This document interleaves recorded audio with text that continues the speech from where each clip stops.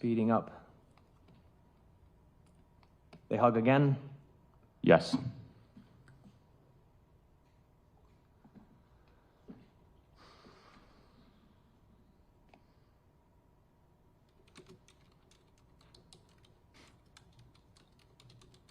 Paused it at 9:03:20. By this time, they're out towards the exit, right? They're walking towards the exit. That's correct. And we watched the video clip yesterday of them leaving, right? Yes. Okay.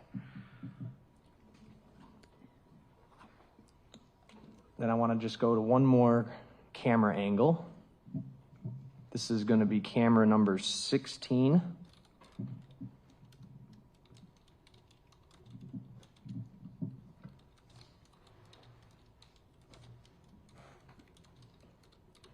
Okay, this angle, describe what it is. This is the opposite view of what we just watched. This is showing the other way. It shows the table which they played beer pong on, and then it shows Maxwell and Sade Robinson sitting down. And I'm circling with the two of them. That is correct. Over here where my mouse is, just off camera, that would be the entry and exit door? Yes. Okay, and then this would be that music jukebox that they were at earlier, right? Correct. Okay, I'm going to advance this video. Playing from 7:27:08 p.m. This is the time Sade takes her jacket off, correct? Yes. And are you kind of able to see a little more clearly her sweatshirt that she's wearing underneath? You are. Is there a little pattern to it? There is. Paused at 7:27:25. Advancing to 7:29:52.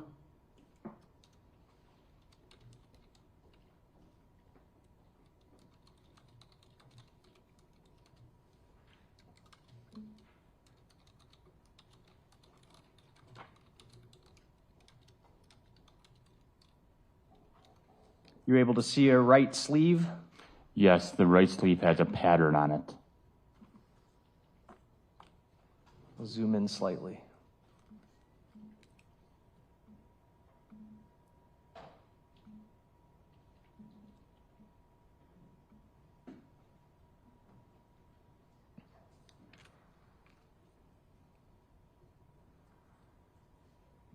All right, right there you can see it's sort of a cable knit pattern on her sleeve.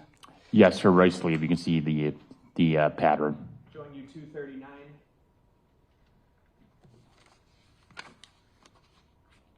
Is that a screenshot from this video here? It is.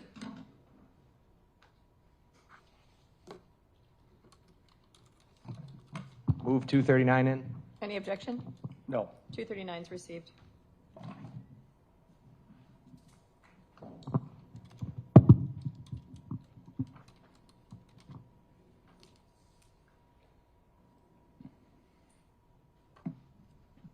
All right, and on this screenshot, you can see the cable knit pattern on her right sleeve, correct? That is correct. And she's got these light blue jeans, and the sweatshirt kind of goes sort of midway down her torso, right? Yes.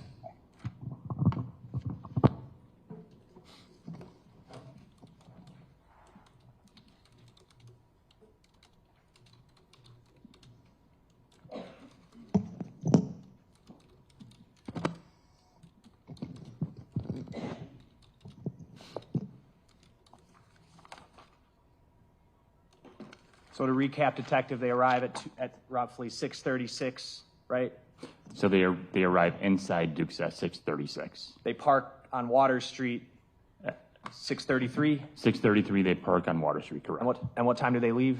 They leave at 9:03, and the vehicle travels around 9:04, 9:05. Okay, northbound on Water Street. Correct. I have nothing further.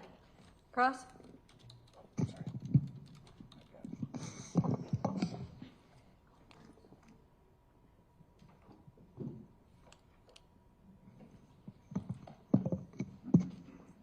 Morning, Detective. Good morning. So I just want to kind of go over some of the investigation you did. One of your roles was get that pole camera, correct? Correct.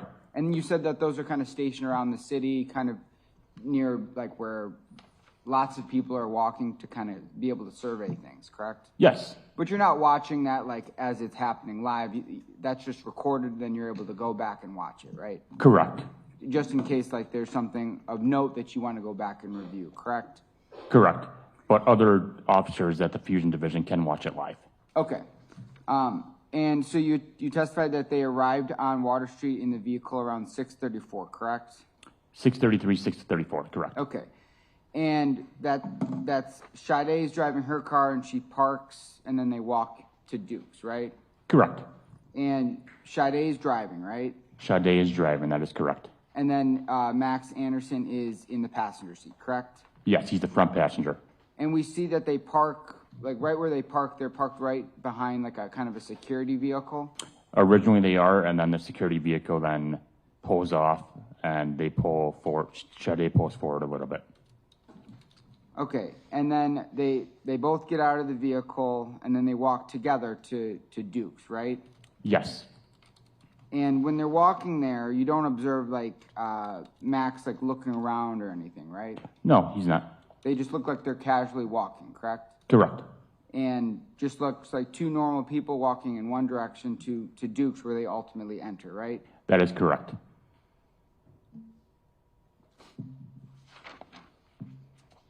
And then Max enters the bar first, correct? Yes, And then a little while later, Sade walks in and sits right next to Max, right? she is escorted by the security guard about 10 seconds later and sits next to Max. Okay, and when Max, enters and he's sitting with Sade, it appears that he's talking to this bartender, correct? That is correct. And she serves him a drink and then serves Sade a drink, right? Yes, And you testified something about like they're playing like a dice game, right? yes. And are you familiar with bar dice? A little bit, but I don't play.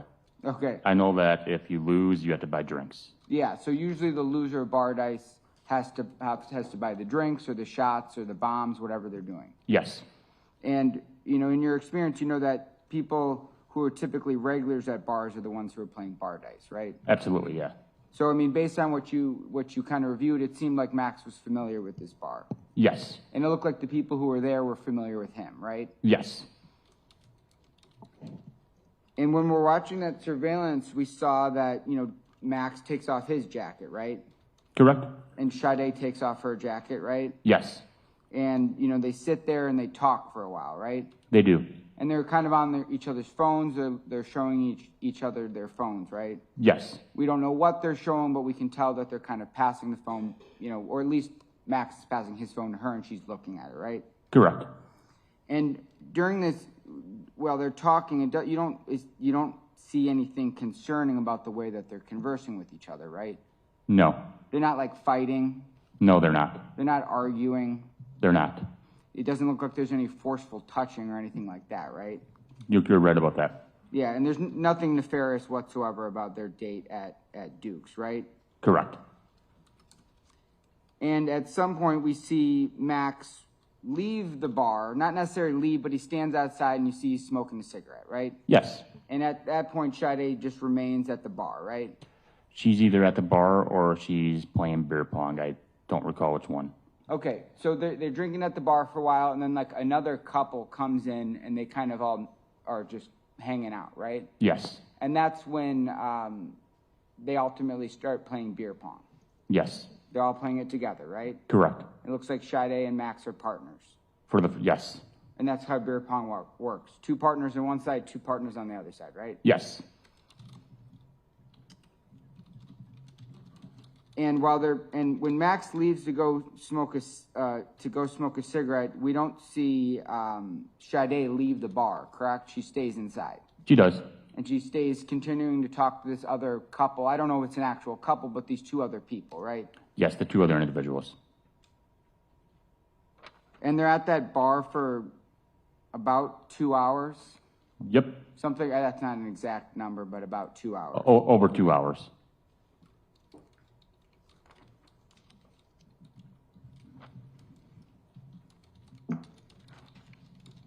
And we saw that they hug this couple goodbye and then they leave together, right? Yes. And we see them walking out of the bar together, Yes, they are. kind of walking right next to each other. Yes, and I think that Max puts his arm around her. And when they're inside the bar, someone even gives, Max a high five, right? Yes. And you said that Max puts his arm around Sade, Correct. and she doesn't seem to push him off, correct? No. And they just seem like, they had a happy date at the bar, right? Yes. And then when they approach the Sade's car, we see her unlock the car, right? Correct. And she gets in right away. She gets in the driver's seat right away. And then we see Max kind of sitting on the passenger side, and then maybe for a couple seconds, and then he enters, right? Yes, Max then enters the front passenger side. Okay, and so obviously Sade would have had to unlock that car for Max to get inside, right? That is correct. And then they just drive off, and then, they leave the area of the surveillance so you can't see the car anymore, correct? Yes, they drive northbound on Water Street. Okay, and and you testified that they were all playing beer pong together, right? Correct. They look like they're having fun, Yes. and Sade's using her phone. And I think I heard testimony that she's potentially using Snapchat. She's taking a photo of something. Correct. Okay, and do you know how Snapchat works? I do. If you take a photo, if you post it on Snapchat, it stays for about 24 hours, and you can upload it to your story. Okay, and then and that's almost a way to communicate with people, right? Sometimes you can show people where you are, right? Correct. You can have with these pictures you take, like if you take a picture of this courtroom, sometimes the filter or the geotag location will say exactly where you are. Yes. And sometimes you can also have emojis or something, like a theme. I don't use Snapchat, but I kind of understand how it works. You're right about that. Okay. And then they get in the car and they leave, right? Yes. And there's nothing nefarious or strange about the way that they entered the bar, the way that they exited the bar. You're correct. You didn't see any pushing. I did not. You didn't see any arguing. No, I did not. You just saw two people casually walking into a bar, hanging out at a bar, and then leaving a bar. That is correct. I have nothing further. State. To your knowledge, is that the last time ever that Sade Robinson is seen in public on video? Yes. Would that suggest to you that something nefarious occurred afterwards? Yes. Nothing else? Defense. No. Thank you, Detective. State your next witness. Detective Spittlemeister.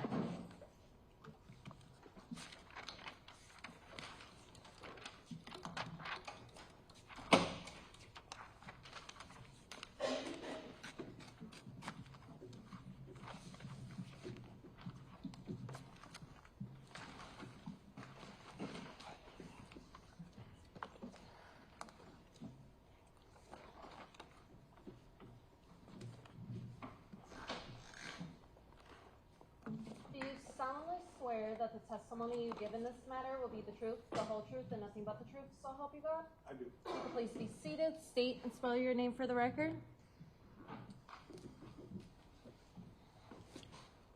Nathan, Nathan, Spittlemeister, Spittlemeister.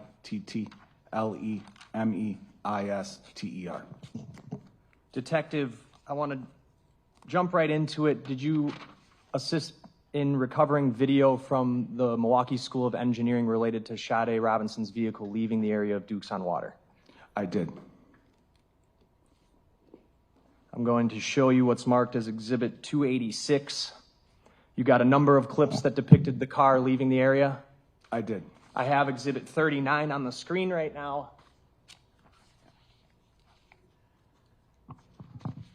We're looking at one of the Life 360 maps. This map suggests that her phone traveled westbound, consistent with going on McKinley, and then would have gotten on the interstate, go southbound on the interstate, correct? Correct. And it goes all the way to what would be the Holt Avenue exit, which turns into Morgan to the west here, and then travels to the area of Mr. Anderson's residence, correct? Correct. Does not appear from this screenshot there were any intervening stops, is that correct? That's correct. Okay.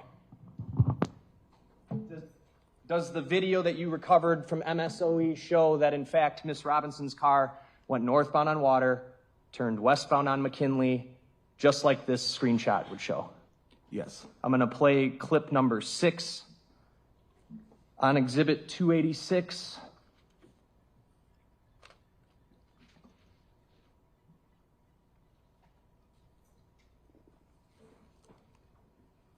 What are we looking at? What we have is a video taken from MSOE in a parking lot that is north of Juneau and south of Knapp Street, just west of Water Street. Knapp turns into McKinley Avenue, which goes to an off-ramp.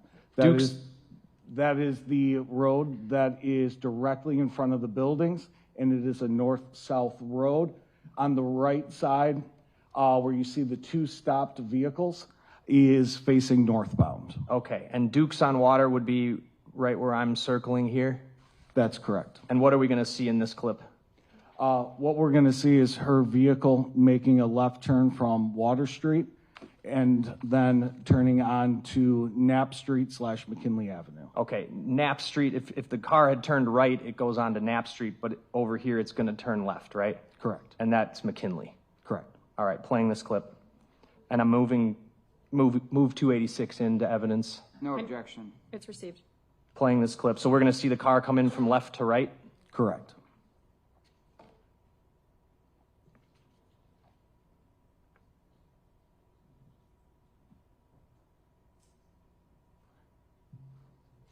Is this the car right here? Yes, that is her vehicle pulling up behind the other vehicle that is stopped in the left turn lane.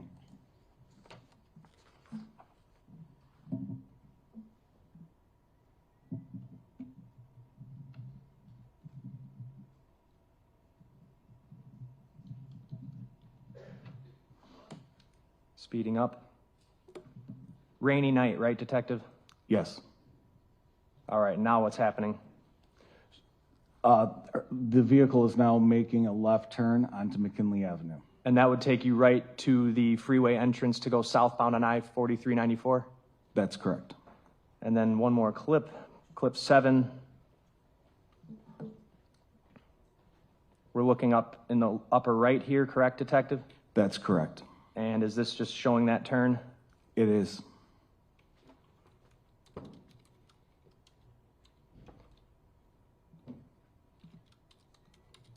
Getting to the freeway from that location, that would be the most logical place to get on, correct? Yes. Okay.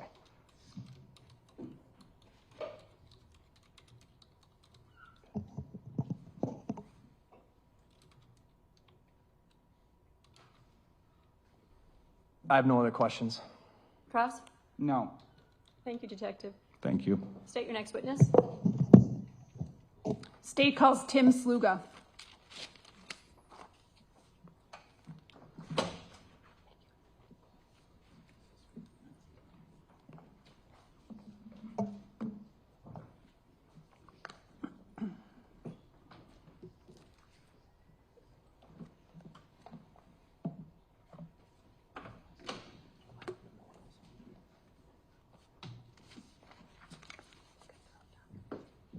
Do you solemnly swear that the testimony you give in this matter will be the truth, the whole truth, and nothing but the truth, so help you God?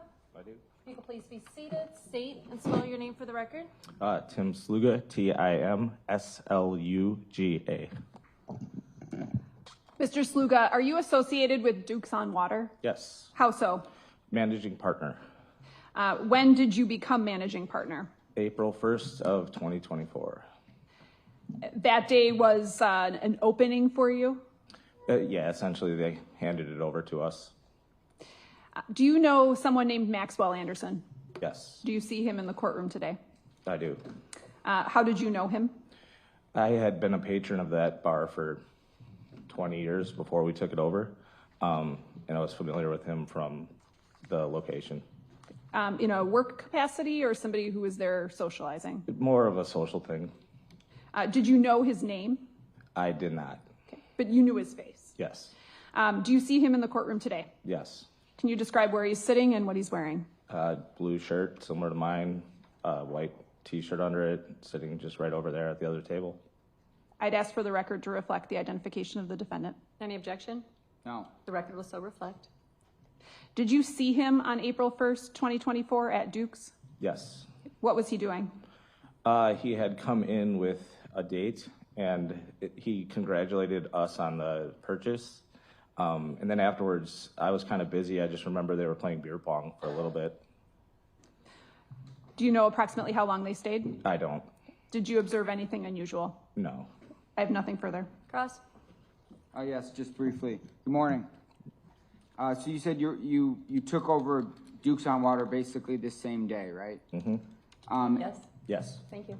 And you remember seeing Mr. Anderson at the bar, correct? Yes. And you've seen him before, but you didn't know his name. No. That's probably pretty common, you know, when you go to bars a lot, you see the same regular crowd, sometimes dozens, sometimes hundreds of times. You don't always catch their name, right? Yes. But it's someone you recognized. Yes. And someone you've seen inside the bar before. Yes. You weren't close friends, but at least you recognized him, right? Yes. And he even knew that you had just purchased the bar, so he congratulated you on the purchase, right? Yes. And you said that you didn't notice anything odd about the date Maxwell was on, right? No. You didn't remember any fighting, No. any arguing, nothing out of the ordinary whatsoever? No. Just two people on a normal date? Yes. Nothing further? State? Anything further, State? Nothing further. Thank you, sir. State? I think I need to check the hallway. Okay. Thank you, Judge. No worries. Get your steps in.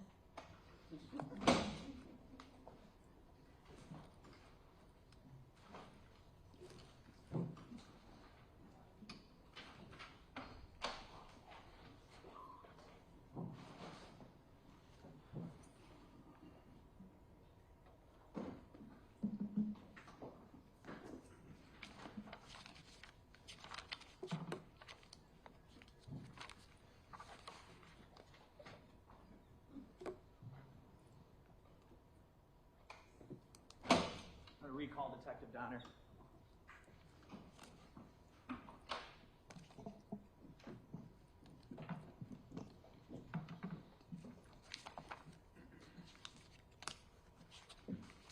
Do you solemnly swear that the testimony you give in this matter will be the truth, the whole truth, and nothing but the truth, so help you God? I do. If you could please be seated, restate and respell your name for the record.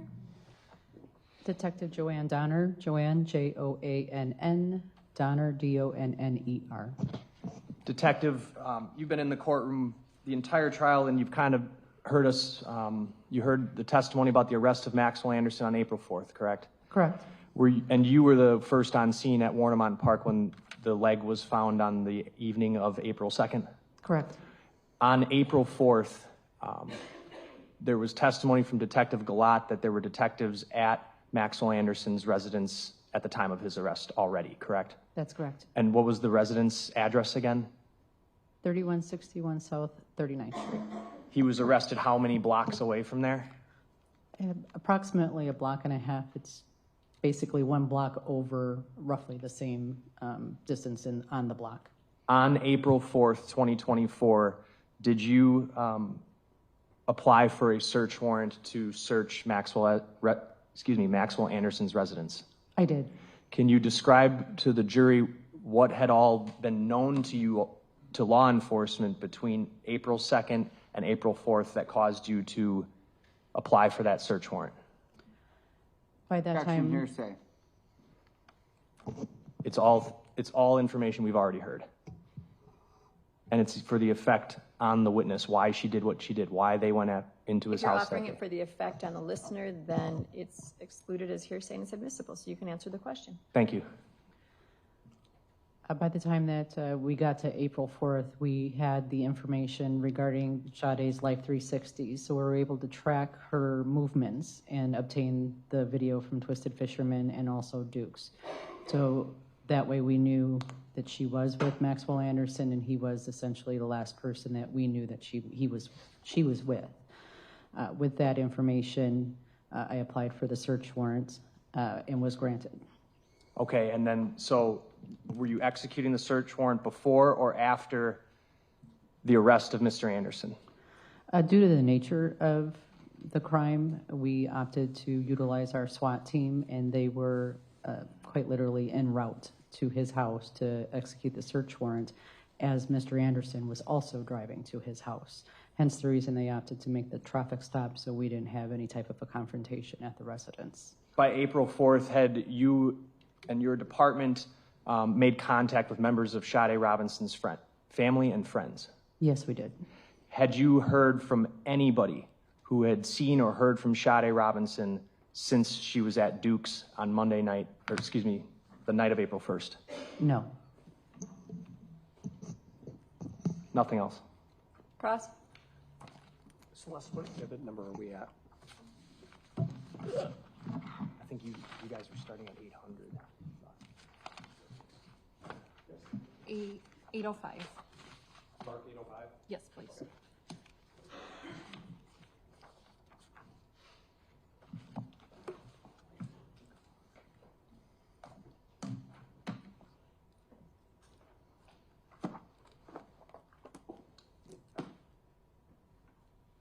Good morning. Morning. Is that working? Testing 1, 2, 3. Good morning. Morning. Showing you defense exhibit 805.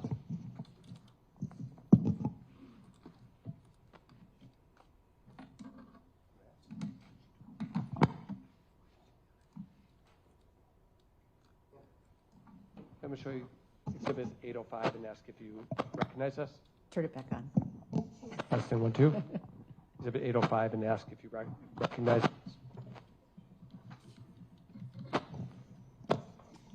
Yes, I do. What is that? It Object is, for foundation. Ask for a little more foundation to be laid. Look at the foundation. Go further. Why do you recognize that? it is part of the state crime lab's photos that were given to us regarding the search of Sade's vehicle. The car that was, when you say Sade's vehicle, you mean the one that was lit on fire, right? That's correct. And that photo was provided as part of the state crime lab work in the case? Yes.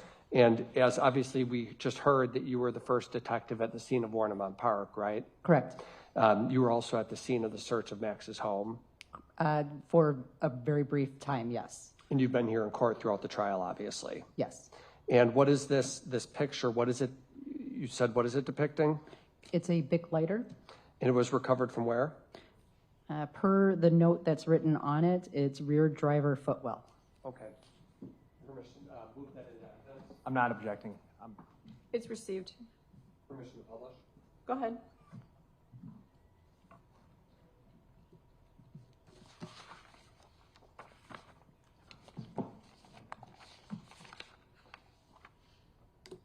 And I'm just publishing exhibit 805 right here. Is this what you were just looking at? It is. And this is the Bic lighter that was recovered from Sade's car and then photographed and logged into evidence. Correct.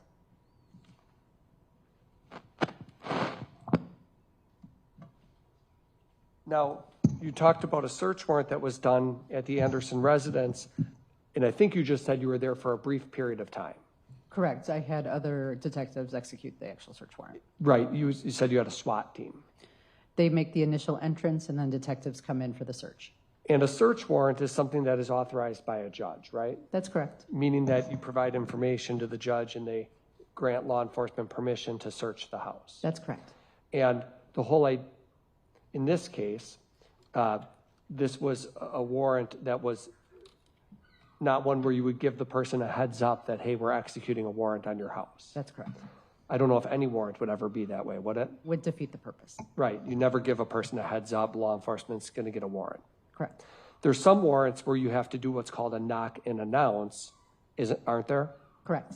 And then other warrants where you have permission just to go right in without any announcement. Correct. Which one was this? This was a knock and announce. Our department only does knock and announce. Okay, so hence you would have to knock and say, what would you have to say? Generally, they'll yell out that it's the sheriff's department search warrant. Okay. Were you present when law enforcement knocked and entered the house? I was not. Okay. That's all. State. Nothing. Thank you, Detective. I'm going to call Deputy Hobie Love.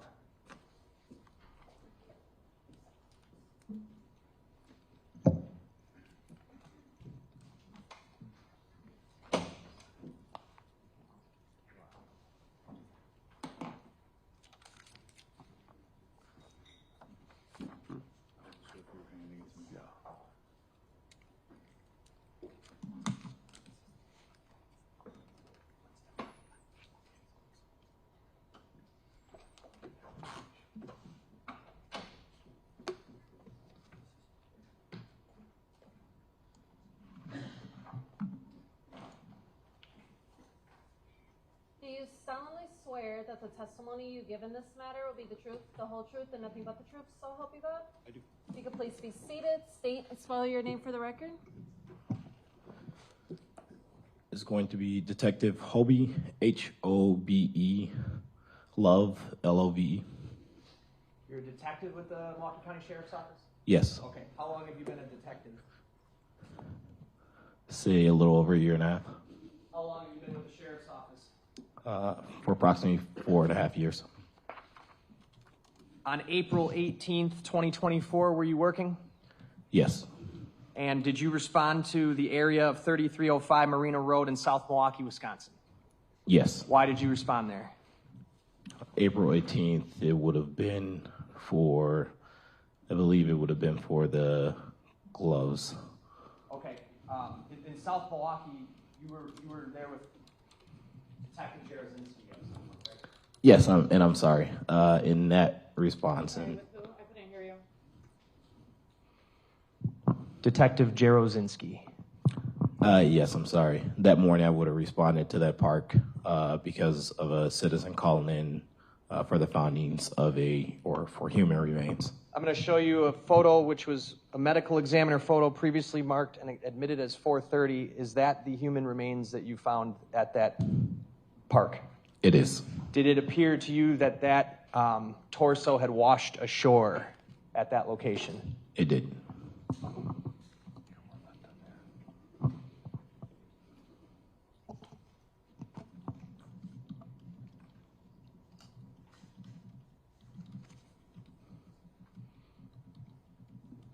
On April 9th, 2024, were you called to the area of Warnemont Park? I was. Are you aware of who summoned the sheriff's office to that scene? Was it some other law enforcement, or was it a civilian? It would have been a civilian by the name of Joseph Gardner. For the record, that's Gagner. What information were you given from dispatch when you responded to that location? That Mr. Gagner was walking along the shore, spotted a couple pairs of latex gloves that had appeared to be specks of blood on them. At this time, April 9th, this was a whole week after Miss Robinson's leg had been found at Warnemont Park, correct? Yes. And was essentially your department following up on any information that was coming through tip lines, calls for service, that sort of thing? Yes. And this was one of the things that you were specifically assigned to follow up on? Yes. I'm going to show you exhibits 459 through 463.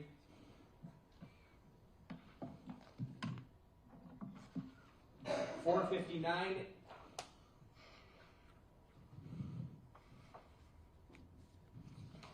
What is it?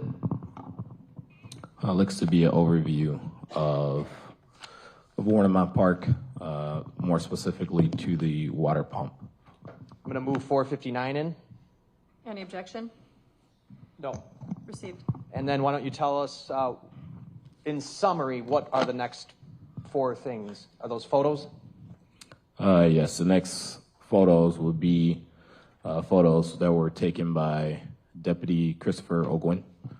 And these are the photos of the gloves that the citizen Joseph Gagner found. Are they covered in blood? Yes, there does appear to be specks of blood on them, yes. Specks, or are they covered? They are, I see blood on them. Okay. Yes. I'm going to move those exhibits in and ask to publish those as well. Any objection? No. Received. Go ahead. All right, I'm going to give you, I think it's this microphone here. I think so.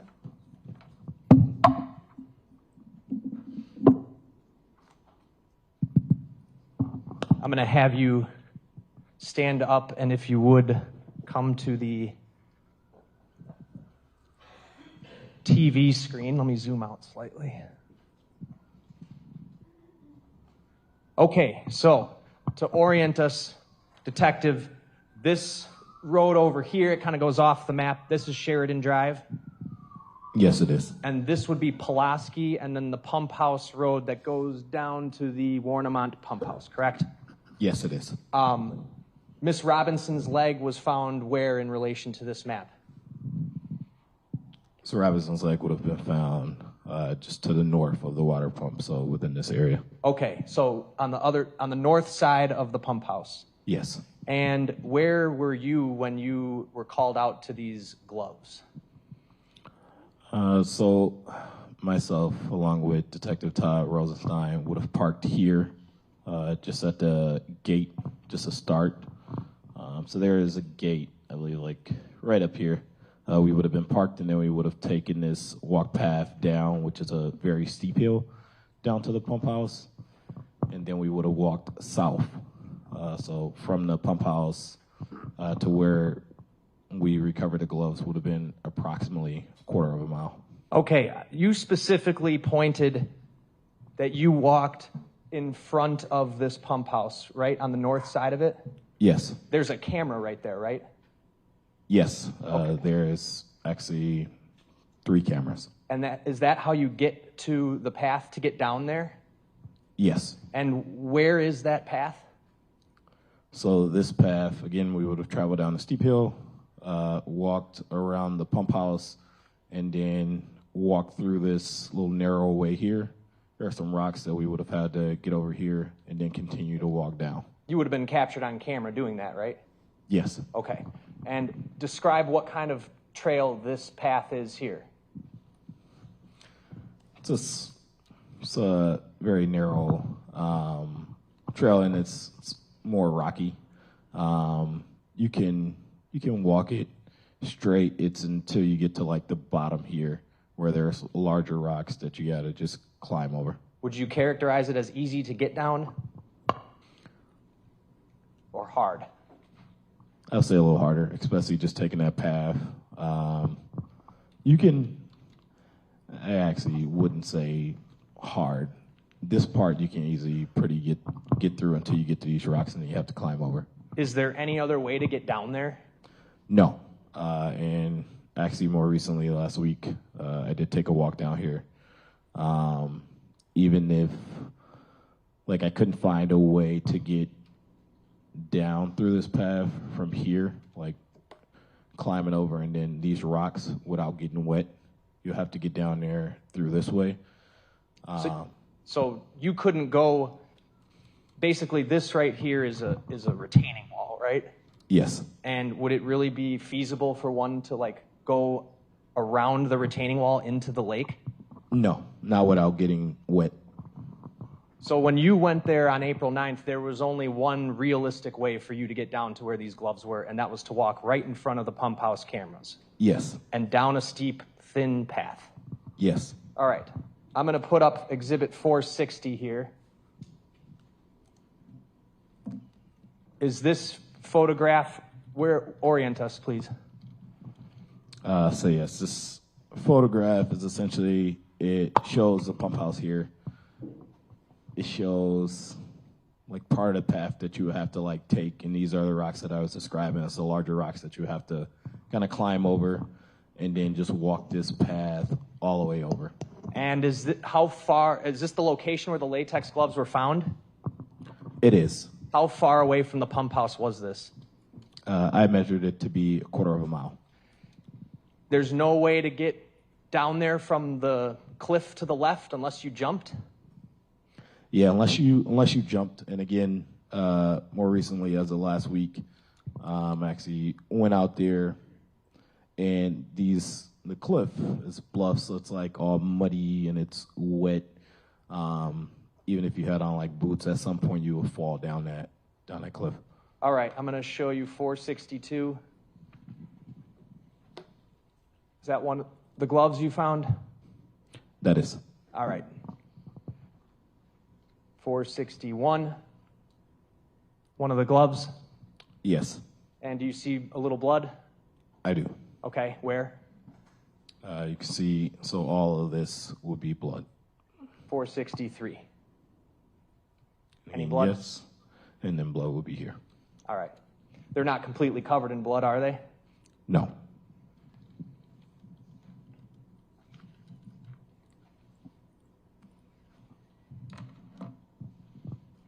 Would one be able to toss a pair of those gloves off the top of the cliff and get them to the point where you found them? You're able to lay a foundation. Have you tried to throw a pair of gloves off the top of the cliff to see if you could get them to where these gloves were found? I did. And how did that go? Last Wednesday, I took a partner of mine with me. We actually went here.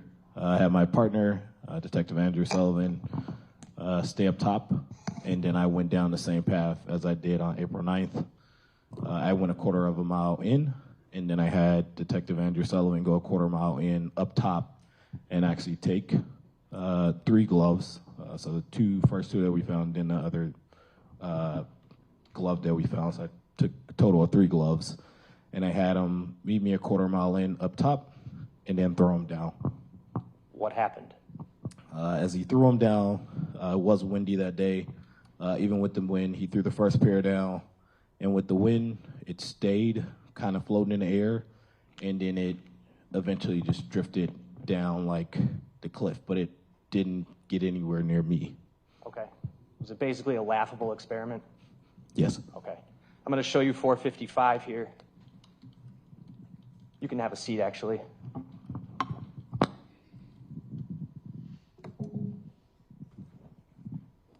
What's 455?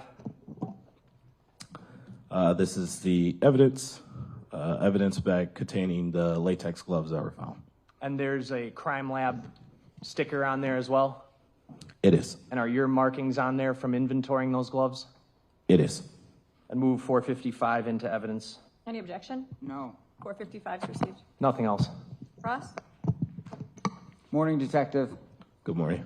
So I want to talk about April 9th. That's when you went, that's when you received a call, maybe not you personally, but you know, your office got called from a Joseph Gagner about a pair of gloves that were found, correct? Yes. And then you went to the beach the same day that call came in, correct? Yes. About how long after? That call would have came in a little after 5. Myself and my partner, Detective Todd Rosenstein, would have went and made it there a little after 6 p.m. Okay, and they called and said that they had found a pair of gloves with blood on them at this beach, right? Yes. And then you testified this was about a quarter mile south of the water pump? Yes. So when we're talking about the geographics here, the human leg was found north of the water pump, correct? Yes. And do you remember how many gloves in total you found in this area, at the south of the water pump? Yes, there would have been a total of 3 gloves. So the first 2 pair would have been a quarter mile in, and then there was 1 pair of gloves that were approximately 5 feet from the first pair. Okay.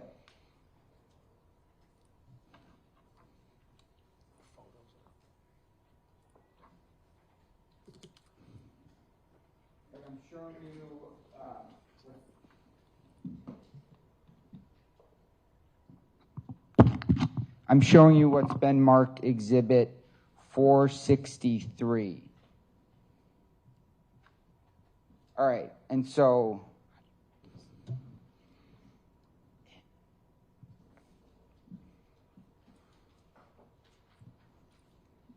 this area where we're seeing right here, that's some of the blood you found, correct? Yes. And this was the condition that you saw them in when you arrived, right? Yes. And is this one of the gloves that was part of the pair, or was this part of the third glove? That, I believe, would have been part of the pair. Okay. And then I'm showing you Exhibit 461. And these markings here, that's where you saw the blood, correct?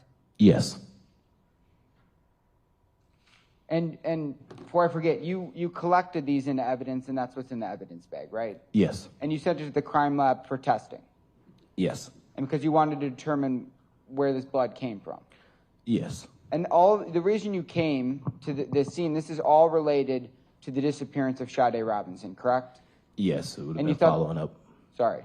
And then you thought these gloves could be relevant, so that's why you went there, right? Yes. And that's why you collected them, correct?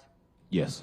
And you collected these, I mean, you're aware of how to collect evidence as a detective, correct? Yes. And it's very important to make sure that you do it correctly so evidence isn't tainted, right? Yes. So typically and you were trained on all of this, right? Yes. I mean, that's why you're a detective now, right? Yes. And so when you're collecting them, you use your own gloves, right? Yes. Like surgical gloves, right? Yes. Because you're aware that you don't want your DNA to be transferred, or you don't want to get DNA onto your hands, right? That's correct. Because we need the pieces of evidence to be in pristine condition, the condition you found them, right? Yes. And then showing you 462.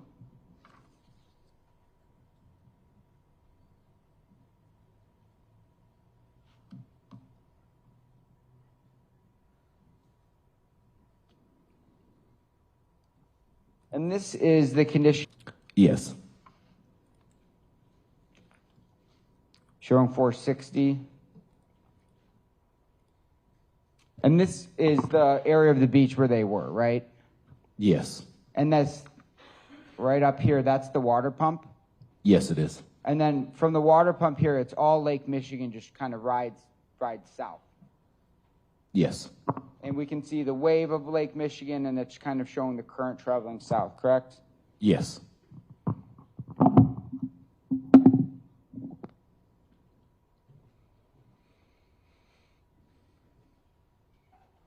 And do you know whether this Mr. Gagner, had he manipulated the gloves at all before you arrived? I do recall Mr. Gagner telling the deputies that arrived first that he did not touch the gloves with his physical hand. However, he did poke it with a stick. Okay, he poked it with a stick but never touched it with his hands, correct? Yes.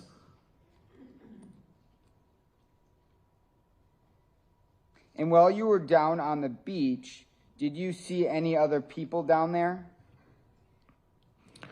Outside of the deputies and Mr. Gagner, no. So I'm talking about down on the beach where you found the gloves. You didn't see anyone else. No. And when you went there, you said you went back at a later date to do this kind of glove experiment, correct? Yes, specifically last week, Wednesday. So that was last week, Wednesday. Yes, sir. Did you see anyone on the beach down there when you went there? I did not. And did you write a report about that experiment? I did not. Did you capture it on video? I did not. What were the conditions? You said it was windy, right? It was a little wind, yes. What was the mile per hour? I do not know. Okay. Was it raining or was it sunny? It was sunny. Okay. And you're aware the day the leg was found, it was a rainy day, correct? Yes, I am aware of that. And you said when you stood at the top of the bluff and you just kind of threw these gloves. Yeah, so I would have been, down here within this area, a quarter of a mile in. And then my partner, Detective Andrew Sullivan, would have been up top a quarter of a mile in, and he threw the gloves. Okay, so your partner's throwing the gloves from the top, you're down on the beach. Yes. And when he threw the gloves, they would just land somewhere on the bluff?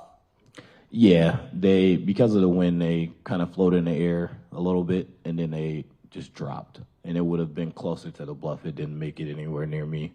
Okay, and you've been to this area, correct? Yes. Obviously through your investigation, right? Yes. And you've seen that, and you can look at the cliff, and it looks like there's a lot of erosion occurring, correct? Yeah, it's muddy, kind of rocky. And anytime it rains, rains hard, rains soft, the cliff erodes a little bit more. Yeah. And so rocks and things fall from the middle of the cliff and they continue to go down. Yes. I have nothing further. State? You have no idea how long those gloves were out there or how they got there, right? I do not. Nothing else. Defense? No. Thank you, Detective. Judge, this might be the appropriate time to take a brief recess since I believe the next witness will be time consuming. Okay. Or we can start. Take a few-minute break, a quick bathroom break, and then we'll come back. How's that? Okay, just leave your notebooks on your chairs, please.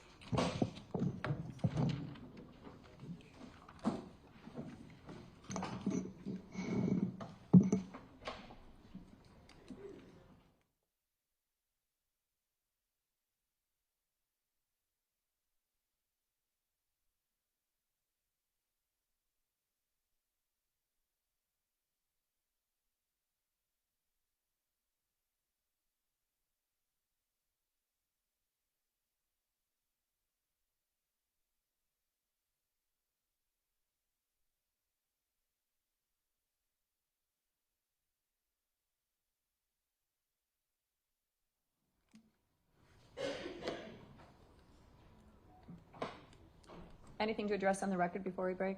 No, Your Honor. Defense? Okay. Thanks, everybody.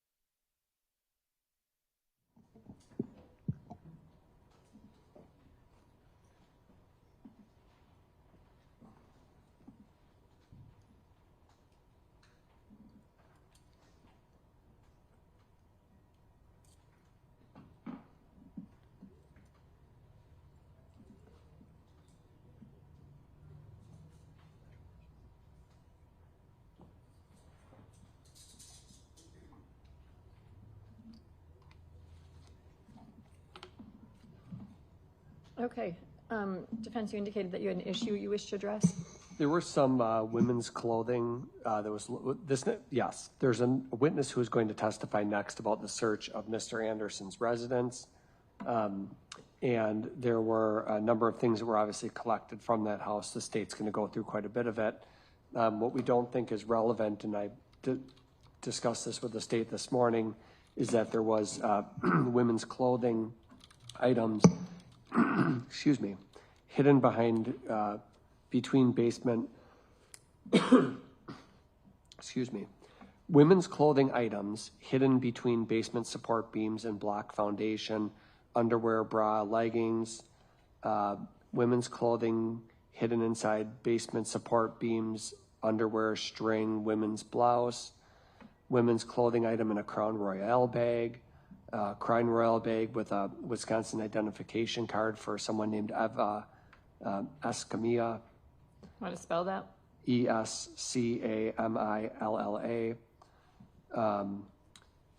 There's some writings, but the state isn't getting into the writings. We don't need to address that. We already have an agreement on that.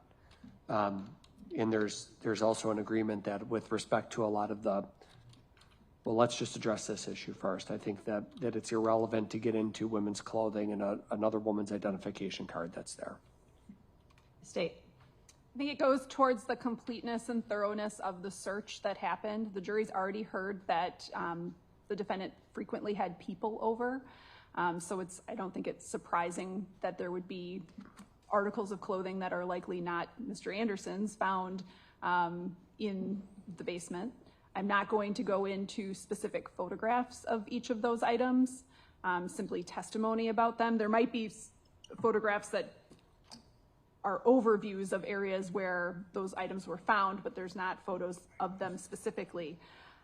It is what the evidence is, and I intended on going into it. Explain to me items found in support beams. So in the basement, in the rafters, there were articles of female clothing found concealed or hidden in those areas. Right. So I'm sure in cross-examination, it could be gone into, do you know whose clothing that is? Do you know who put it there? Do you know if the downstairs tenant put it there? Because this is in the common area, correct, in the basement? It's in the basement, correct. And it's already been identified that the basement was jointly used by the defendant as well as Pete Warbington. I have that name pronounced right.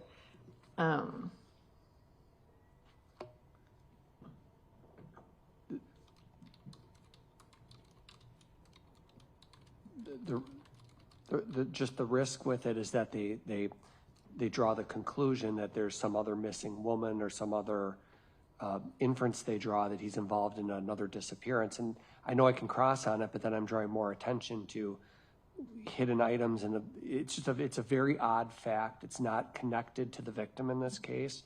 It is clearly nobody's going to say her clothes. There's no indication of that. I just think the way what the jury could end up doing with that, especially because it's underwear, bra, leggings, blouse. So going through my notes from the trial so far, I know that in the trunk of the vehicle, there was recovered the shoes, the pants. What was missing was a brassiere and the white top, if my notes are accurate. Correct. Is there any indication that any of this clothing items could have been part and parcel of those missing items? Those clothing items were not identified as Sade's missing items. Okay. So relative to this, you're offering it solely for the basis to show that it was a thorough search. So saying that, are you introducing evidence of all of the items that were located during the search? And if not, then why is it relevant to your production of your case? Just want me to phrase that differently? All of the items, meaning everything in the house. Well, meaning you're saying that I want to show thoroughness of the case, and so that's why I want to go into that. And I understand that. But then the counter would be, so in order to show thoroughness, are you going through everything that they observed or tagged in the house? And if not, then why is it relevant, these items? I believe that we're showing most of the items that were found in the house. I mean, the photographs depict items that were located throughout the house. The jury will get a very clear idea of what was inside the house, and how Mr. Anderson was living in terms of what was inside the house.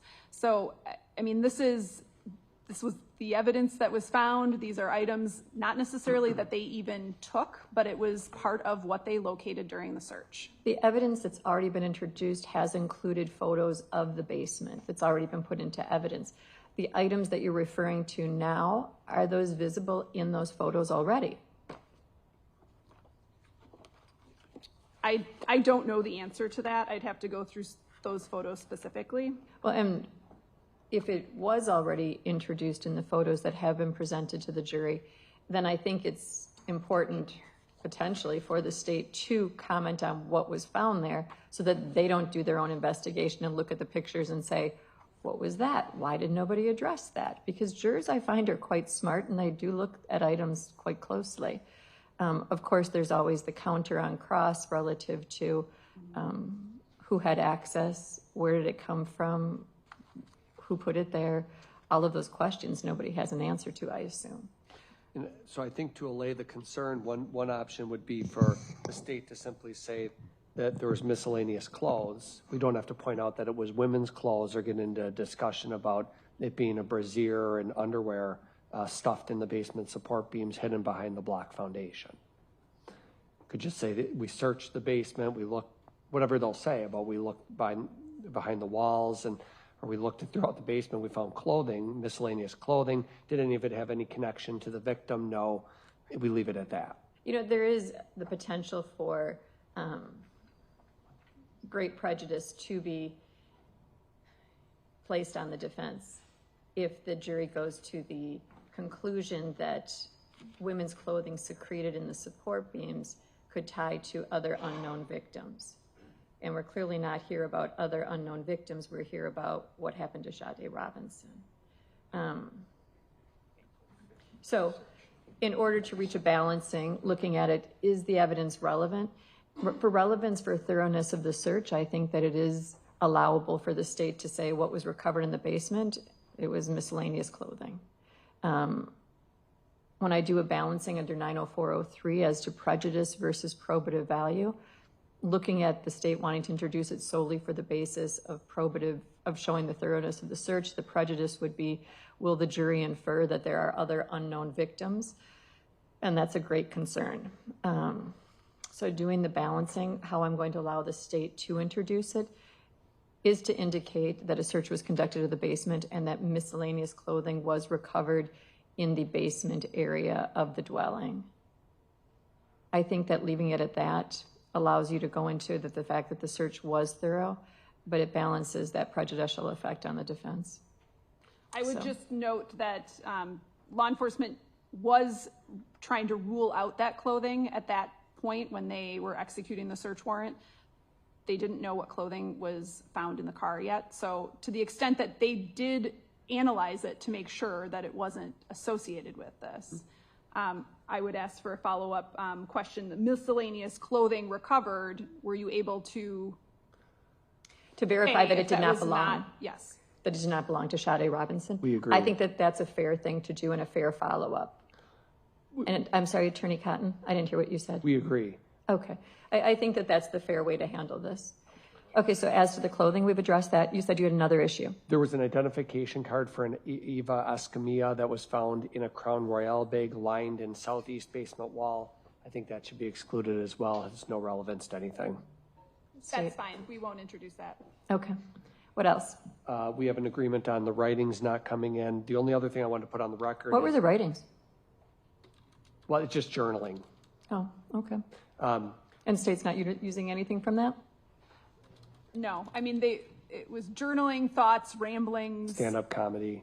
Not necessarily coherent. Okay. And then You've already had an agreement relative to the writings. We're good on that. We also had an agreement on various suspected blood samples that were located through the home. The state's going to refer to them as stains rather than blood, so it doesn't present a conclusion that there's other victims' blood in the house. None of the samples were of Sade Robinson. State? That's correct. We previously came to an agreement with defense about that. The blood stains that were collected by the crime lab, was not Sade's blood. So we've agreed that Kayla Berkey will just discuss those in terms of stains and not mention the term blood. But again, we'd like the jury to hear that this was a complete investigation and that the crime lab came in and took swabs of what they could identify as potentially containing DNA. Where were the stains? Throughout the house. Was any of it identified as belonging to the defendant? Animal, I think. Yeah, animal blood, maybe. Animal blood? Or from one of the dogs, or Oh. Okay. so we have an agreement on that. I think some of them were, some were in fact identified as blood. Mr. Anderson came back as inclusive on some of them, and I think there were some animal stains. There were stains from sheets, pillowcases that came back to support inclusion for Mr. Anderson, a duvet cover. But none of it lists back to the victim in this case? Right. Okay. But the point being, and particularly because defense brought it up in their opening about DNA, is that the crime lab was doing a thorough job in trying to collect and swab stains, any stain that they were seeing throughout the bathroom, the bedroom, anywhere. So I think the jury, that's our position, is that the jury needs to hear that that was done and that stains were the focus. I think that's fair. And I think that your agreement makes sense. So we'll proceed in that fashion relative to that. Okay, anything else? No. State? I indicated to defense counsel that I've got a stack of photographs. They all have exhibit stickers on them. Some of them have already been received into evidence. However, they are not sequential in order. So I showed defense counsel the photographs, and it's my understanding that they're not going to object to their admission or their publication.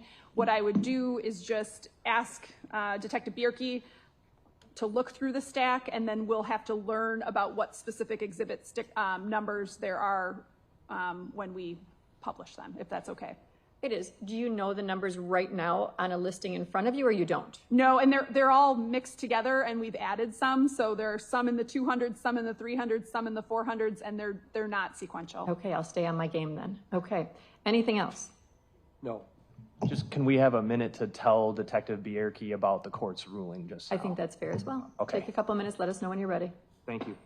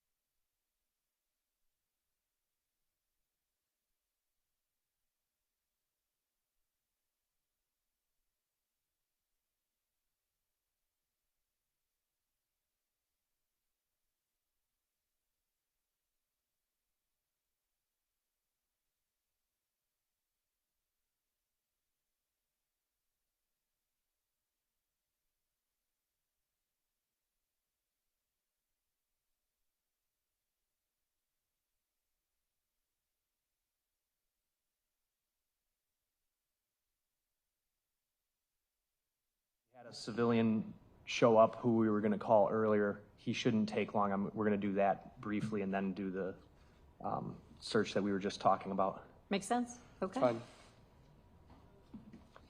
Who's the civilian? His name is Lemaitre Griffin.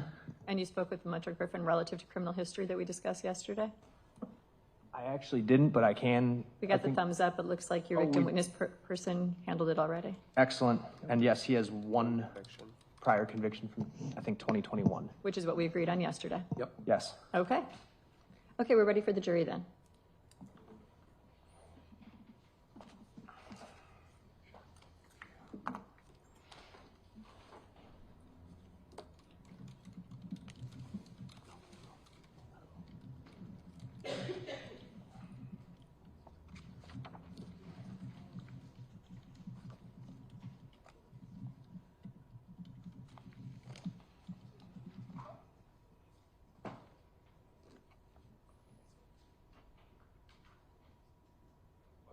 Yes.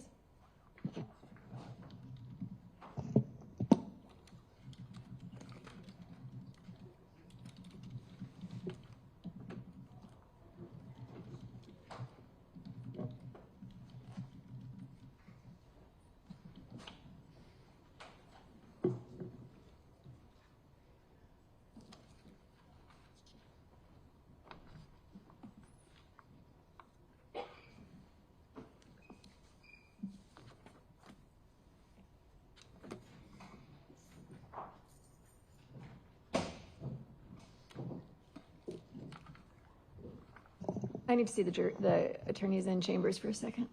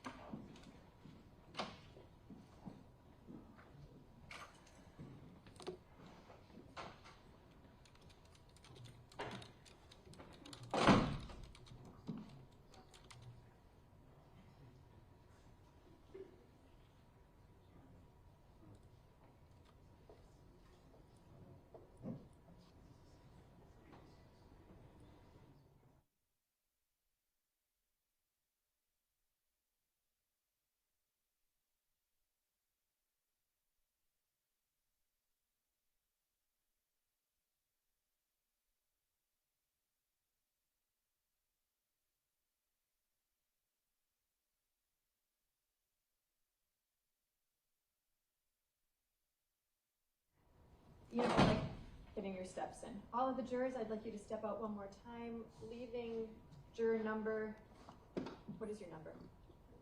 52. Everybody step out, but leave 52, please.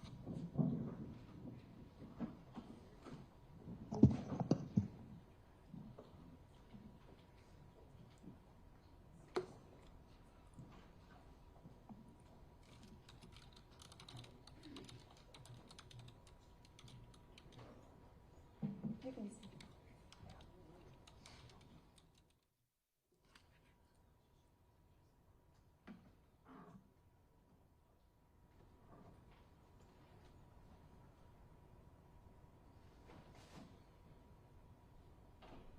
Okay, as the jury was coming in, I was smiling at the jurors. Juror 52 looked at me and mouthed to me, "I don't feel good." And I kind of gave her a questioning look and she grabbed her stomach. "How sick are you feeling?" I'm just feeling a little nauseous. Like I just need like a Sprite or something to settle my stomach. I'm sorry, I can't hear her on the record. Oh, I thought that mic right in front of her would catch it. We'll give you a microphone. I said I'm just feeling a little nauseous, like I need a Sprite or something to settle my stomach. Okay, and you think you'll be fine to stay if we can get you a Sprite? Yeah, I think that'd be fine. Okay, if you end up feeling worse or it's getting worse, I'm going to have you notice my bailiffs, Deputy Benz or Deputy Allen. Oh, thank you, Damone. And we'll see if that helps, okay? Okay, thank you. I apologize. Oh, no, we're happy to help. I just want to make sure it wasn't something worse than that. No. Okay, we'll give you the Sprite. You can have that in the box, and we will bring the jury back in at this point. Thank you.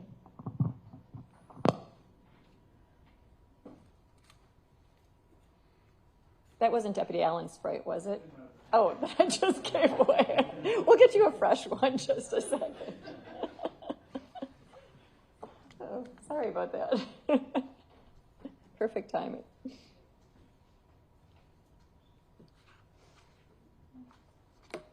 and not to be too much information, but if things change and get worse on the moment's notice, there is a garbage can right behind that TV. Okay, no worries. Yes, I'm all ready. Thank you.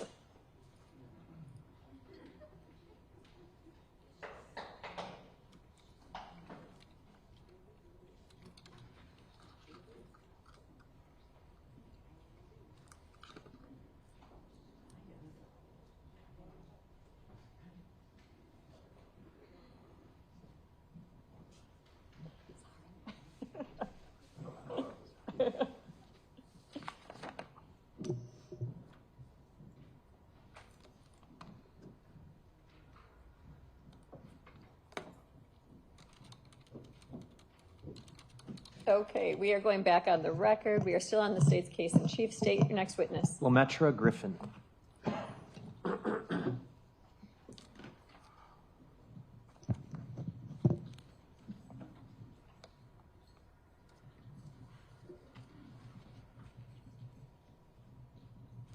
Sir, if you could just remain standing and raise your right hand. Do you solemnly swear that the testimony you give in this matter will be the truth, the whole truth, and nothing but the truth, so help you God? Yes, I do. If you can please be seated, state and spell your name for the record. Maxwell Griffin. Can you spell your first and last name, sir? First name Lemetra. Last name Griffin. Thank you. State. Thank you, Your Honor. Mr. Griffin, did you at one point work at the bar Duke's on Water? I currently work there, yes. How long have you worked at that bar? Off and on for 20 years. And what is your job there? Security. Has it always been security? Most of the time, yes. Through your employment through Duke's on Water and being familiar with that area, did you come to be familiar with a person named Maxwell Anderson? Yes. How did you meet Maxwell Anderson? He was a patron. That's how I knew him. Was he there often? Yeah. Is he in the courtroom today? Yes, he is. Could you identify? We'll stipulate. Okay. The record will so reflect. Go on. All right, and I'd ask the record to reflect the witness just pointed at the defendant. Had you ever hung out with him not at the bar, or was it? Maybe like on 2 occasions. Oh, sir, you know, you're real quiet to hear. Could you move real close up to that microphone, talk right into it? Thank you. Could you re-ask the question, please? My question was whether or not you had hung out with him ever in the past. Maybe like on 2 or 3 occasions. Were those like at bars? Yes. Okay. Did there come a time when you spoke to the police about Mr. Anderson around April 8th of 2024? Yes. Okay. Were you talking to the police about a prior night, April 1st, 2024? Yes, I was. Were you working at Duke's on the night of April 1st, 2024? I started at 9 o'clock that night. You started at 9. Was there a bouncer working before you? Yes. And you picked up after that bouncer ended his shift at 9? Right. That night, do you recall seeing Mr. Anderson at Duke's? No. Okay. Did you come to learn at a later time that he was there that evening? Yes. On April 8th, when the police came to talk to you, did they ask you or anybody else employed by Duke's if they could review surveillance video? Yes. Upon that request being made, did you personally review the video? Yes, I did. Did you discover at that time whether or not Mr. Anderson was on video? Yes, he was. He was, okay. So he was there at the same time you were there, you just didn't see him? Yes. Okay.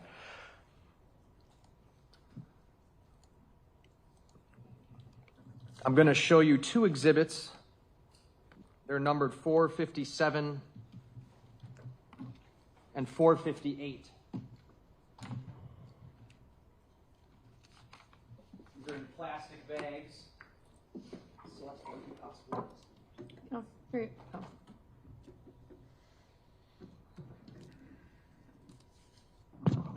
Starting with 457, sir. Do you, I know it's kind of hard to see in the plastic bag, but do you recognize that image? Yes. Is that an image you've seen before from Duke's surveillance? Yes. I want you to flip it over if you can. I want you to look at the back. Oh. Do you see anything on the back that you recognize? Yeah, my signature. You signed that photo? Yes. Okay. Who's in the photo? Maxwell Anderson. I'd move 457 into evidence. Any objection? Fine. That's fine. No objection. Received. and I'm gonna publish to the jury. I'm gonna cut it open. Okay.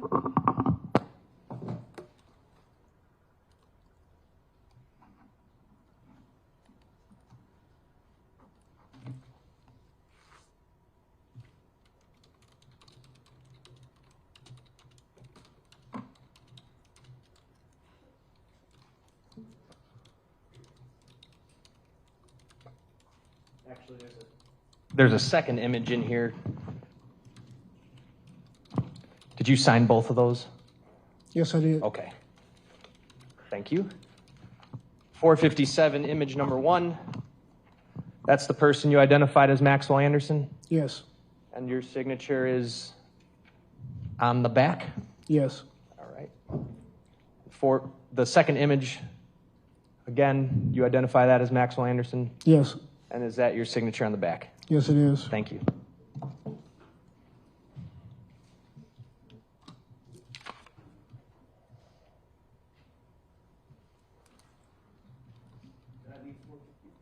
All right, let's move to 458.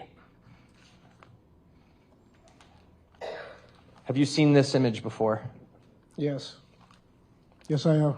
And it's a piece of paper with a series of images on it, correct? Correct. You recognize the person in those images? Yes. Who is it? Maxwell Anderson. Move 458 in. Any objection? No. It's received. Did you sign that one too?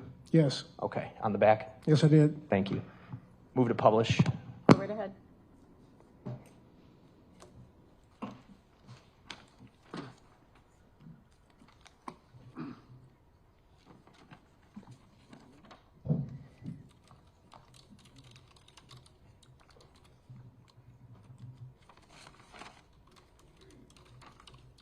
Oh, there's 2 of them in there.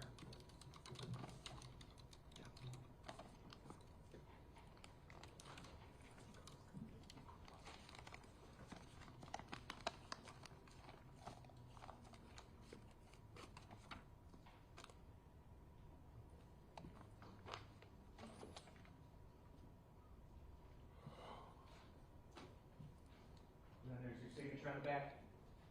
Yes. I have nothing else. Cross? Anything come to mind about anything unusual that night with Max, or no? I didn't interact with him that night. What's that? I had no interaction with him that night. Okay, that's all. State anything? No. Thank you, sir. You may step down. State your next witness. State calls Kayla Bierke.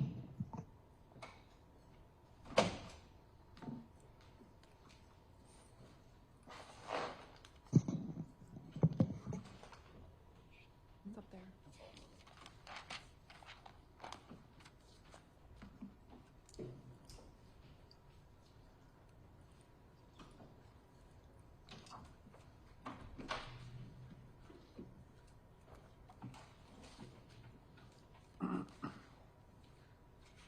Ma'am, if you could just remain standing and raise your right hand.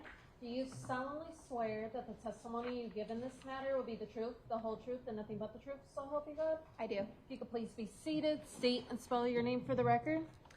Detective Kayla, Kayla, last name Bierke, Bjerke. You're a detective with the Milwaukee County Sheriff's Office, correct? Correct. Were you a member of the search team that executed a search warrant on April 4th, 2024 at the location of 3161 South 39th Street? I was. Is that location in the city and county of Milwaukee? It is. Can you describe your role that day? Yes, I was a part of the search team, so we had the Wisconsin State Crime Lab coming to help with the search of the residents, as well as members from the Milwaukee County Sheriff's Office Investigative Services Bureau for the search of the residents. Can you describe how many members of the Sheriff's Department were with you approximately? I believe around 7 to 8. And you participated in the actual search and are familiar with that residence, correct? Correct. How many personnel from the State Crime Lab? I believe they had 5 or 6 that were assigned. And what was their role that day? Their role was to also help assist and collect evidence. Can you start with describing the exterior of 3161 South 39th Street? Yeah, so it's described as a Polish flat in Milwaukee. So it's a 2-story residence. The exterior, so the entrance of the residence faces east to the street, and then it has a side entrance that is facing south. So you would have to go through a gate to go into the side entrance that faces south. Can you describe the neighborhood? It's a multi-family neighborhood, single-family homes. I'm going to show you what's been previously received as Exhibit 297 and ask you if you can identify what that is. That would be the residence. The front? The front, yes. Okay.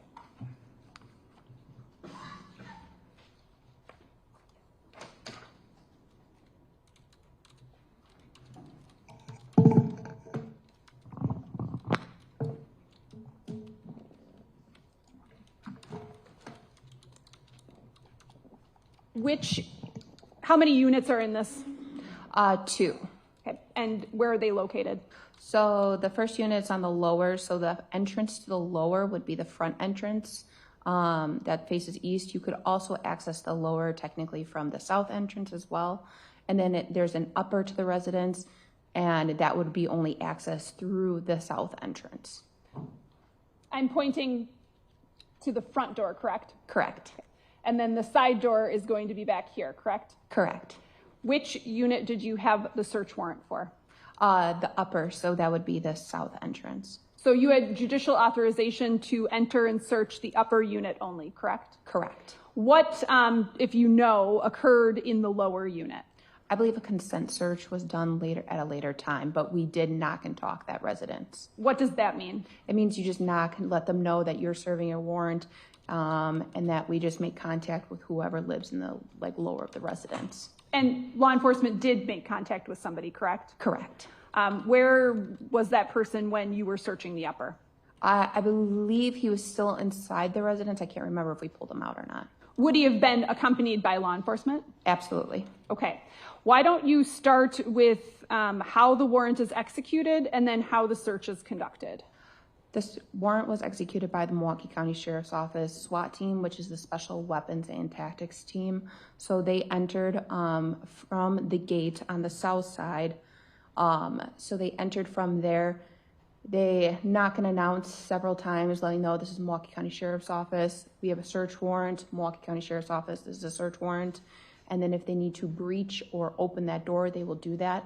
So we were able to gain access to that door, and then they were able to go upstairs and clear the residence. The main thing that they're looking for when they're clearing this residence is any persons that would be in that residence, and then they're securing anybody who would be in that residence. You weren't a member of the SWAT team that day, correct? No, I was not. Did they locate anyone? No. And you said that they entered through a gate, correct? Yes. Was that the front gate or the back gate? The front gate. So the gate that's seen here, correct? Yes. There's also a rear gate, correct? Correct. And is there an alley that runs behind the house? Yes. And that runs north-south, correct? Correct. Can you further describe the outside of this house, including the yard and any garages that are associated with it? Yeah, so there is a full fence that's around the backyard, and then outside of the fence is a garage. In the backyard, there were a bunch of holes along the fence and throughout the yard, and then there was a fire pit that was in the backyard. And then on the other side of that fence was the 2-car garage. Did you search the garage as well? We did. At this point, what are you authorized to search for? We were authorized to search for any belongings belonging to Sade, any weapons that may have been used, and DNA.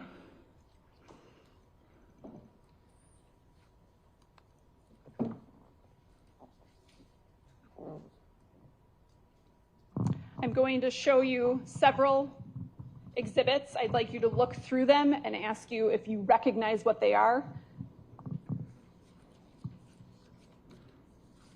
I do recognize them. Okay, what are they? These are all the photos of the exterior of the residence that were taken by the Wisconsin State Crime Lab. Permission to publish these, and when I do so, I'll announce the exhibit number. Go right ahead. And it's my understanding that the defense is not objecting to any of these? No. Okay, they will all be received.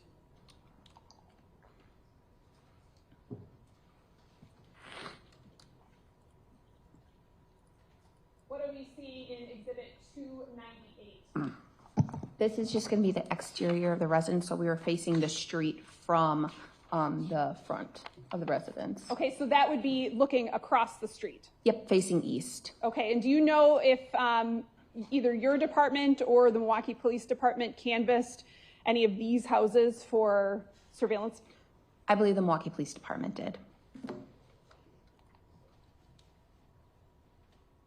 And I would ask that Exhibit 298 be received. I understand that there's no objection to any of these, so I'm not going to make an independent request after each photo. Based on the stack you have in your hand, the defense has indicated they're not objecting to any of them, so I'm going to receive the stack and we'll enter the numbers as you go. So you don't have to ask as to each individual exhibit. Thank you. Showing you Exhibit 299, what are we looking at here? That's going to be the sidewalk. So that would be if you walked the sidewalk that's to the right, that would be going to the entrance of the house, and that's the sidewalk that runs along this, the south side of the house, and that would face the entrance of the residence.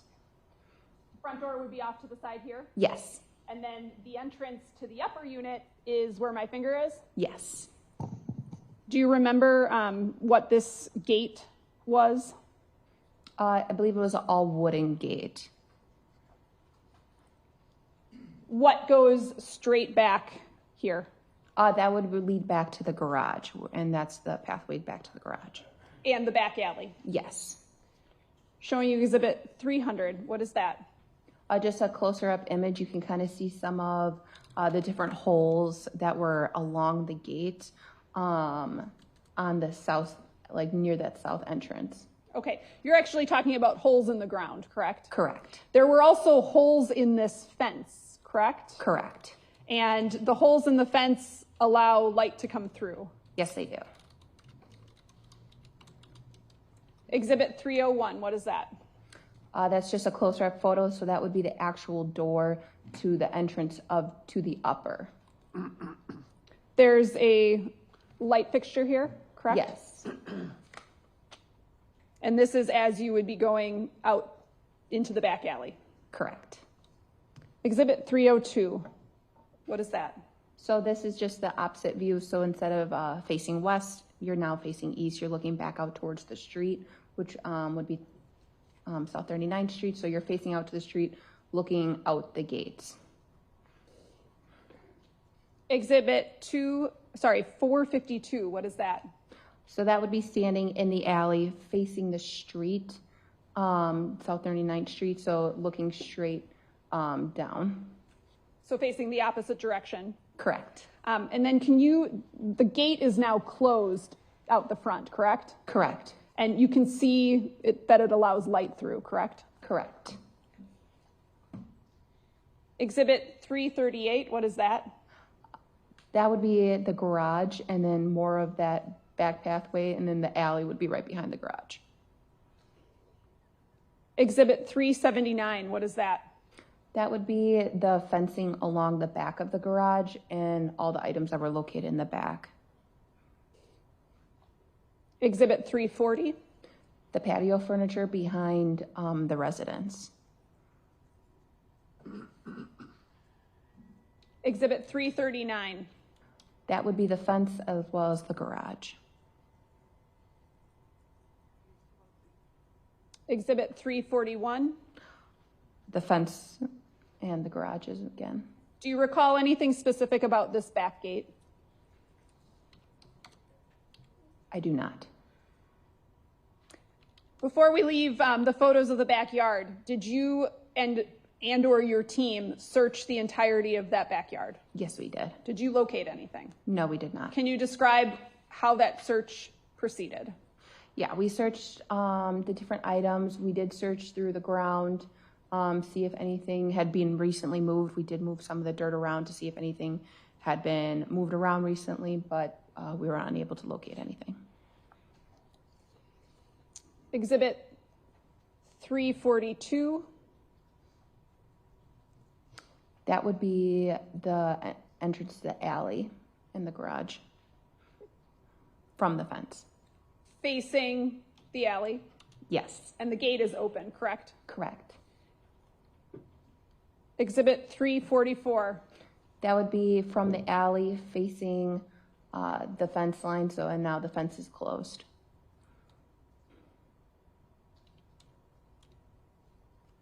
Exhibit 451.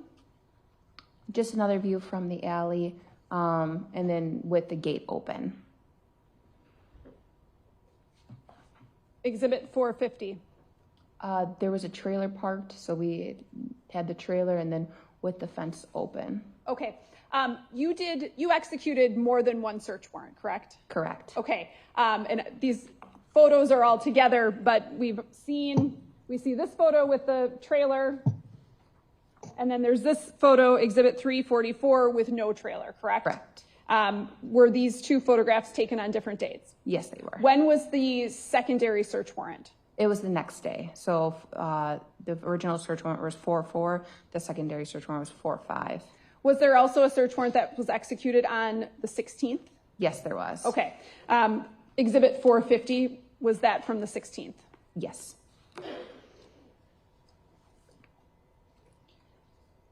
Exhibit 343. That would be the back slab that's next to the garage from the alley.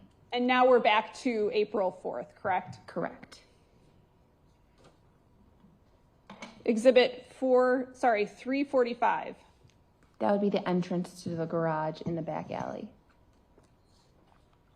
Can you describe the interior of the garage? Yes, it had multiple tools, different items in it. I believe it had different articles in it, nothing of evidentiary value.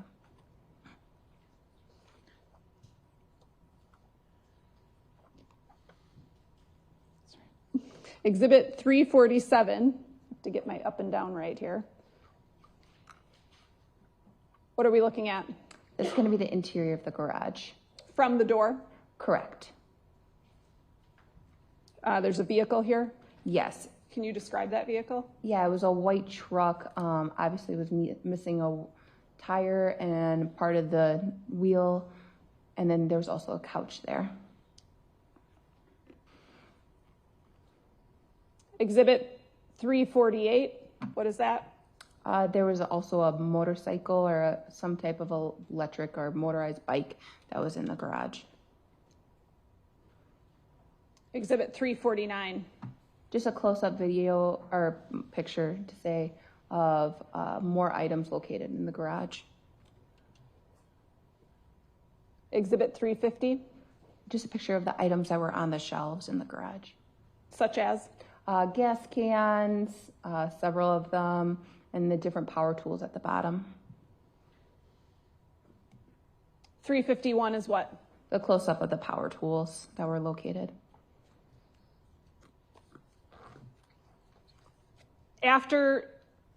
And you actually searched the garage yourself? Yes. After the garage search, where did you go? Into the interior of the residence.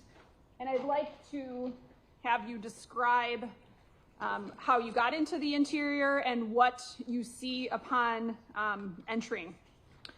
So the interior was already secured by the SWAT team, so we were able to enter already. The house was open for us to go into.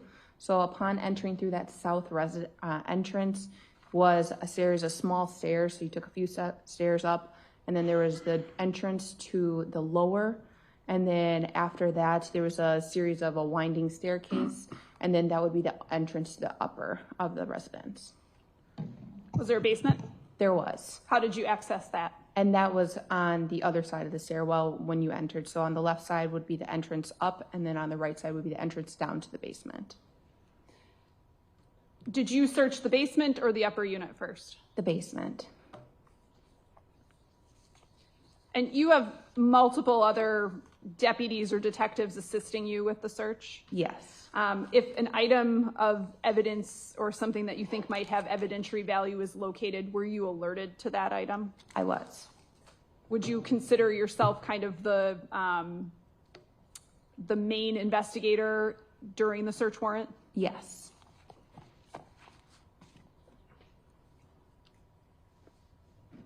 Okay, I'm showing you I'm going to show you a stack of exhibits, and I'd ask you if you recognize what they are.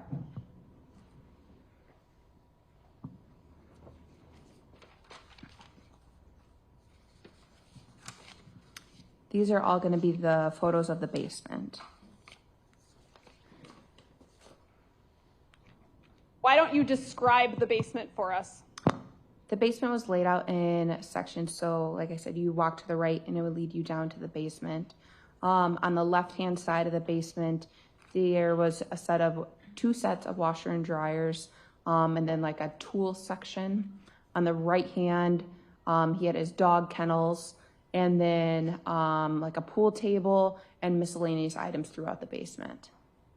Did you locate anything of note in the basement? We did. Such as? We located the Carhartt shirt that he was seen wearing on video earlier. Are you aware of where that video was from? Yes, I believe it was from Twisted Fisherman. Where did you locate that shirt? In the dryer. The shirt that you're referring to, is it depicted in Exhibit 241? Yes. Anything else in the basement? Yeah, there was also a bed that was located. It looks like they kind of fashioned a room in the basement that like had a bed and other miscellaneous items. Showing you Exhibit 354.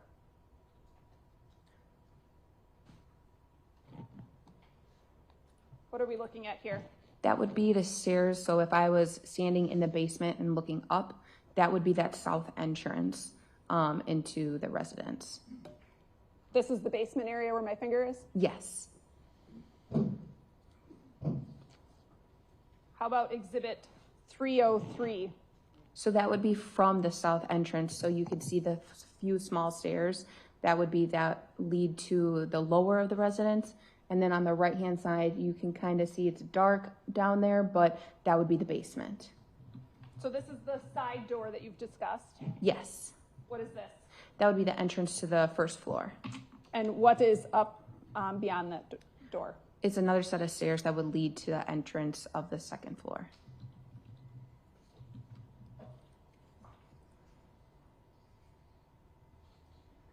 Exhibit 355, what is this? That's the basement. So if you walk down the stairs and face left or you face west in the residence, that would be the area where the washer and dryers were. Plural? Yes.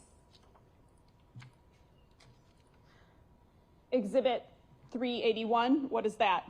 The workspace area that we found, and that would be if you're standing by the washer and dryers and you face north now in the residence.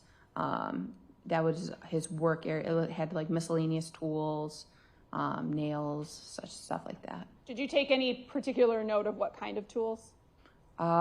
Just miscellaneous different tools, hammers, different type of power tools as well. Exhibit 382. What is that? That's the workbench area.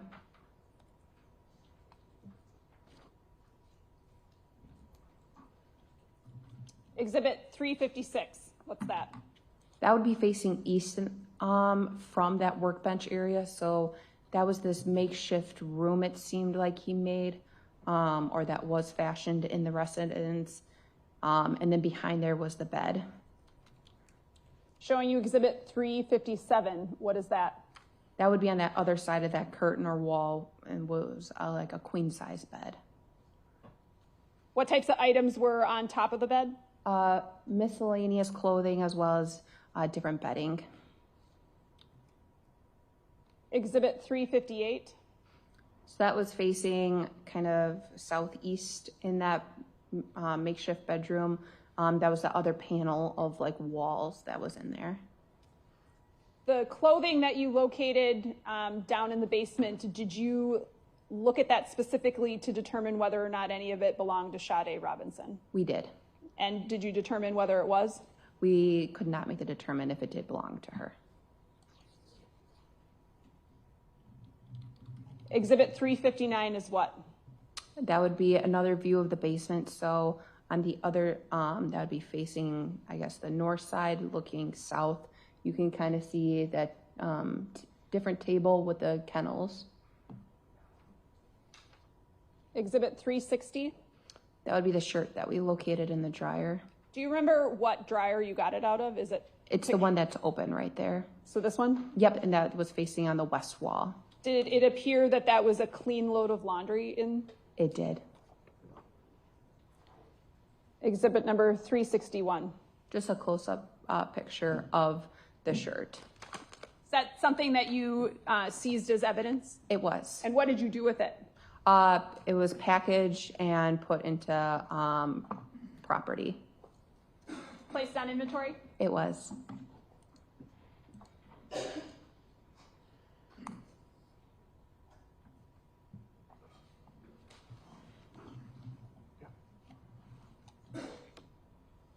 Showing you exhibit 468. Can you tell me what that is? This is going to be the shirt that was located in the dryer. Can you open that? Absolutely.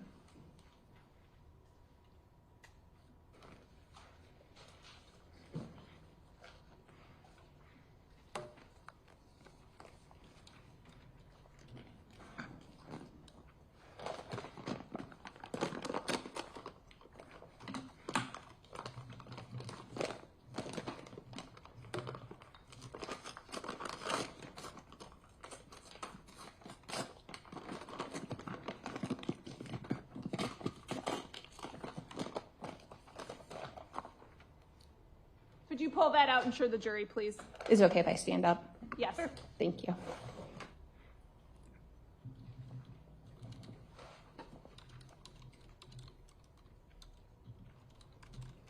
I'd ask that exhibit 468 be received. Any objection? No. It's received.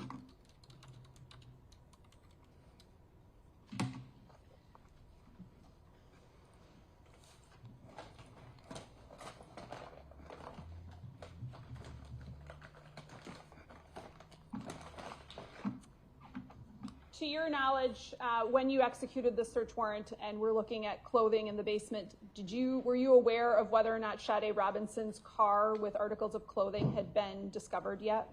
I was not aware.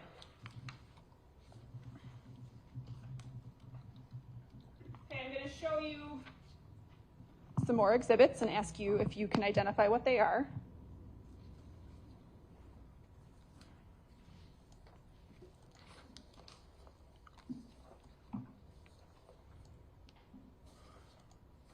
Yes. What are they? That's going to be the walkway up to the second floor. Okay, let's start with exhibit 370.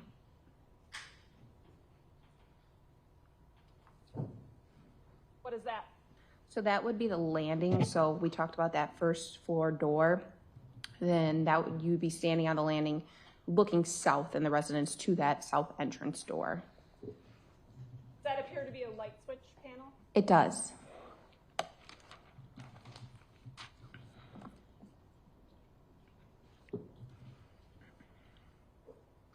Exhibit 371. What is that? So if you went up the few sets of stairs and then you went to, after you turned the corner from the first floor, there was a area where it looks like he kept a lot of his shoes. At the time that you were executing this search warrant, were you aware of the Milwaukee County Transit video surveillance system? We were not aware of it yet. At some point, because you described that there were several different search warrants that were executed, at some point before one of those search warrants, did you learn about that video? We did. Okay, before which one? I believe it was before the second or third one. We learned about the video. And you've reviewed that video? I did. Okay. After learning about that video and then going back another time, were you specifically looking for certain items of clothing? Yeah, we were looking for the clothing that he wore on the bus that day. Did you go back and look at photographs from this particular search? I believe we recalled from the photo, recalled from being in the residence, because we did not have these photos quite yet. And what happened with the residents in between the different search warrant dates? So from the first date, from the 4th to the 5th, the search warrant, the residence was held overnight. So that meant that either a law enforcement professional was inside the residence or right outside the residence, made sure nobody was allowed entry or exit to that residence.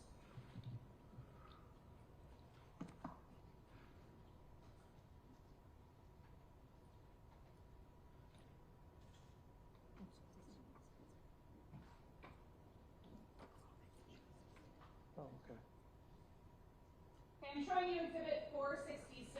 I'm going to ask you if you recognize what that is. Yes. Is that something that you've seen before? Yes, it has. What is it? It's Maxwell Anderson sitting on the Milwaukee County Transit bus. Permission to publish 466? Any objection? No. Go ahead.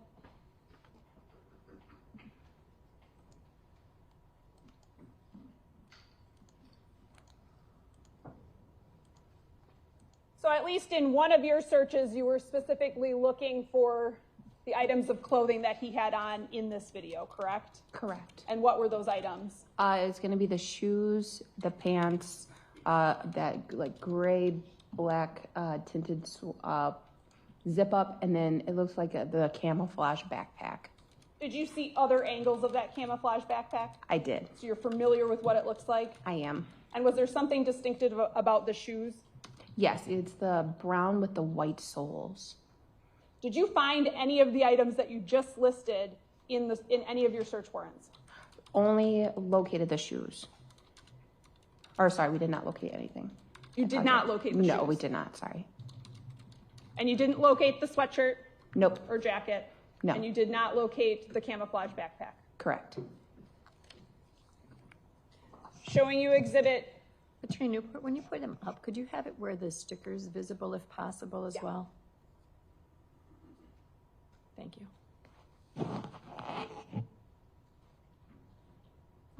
Okay, showing you Exhibit 332. What is that? That's going to be the view from the second floor. So if you're on the second floor, right near the second floor entrance, and you would look down the stairs. And you testified specifically that there were shoes in this kind of stairway hall area. Correct. Okay. But none of those shoes were the shoes on the transit video. Correct. Showing you Exhibit 333. What is that? That's going to be the stair, like hallway. That's still standing up at that second floor entrance, looking down the hallway, and just more shoes, jackets, and different items of clothing. Exhibit 304. What is that? That's going to be actually standing inside the residence, so standing inside that second floor residence, looking down the stairs.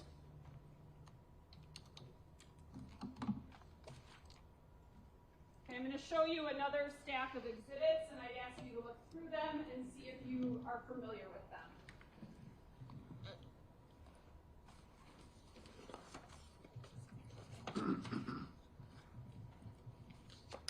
This is all going to be photos of the interior of the second floor residence, which is that 3161.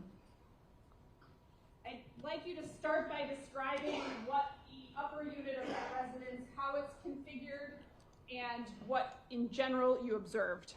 Absolutely. So when you enter the residence and the door was open, on the left-hand side, it was like a one-bedroom, one living room, one bathroom residence. So on the left-hand side, if you immediately turned left, was going to be the kitchen. On the other side of the kitchen was the bedroom. And then if you went straight forward, it would be the bathroom. On the right-hand side was going to be the living area with another room and a closet. Can you describe how you and other law enforcement proceeded to search that? Yes, so once photos were done of the whole entire residence, right, so we needed to have photos to make sure we knew what the residence looked like prior to searching. So photos were done of every single room, and after photos were done, we were able to start searching. So you would assign 2 or more to each room, and you would search the room. Once that room was searched by those two people, the room would then be switched and turned over to a second group of two people to have a second set of eyes on the room. Can you describe what the crime lab members were doing? Yes, so they were taking photos as well as helping with the search and assisting in any way they could. Were they looking for any stains that could possibly contain DNA? They were. And if they located one of those stains, did they alert you to it? Yes, and they would also mark it and then test it. Can you just in general describe that process? Yes, so they would mark it with a sticker to show what the area was of the stain.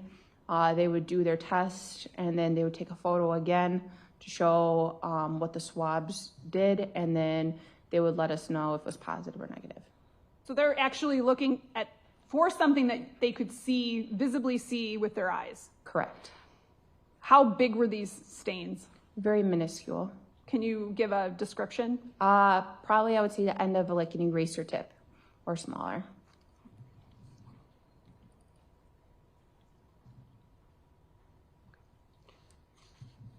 Okay, what items of evidence did you collect from the interior of the upper unit? We recovered knives that were located in the upper. There was a firearm that was located in the upper. There was also sheets that were located, as well as different notebooks, notes, and stuff like that. How many knives were found? A total of 51 just from the kitchen. Just from the kitchen? Were there knives elsewhere? There were. Do you know how many knives were elsewhere? I do not have that number. Okay, showing you Exhibit 305. What is that? So that's upon entering the residence, so you can see the doors on your left-hand side. And then you're looking straight, which would be looking north inside the residence. So that's the bathroom, as well as a ladder. Ladder was moved in there for the SWAT team. They did have to search. There was an attic above the residence, so we did have to search the attic to make sure nobody was up there. So is the ladder something that was there before, or is that a law enforcement ladder? I believe that was there before, but we did use it. What was in the attic, if anything? Some sheets from bedding was up there. Exhibit 306 is what? A ladder, and then behind the ladder you can see facing east would be that living room. So this is the living room? Correct. These front windows here face out onto 39th Street? Yes, they do. That's the front of the house? Correct. Bathroom where my finger is? Yes. Exhibit number 307 is what? That would be the closet that was on the right-hand side, and then if you looked out east, that's those big windows in that living room.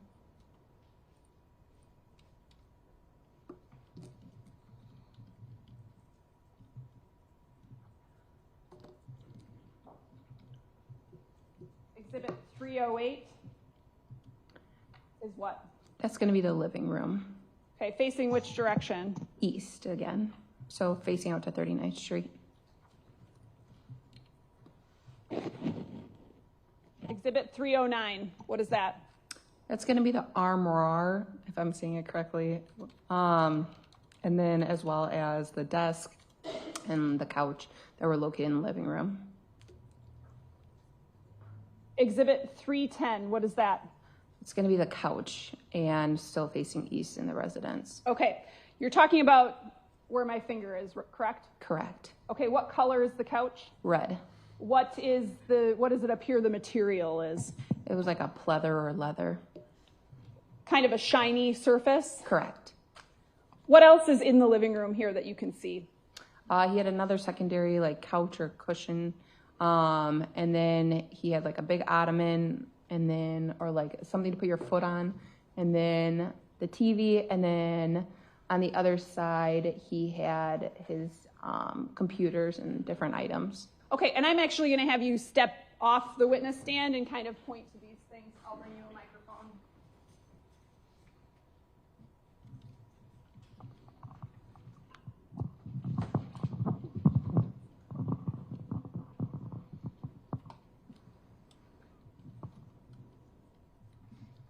you walk us through?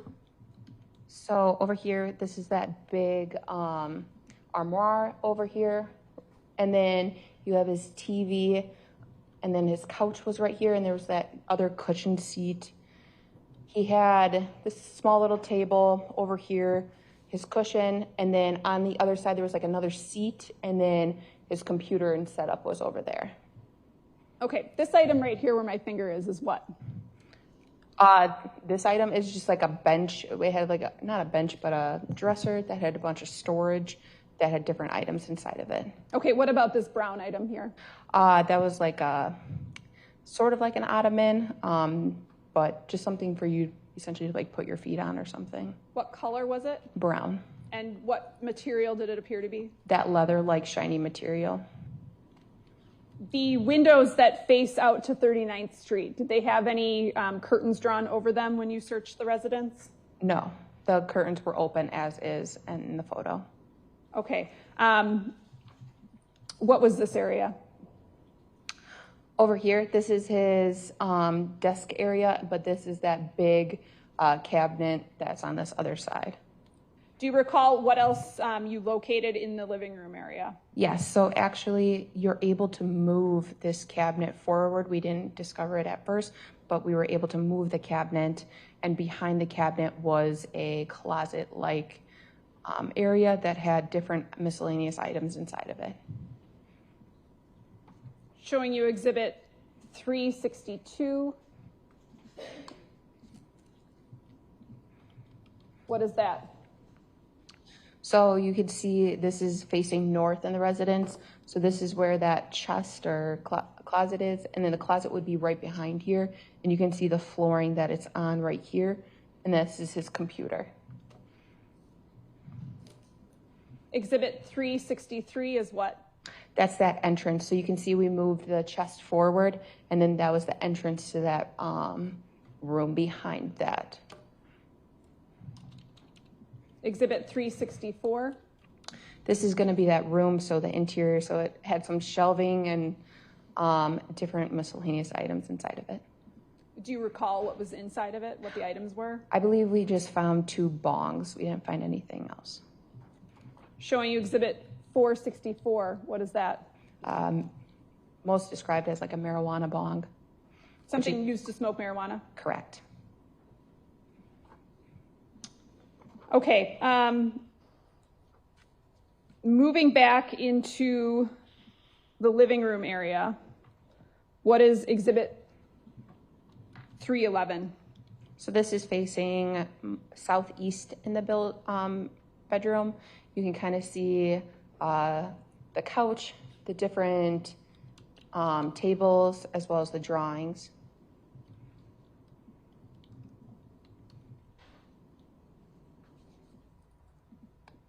Showing Exhibit 335, what is that? It's a close-up of the couch. The windows are now covered with what look like plastic bags. Correct. Who did that? We did that, as well as the Wisconsin State Crime Lab. Why? Media came on scene, and they were right across the street. And so with the windows being open, we couldn't close the windows and the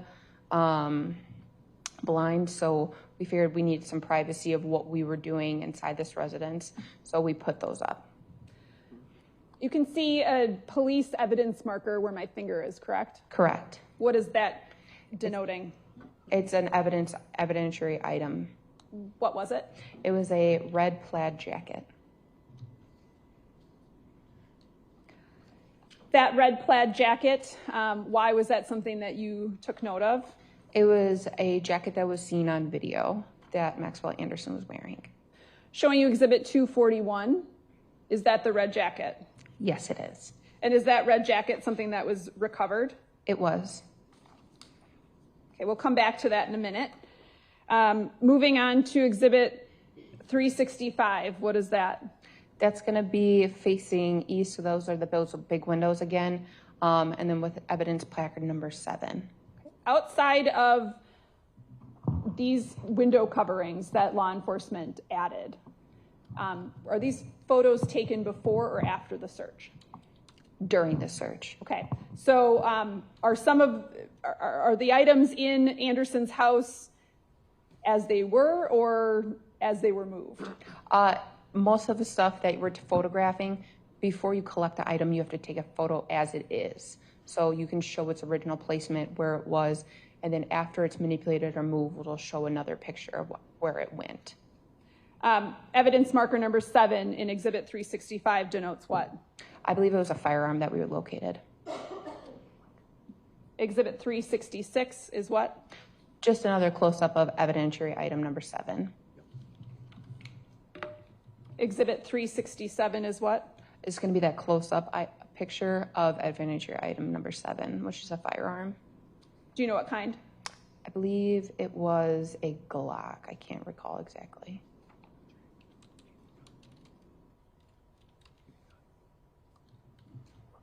Exhibit number 312.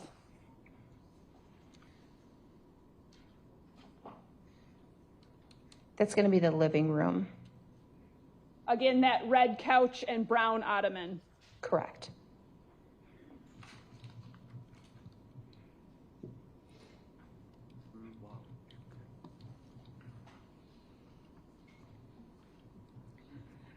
Showing you Exhibit 372, what is that? That same brown ottoman and red couch. Okay, that brown ottoman as it relates to its position near the red couch, is that how you found it? Yes. Can you also see that red plaid jacket in Exhibit 372? Yes, I can. Can you point that out? It's right there.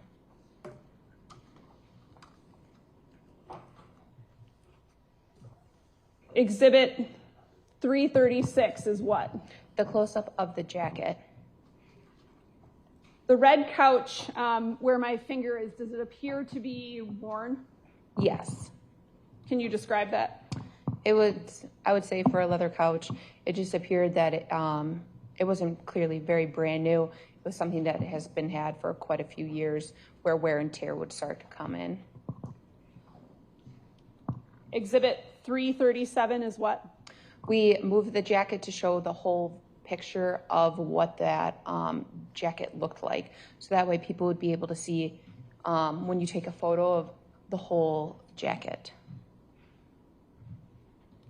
Showing you what's been marked as Exhibit 467, and you can go back on the witness stand. To identify what 467 is. Yes. 467 is the plaid jacket. Okay, could you open that? And I'd ask that 467 be received. Any objection? No. It's received.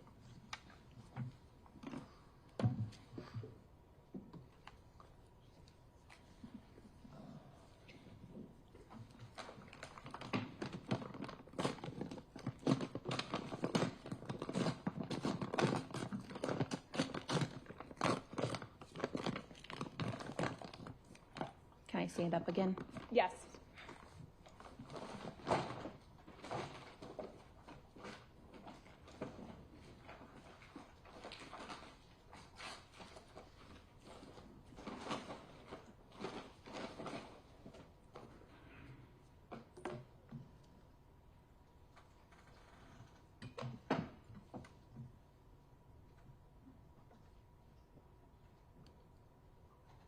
Thank you.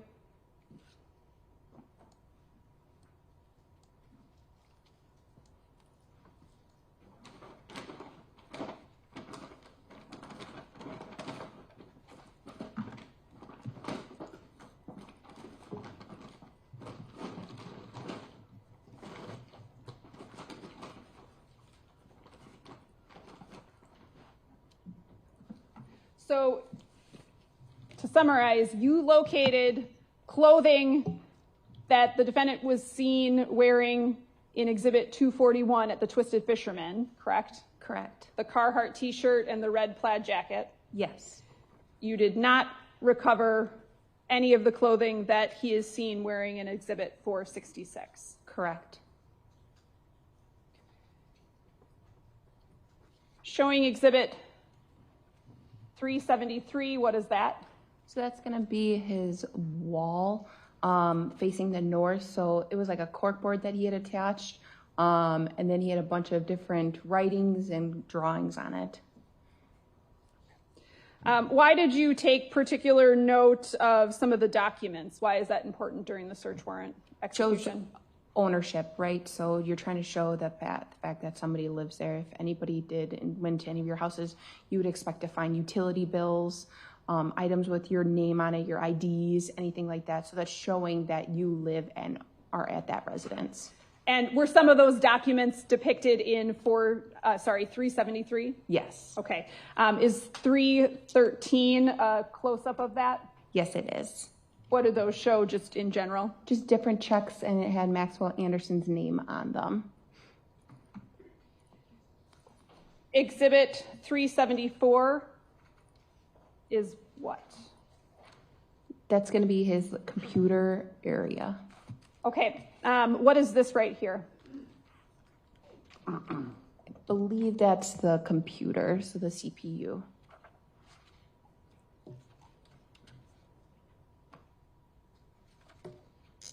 Okay. Is this area behind the TV in the living room? Yes, it is. Okay, could this be the TV? Yes. Were these computers taken as part of the investigation? Yes, they were. Showing you exhibit 465, what is that? That was the secondary bong that was located inside of that closet behind the chest. Exhibit 316 is what? The overall of the living room, so just showing another picture of the living room. Exhibit 317? Showing another picture of that living room with that red couch. Exhibit 318. Another photo of the couch with the jacket on it.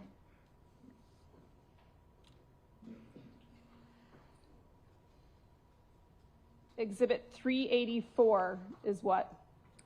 It's a photo of the desk that was near the red couch with evidence placard number 16. What was evidence placard number 16? It was a type of knife. And it's on a little shelf where my finger is? Yes, it is. Can you describe the knife? It was a blade that was attached to what seemed to be a like a chicken head or something that had like a beak to it. The knives were taken by the crime lab? They were.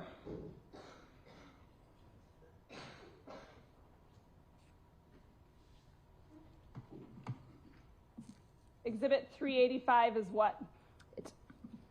That's going to be the close-up of that knife, which is evidence placard 16. 386 is what? Another photo of the knife. So they took the knife out of the sheath, which would like hold the knife. We took it out just to show the size of the blade and show the knife.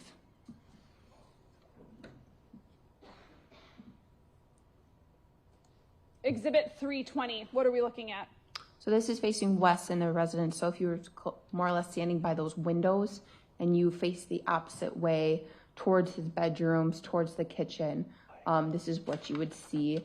He had an axe on the wall and just different miscellaneous items throughout his residence. This is the chair that you were referring to, correct? Correct. Did that chair have items on it? Yes. Such as what? Knives, different tools as well. Exhibit 375, what is that?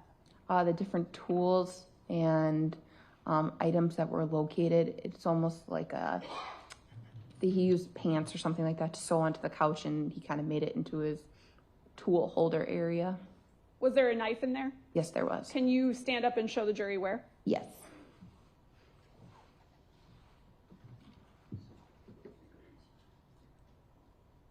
Do you recall what kind of knife that was? Like a multi-tool knife. Exhibit number 319, what is that? Another photo of that chair, or like the arm of the chair with more of the tools. Exhibit 321, what is that? That's the chest. That's what was blocking the door to the closet room that was hidden? Yes. Okay, moving on from the living room, what are the remaining rooms in that house? The bathroom, the kitchen, and his bedroom. Okay, talk about the kitchen. The kitchen had multiple knives in it. Like I described, 51 knives, several corkscrews, potato peelers, had some knife sharpeners in it that were nicer quality. And then that would lead out to the secondary floors, like had like a balcony or sort of a patio area.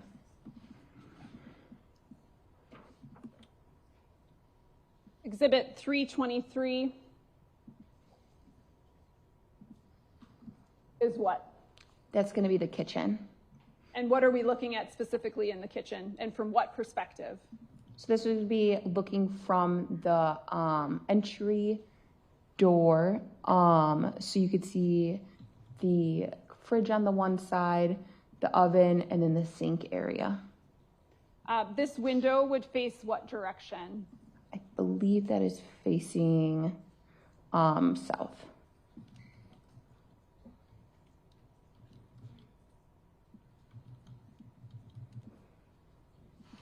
Showing you exhibit 324, what is that?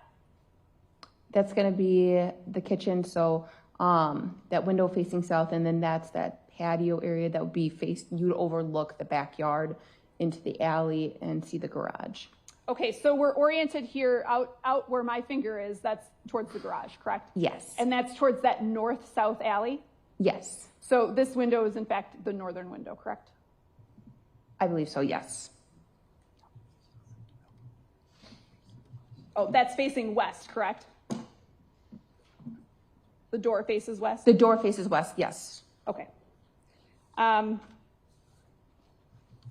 Exhibit 325 is what? Just some of the knives that were located inside of the residence. He had it like on a metal storage area, so the metal would just hook up to the knife and hold it. There's also what on the counter where my finger is? Another knife. Exhibit 376 is what? A close-up of all the knives that were located. Exhibit 377? Butcher block to hold knives in the kitchen. Exhibit 387 is what? One of the kitchen drawers, so that's right under all those knives, right there, with more knives and miscellaneous items inside.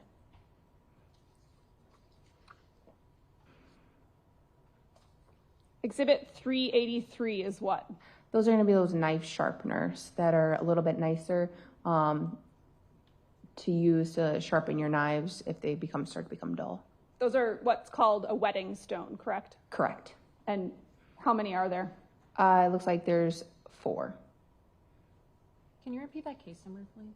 The exhibit number? 383? Thank you. That was in the kitchen as well? Yes, it was. Again, all of those knives that were located were seized by the law enforcement or the crime lab, correct? Correct. Anything else of note in the kitchen?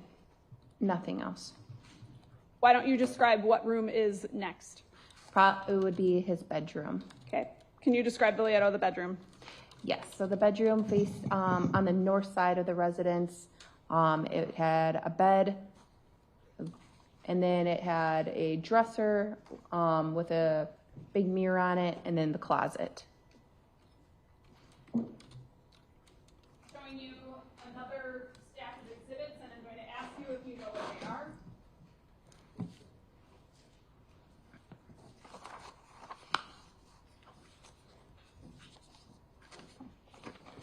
That's going to be all the photos from his bedroom. What items of note were seized from the bedroom, if any? We located more knives in the bedroom, as well as I believe we took his sheets.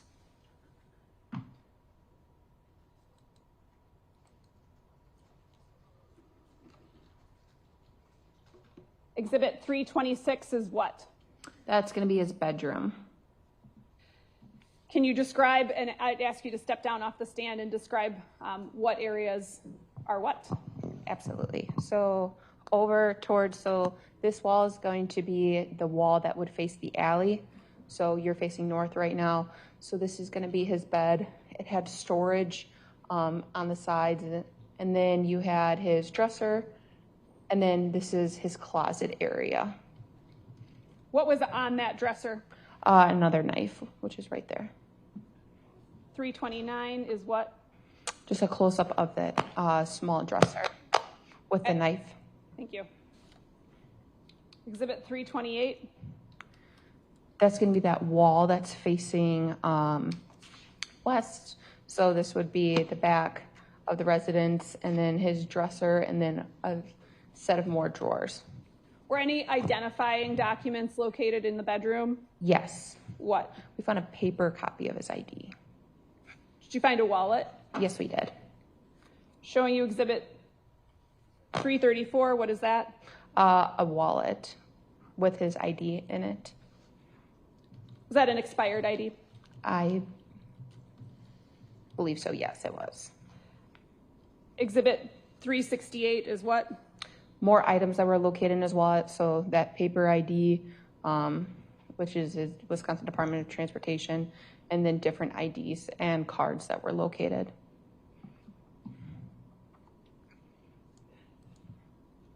Sorry, exhibit 369 is what? That's going to be that paper Wisconsin Department ID card. So it's just an identification card through the Wisconsin DOT. Okay, I'm going to actually bring you 369 because it's a little hard to see. I'm going to ask you if there's any demographic information that you're able to read off of that. Yes, I am. I should ask, is there a height? Yes, there is. Is there a weight? Yes, there is. What's the height and the weight? The height is going to be 6 feet 1 inch and 175 pounds. Thank you. Exhibit 378 is what? So that's going to be facing south in the residence, or south in that at least bedroom. So you're standing more where that knife on that dresser was, and you're facing looking south. So that's the door that would lead you back into that entryway, and then the 2 dressers. There's a TV where my finger is, correct? Correct. What's above the TV? I believe we located just up on more miscellaneous items.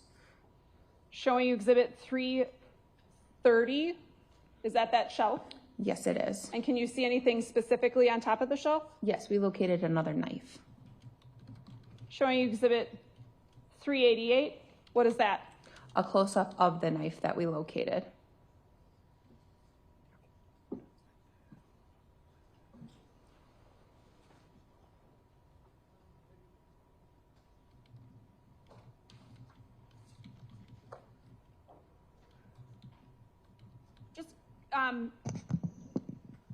Going back to the exterior of the house and that fence and the gates, did you get an approximate height of the fence and the gates?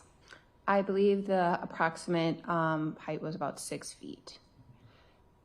The interior of the house, did it appear as though there had been a struggle inside? No. How would you have described the state of the residence just in general? A normal residence, but a bit messy. Nothing, I would say, out of the ordinary for anybody. There were knives that were found that were not in the kitchen, correct? Correct. And we saw pictures of all of those? Yes, we did.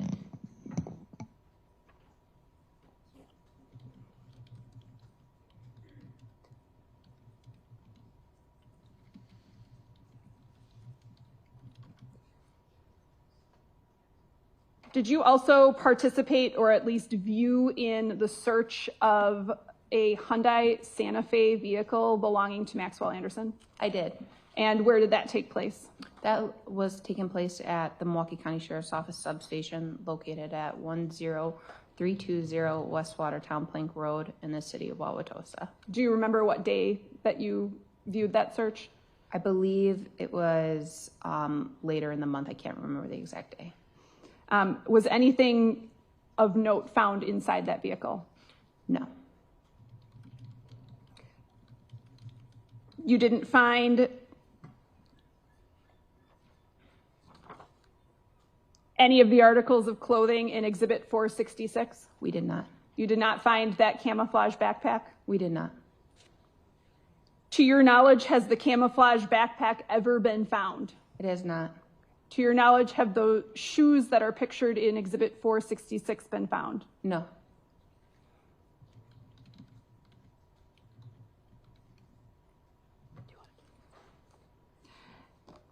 As part of this investigation, did you receive information about Sade Robinson's Instagram account? I did. Okay, what did you receive? We were able to obtain a warrant or a subpoena for the Instagram account. We were able to receive records from certain dates from the Instagram account. Do you remember what the dates of the records were?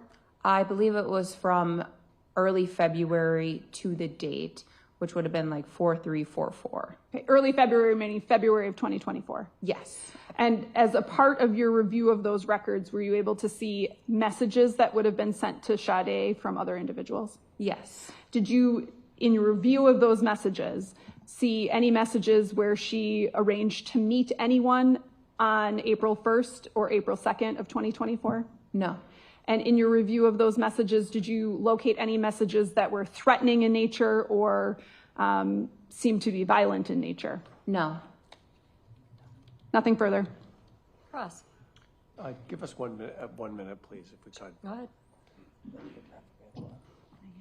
I'll just need to be buzzed out. We have a paralegal here with some items.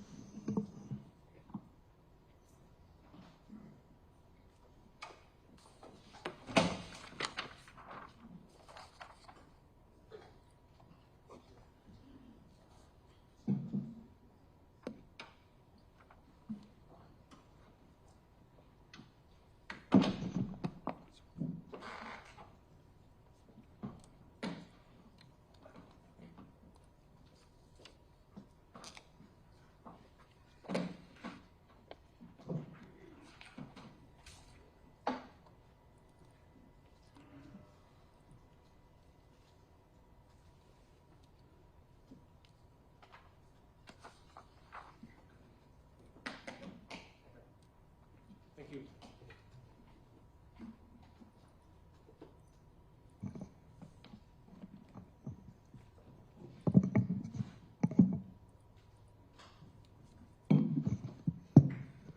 Good morning. Morning. So I want to start with kind of talking about the initial search, because it sounds like there was 3 searches in total, correct? I believe there's yes, sounds about right. So there's a search on April 4th, correct? Correct. That was the initial search. And then there's a search on April 5th? Yes, but that was continued from the 4th. Okay.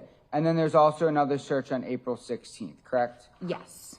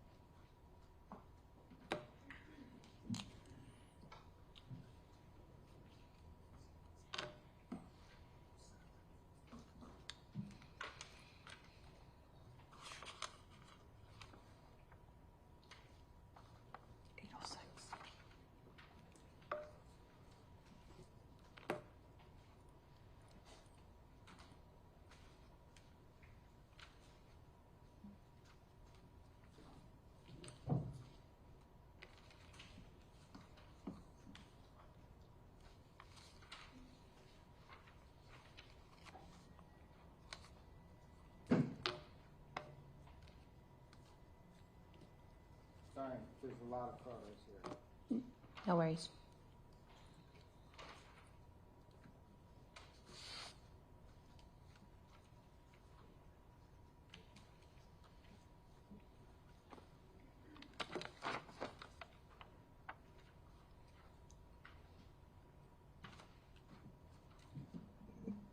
The photos you're not using, can you hand to my clerk, please? Yes.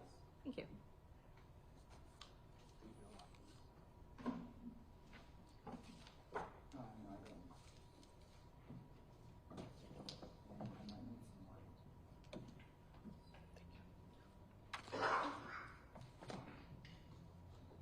All right, so I want to start. Actually, I want to start with talking about kind of the layout of the home and how it is set up with the neighborhood. Okay, so what we see here, this is Exhibit 297. This house right in the front, that's Maxwell Anderson's house, correct? Correct. And then to the right, we see another residence, right? Correct. And then to the left, there's another residence. Correct. And these houses are all fairly close together, right? Correct. About how far? Best guess would probably be like 15 feet apart. Okay. And did you measure how close the houses are together? I did not. Okay, did any other detective do that? I don't believe so. Okay, I'm showing you 298. This is just another view that we can see. The house in the middle is Mr. Anderson's house, correct? No, that's the other side of the street. Oh, that's the other side of the street, I'm sorry. But just another view of how the houses are kind of aligned up right next to each other. Correct. Showing you 299. And that, what we're looking here, this is in front of the house, correct? Correct. And then off picture, you can't see it over here, that would be the front door, right? Correct. And then right here, we can see, that's the gate, right? Yes, a little bit higher up from where you're pointing, but yes. Right here. Yep. Okay. And then that pathway follows all the way to the where the garage would be, right? Correct. And then if you walk down that path, you'll be in the backyard, but if you continue walking, you get to the garage, right? Correct. And you can see on the left here, these are the neighbors' windows, correct? Yes. And we can see a window up here. Yep. We can see a window here, Yes. a window here, Yes. and a window here, right? Yes. And do you know what rooms in the house those are, of that neighbor or not? I do not. Okay, did you speak to that neighbor? I did not. Do you know if another officer did? Possibly, I do not recall. Okay. Showing you 301, here is that last window I think I showed, right? Correct. And we look at Exhibit 302, we see that this first window again, right? Yes. Exhibit, make sure I can, those are all, I'm sorry. See the exhibit number here. Again, neighbor's house, we see those three windows, right? Correct. Exhibit 340, this is the backyard of the residence, right? Yes, it is. And then, so this top part, that's like a top balcony, is that connected to Maxwell's residence or the downstairs tenant? Maxwell's. Okay.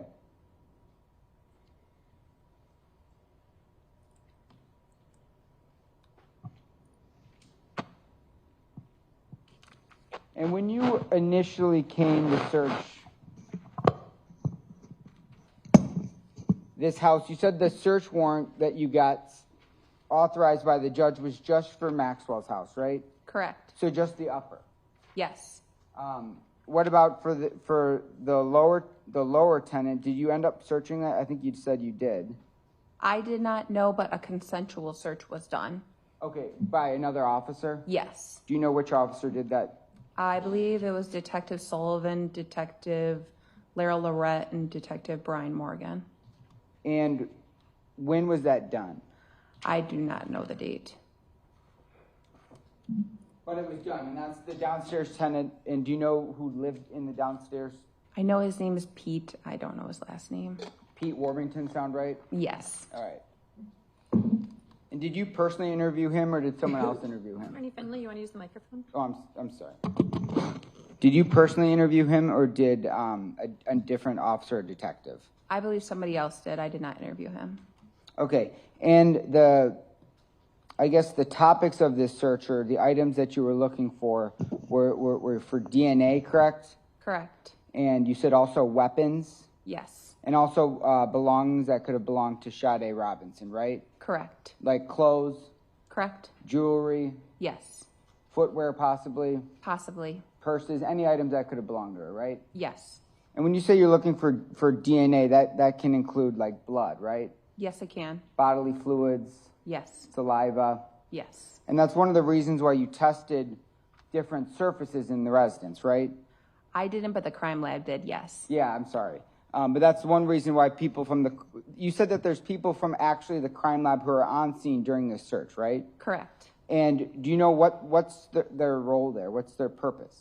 So they're the crime lab response team. So any like extreme event, such as like an officer involved shooting or a search warrant where you might need a little extra assistance, they'll respond out to your scene and they will help you in any way they can. Okay, and these individuals on that team, let's say, they actually are doing the testing in the laboratory, correct? They'll do the testing on scene. However, I don't know if they do the laboratory back when it gets back to the office. Okay, but they can kind of help and give, I guess, guidance of what pieces of evidence they think are very important that could be helpful for the investigation, right? Possibly, yes. So you're also in there saying this should be tested, this should be tested, right? Yes. And then also people from the crime lab can also say, I think this should be tested, I think that should be tested, right? Yes. And so they were on scene performing actual tests and getting, I guess, I shouldn't say results, but getting some sort of analysis right away, right? Yes, it was like a presumptive analysis, yes. Okay, and what do you mean by presumptive analysis? It was just a presumptive test, so it wasn't a full test. It was just a basic beginner's test of a yes or a no. And what kind of things would it say yes or no? I'm going to just ask for a sidebar at this point.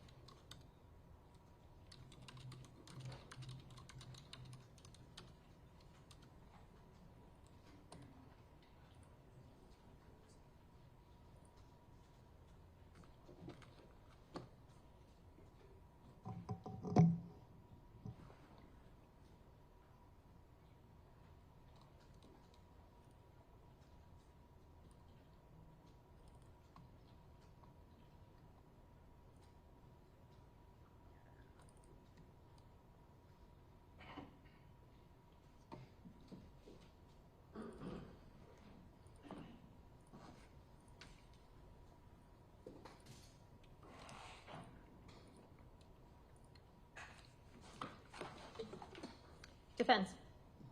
Judge.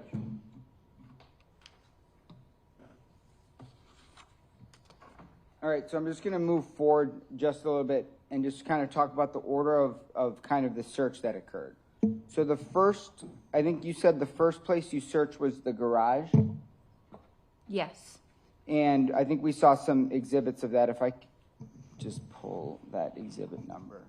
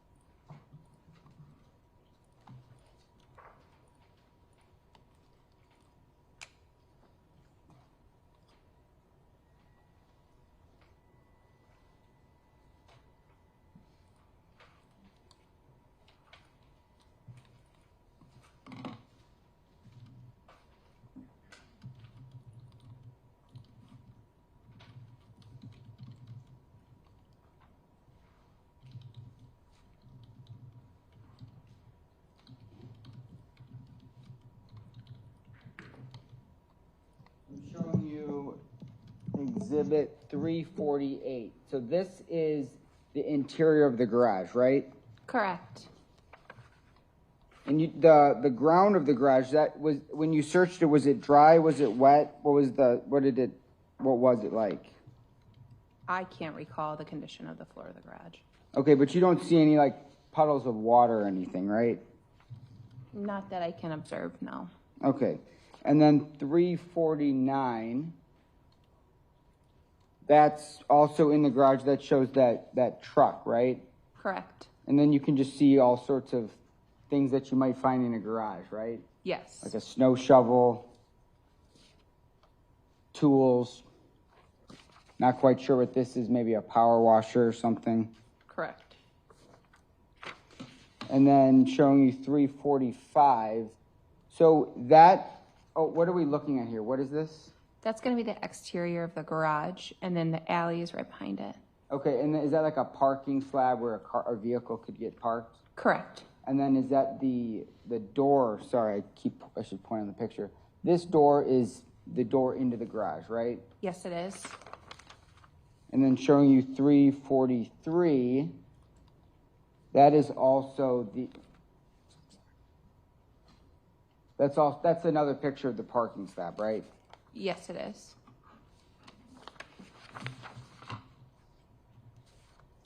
Showing you 342. And so that's going to be,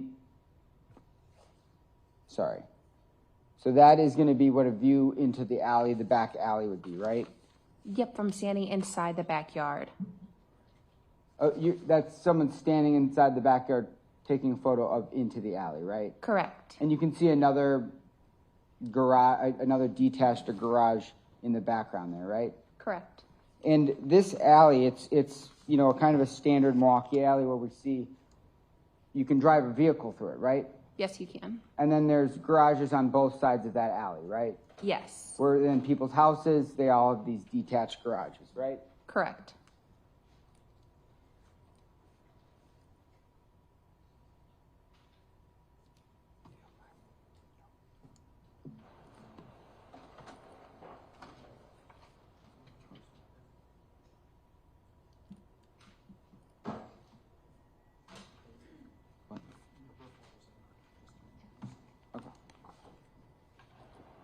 All right, and so,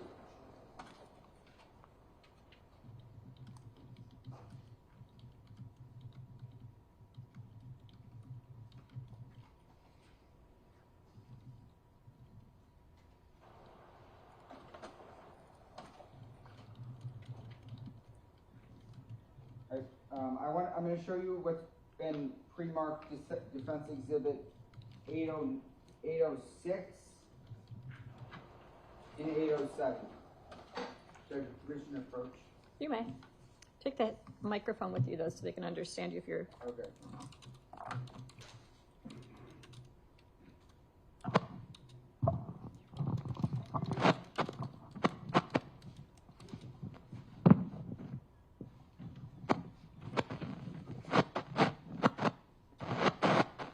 All right, can you take a look at those two pictures and tell me what they are? Sorry, your paper is scratching across the microphone. I'm not hearing you. I'm sorry. So can you tell me what those photos are? Yes, those are going to be the two photos of the south entry into the residence. And this is the... I don't think that works. And so what door of the home is that? That's going to be the south entry, so that's where you could access the basement, you could access the first floor, access the second floor. Defense moves 306 and 307 in. 806 and 807? Yeah, 806 and 807, I'm sorry. Any objection? No. It's received.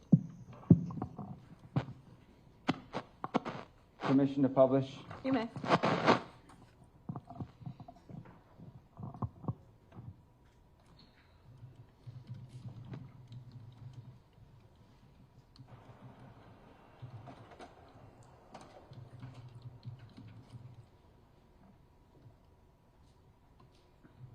And so this is exhibit 806. This is the door, and if you're looking out of that screen door, is that where you can see kind of the walkway, right? Yes. And we see those rocks outside of that door, right? Correct. And then if you look up on the top here, can you see this is kind of the mechanic that keeps that door open or closed, right? Yes, I believe so. And is that something that you looked at? Did you kind of test the function of this door? No, but we came in and out of it several times, so I would assume it worked. Okay, so you opened the door, right, and you closed it, right? Quite often, yes. And when you closed it, did it kind of slam shut because the hydraulic arm right there? I can't recall if it exactly slammed shut. Okay. And then showing you 807, this is just another photo of that same door, right? Correct. Okay. And then from behind this door, I mean, I guess if you turn around, that's going to be where the staircase is, right, leading up. Yes.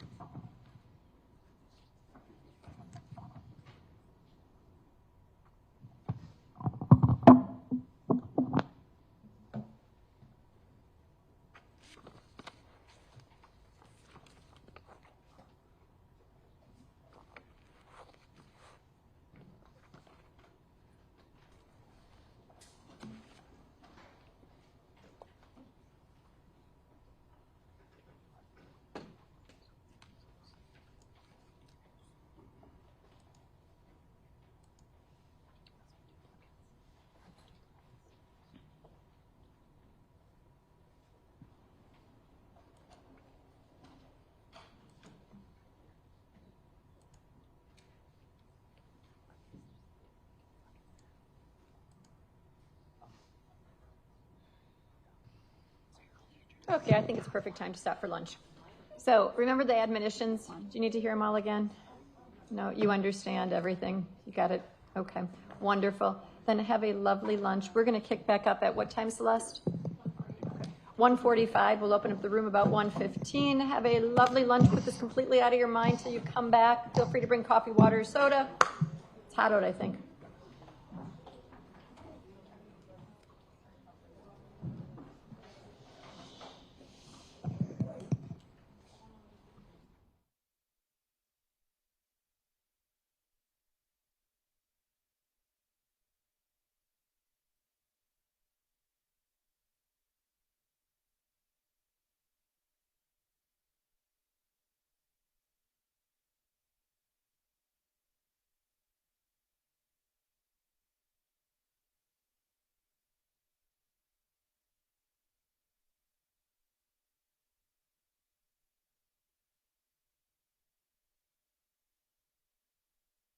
(11:45) at the state's request. During the course of that sidebar, the state indicated that the defense has opened The door relative to the use of the stain evidence that there was a previous agreement relative to that was placed on the record right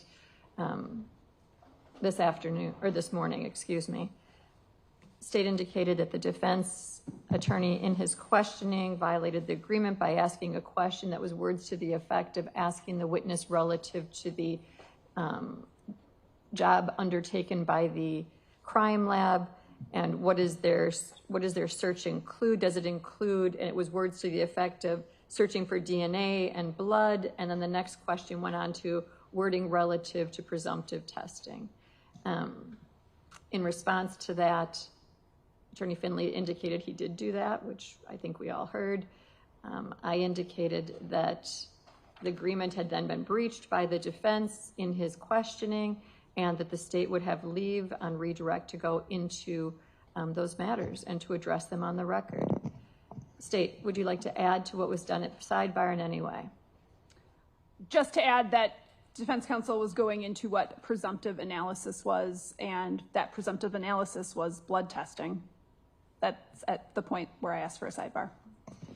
Defense, any record you wish to make relative to that sidebar? No, we understand it. I think after lunch, we'll just explore it thoroughly then. Okay. Anything further to address on the record at this time? No. Defense? Nope. No. Okay, then please be back timely by 1:45. Yes. Thank you.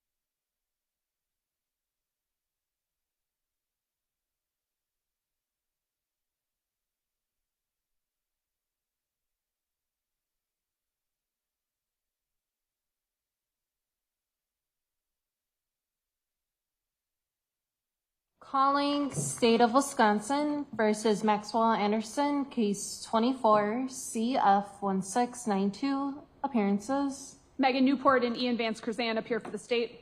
Jason Finling and Anthony Cotton on behalf of Maxwell Anderson. Good afternoon. Good afternoon, everybody. Hopefully you had a nice lunch. Hasn't started raining yet, but it's supposed to any moment, so we lucked out with that timing. We're still on the state's case in chief. State, are you prepared? Oh, we're still during the last witness.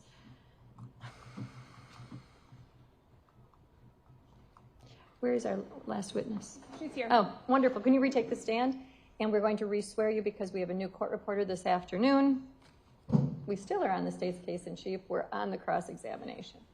Do you solemnly swear that the testimony you give in this matter will be the truth, the whole truth, and nothing but the truth, so help you God? I do. If you can please be seated, restate, and respell your name for the record. Detective Kayla, Kayla, last name Bjerke, Bjerke. Please proceed. Thank you, Judge. So I think I left off, I was kind of talking about the staircase in this apartment. Do you remember the staircase? Yes. And you remember kind of how it's set up? It's not like an up and down staircase, right? From the first to the second floor, no. Okay, and it's like kind of like I wouldn't call it a spiral staircase, but it's almost like half spiral, right? Correct. If I show you photos of that, do you think you'd recognize it? Yes. The staircase, obviously. Yes. You may. I'm showing you exhibits 808 through 813.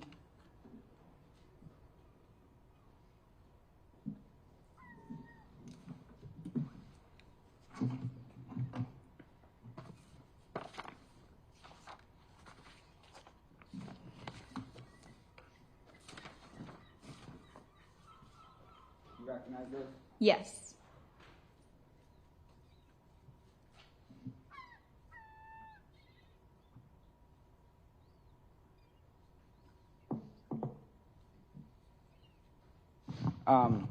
So what were those photos of the staircase? Yes, they were. I moved 808 through 813 in. Any objection? Asked to publish? We spoke at the exact same time. Any objection? No objection. I will receive them into evidence and you may publish. All right, so I'm showing you 808. So this is kind of the first part of the staircase, right? Yes, from the first floor. And then 809. That's where is that a photo from, like kind of like part way up that staircase, right? That would be from the landing. So at that landing where they're standing right now, that's where they would be able to enter into Pete's like apartment or like house area of the house. So that's where you'd be able to enter the first floor, is right where the photo's being taken. Okay, and then if you keep going up those stairs, you can get up to Max's apartment, right? Correct. 810. That's just another photo of continuing to go up the stairs, right? Correct. And then 811, this is another landing space on that same staircase, right? Correct. And then we have 812, that's just another photo of that landing. Yes. And then 813, that's a view from, just higher up on the staircase facing down, right? Correct. And if we're looking at 808, you can kind of see these stairs, they're wooden, right? Correct. And how this is set up, you go up the stairs and you kind of have to wind around, right? Yes. And these stairs, if you look at them, they were dirty, right? Ish, yes, I guess I would say. Because it looks like you can see like dust and dirt on the stairs. Correct. They didn't look like they had been freshly cleaned, right? Correct. And then when you get to the top of that staircase, you can ultimately go into kind of the living quarters of Max's apartment, right? Yes. And in that living quarters, there's a big kind of bay window, right? That faces east to 39th Street, yes. Okay, and it faces like the city street, right, where cars can park. Correct. And then directly below that window is kind of where you would enter Pete's apartment, right? I believe so, yes. If I show you a photo of that window, you think you'll recognize it? Yes. Permission to approach. Go ahead. I'm showing you Exhibit 814.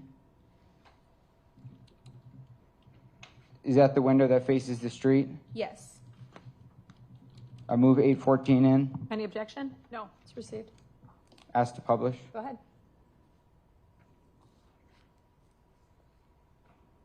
Okay, so is that big window? Yes, it is. And then if you're looking out that window, you can see, it looks like the neighbor across the street's house. Correct. And that's a pretty big window. It's like, did you measure how large a window that is? No, we did not. Okay, but it's fair to categorize that as kind of like a bay window, right? Correct. Okay. And you can see that's that red couch to the right of to the right of the picture. This is was this the same couch where that flannel was found on? Yes, it is. Okay. And you just found that flannel, it's just laying out on the couch, right? Correct.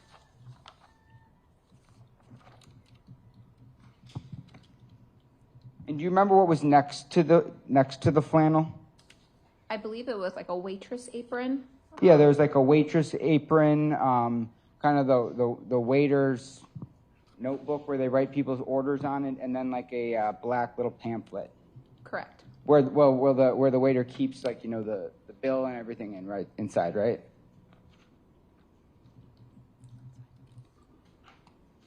Commissioner, approach. Please. I'm showing you exhibits 815 and 816.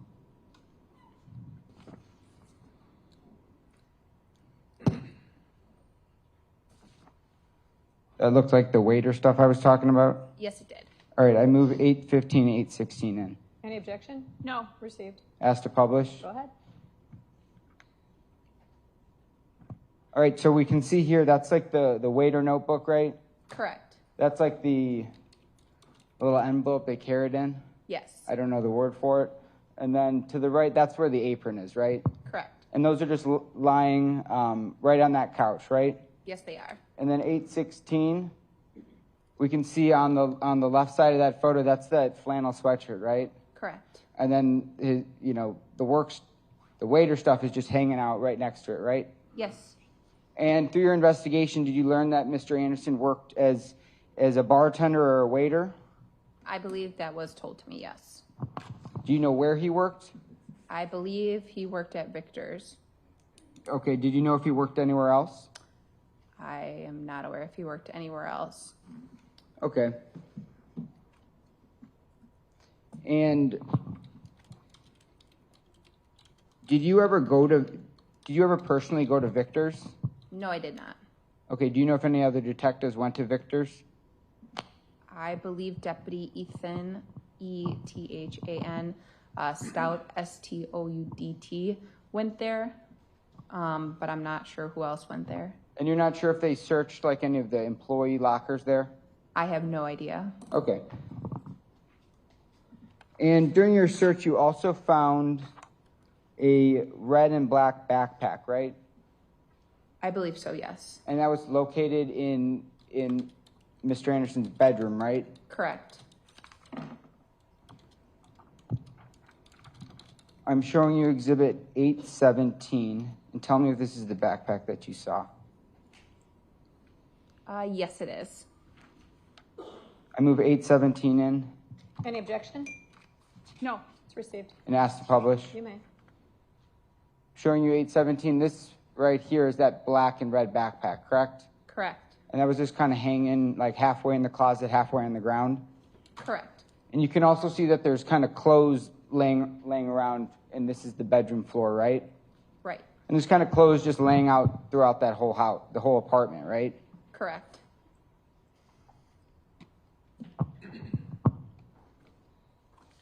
And then I think what you opened that evidence package just a little while ago when you're on direct, and you revealed that Carhartt shirt, right? Yes. And that Carhartt shirt was the one you believe that he was wearing on his date with Sade, right? We believe so, yes. Okay. And you know that was photographed? Yes.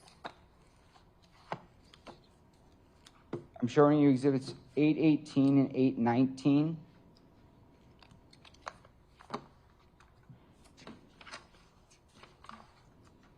And are those photos of that Carhartt shirt that you found? It is. I move 818, 819 in, I'm sorry. Any objection? No. They're received. Ask to publish. Go ahead. All right, so this is one photo of the shirt, and you said you found this in the dryer, right? Yes, and one set of the dryers. Okay, but that flannel sweatshirt was just laying out on that red couch upstairs, right? Correct. And then another photo, 819. This is the same condition you found that shirt in, right? The shirt was found in the dryer. We just pulled it out of the dryer to take a photo. But it's in the same condition as it was when it was in the dryer. You didn't manipulate it other than moving it from the dryer out to the tarp that it's on. Correct. And did you observe it to be ripped or torn in any way? Not that I'm aware of.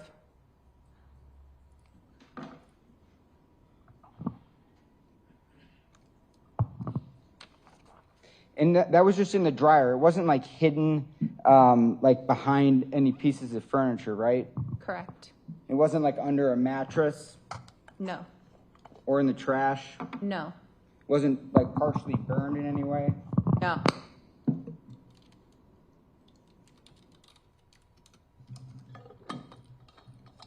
And you can clearly see that Carhartt lettering and that white lettering, right? Correct. Don't see any stains on it. No. And then in the basement, you said that you located the workbench, right? Correct. And that just had a bunch of miscellaneous types of tools. Correct. And you can't say if any of them are missing, right? Correct. Just a standard tool that you might find in someone's workbench, someone who likes woodworking, right? Possibly, yes.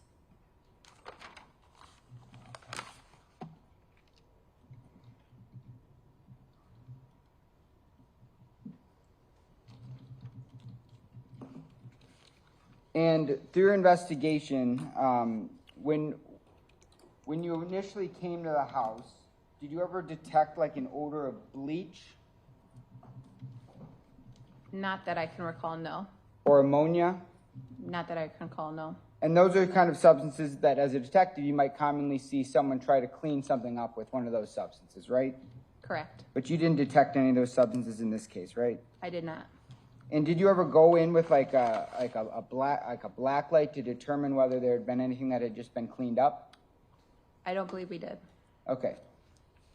But you've done that in cases in the past, right? Personally, I've only used it in a vehicle, but I've never used it in a residence. Okay. But that's something that you could do, right? Correct. And you went through the trash at this residence, right? I believe somebody went through the trash, yes. Okay. I personally did not. Okay, and you didn't find any empty bottles of bleach or ammonia, right? I'm going to object. She said she doesn't have personal knowledge of this. Any response? No, I'll just move on. I can withdraw my question. She Okay, doesn't have questions personal. withdrawn. Next question. And so, like you said, there's three searches in total, but two of them, one's on April 4th and then into April 5th, right?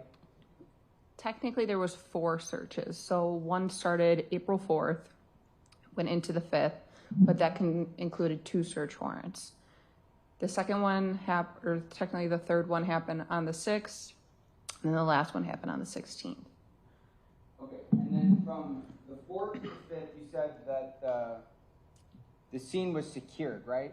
Correct. So an officer stays out front or out back all night, right? Correct, as well as inside of the residence. And once you had executed the warrant on the 4th, you said that there was media and news reporters that were on scene at that time, right? I believe so. It wasn't until later in the night that they came on scene.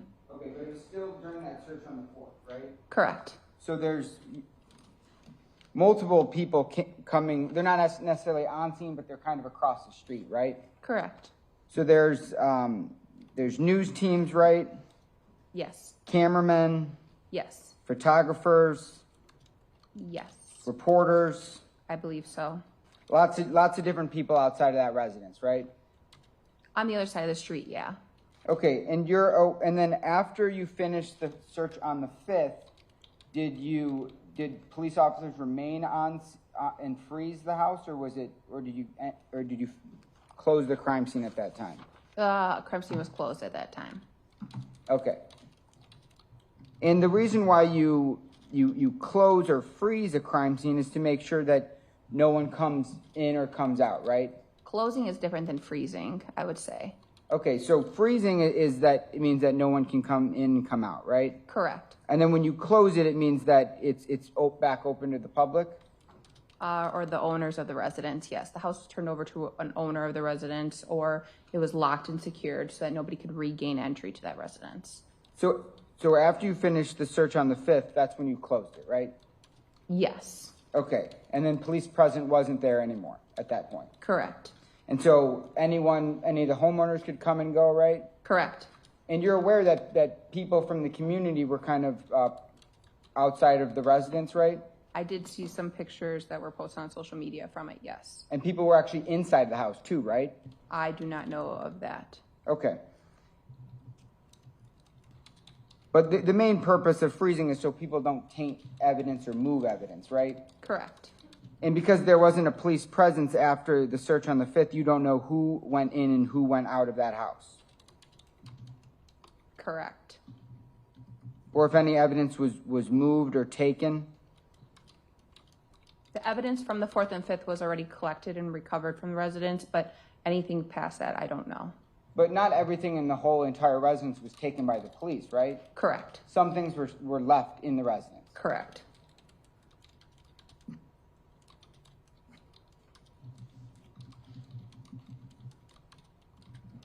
And you never found, and this backpack that you attended some briefings where you saw photos of Max on a city bus, right?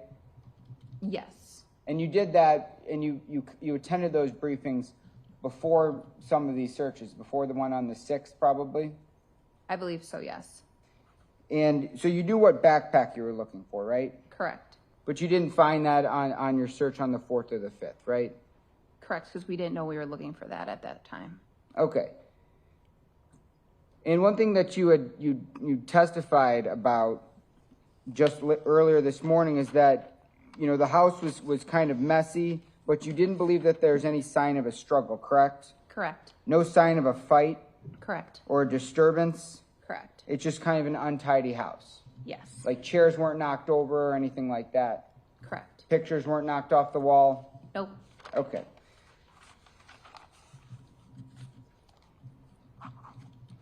And during your briefing, you'd said that you'd seen photos of Max wearing these shoes with white soles, right? Yes. Did you ever look at like a briefing video of him walking on the street? I don't believe I watched any videos regarding that. Okay.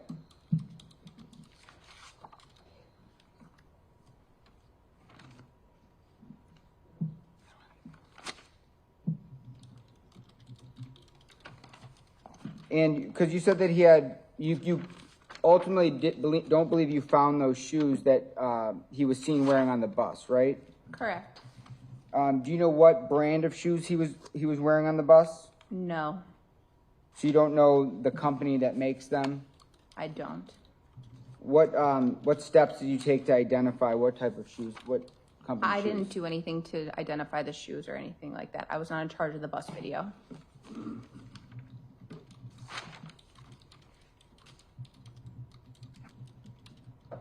But you did locate shoes inside of the residence, right? Correct. Did you find any that were like covered in sand? Not to my knowledge, no. And you would have recovered those, correct? Correct. And then throughout the house, you talked about how you had identified stains, even as small as, like, I believe you said an eraser tip? Yes. But you didn't find any large pools of blood, correct? Correct. No stained towels? No. No wet mop? No. And as you said that, that you might not have personally done it, but some officer searched the trash, right? Possibly, yes. And they probably would have brought it to your attention if they found, blood, right? I would assume if they knew it was blood, they would have said something, yes.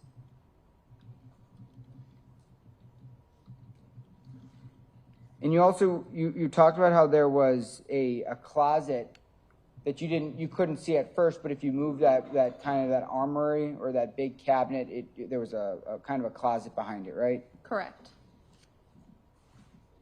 But you didn't find any items of evidentiary value other than that bong, right?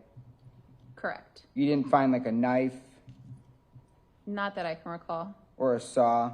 No.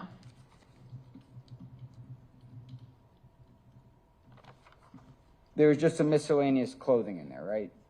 Correct. Among other things, but for the Yes. most part, just we saw clothes hanging on hangers, right? Yes.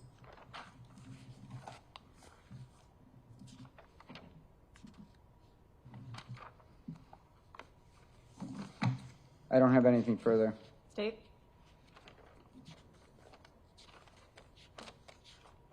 Showing you Exhibit 466 again. You were asked on cross about several items of clothing. I think it's clear that there were a lot of articles of clothing that were seen within the residence. Is that accurate? Yes. And you found a backpack, Correct. but not the backpack seen in this picture. Correct. And in the residence, you did not find this black jacket or sweatshirt, gray black jacket or sweatshirt, Correct. and you did not find the pants, We did not. and you did not find the shoes. No, we did not. Showing you Defense Exhibit 816. On this red couch, do you remember seeing this item that I'm pointing to? Yes. What was that? I believe it was a package. I can't recall for sure. But you recall seeing that in that position? Yes. Okay, and it's blue and kind of flat? Yes. Fair?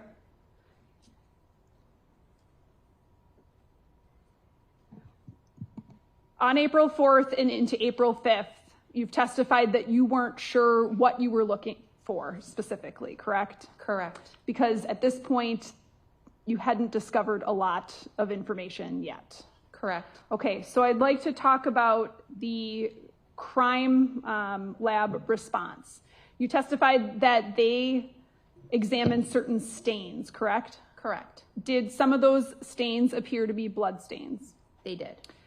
The stains in general, can you describe what the size range of those were?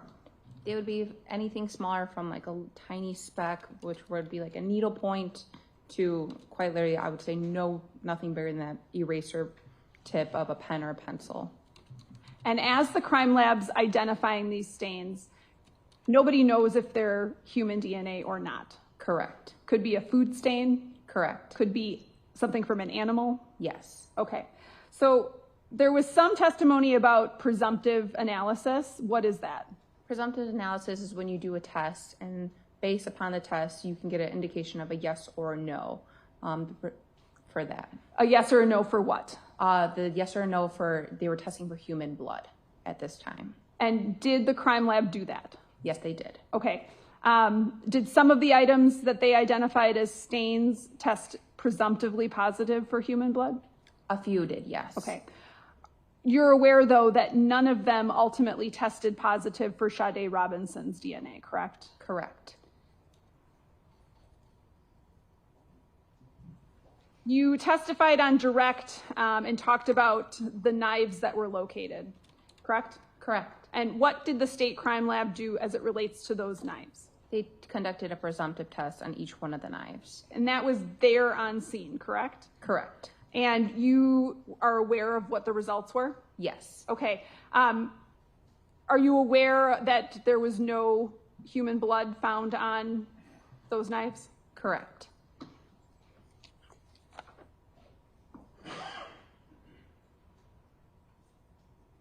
Going to show you what's been marked State's Exhibit 469 and ask you if you know what that is.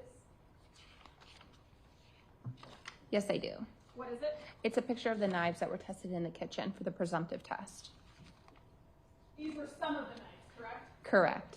I'd ask that 469 and be received and published. Any objection? None. It's received.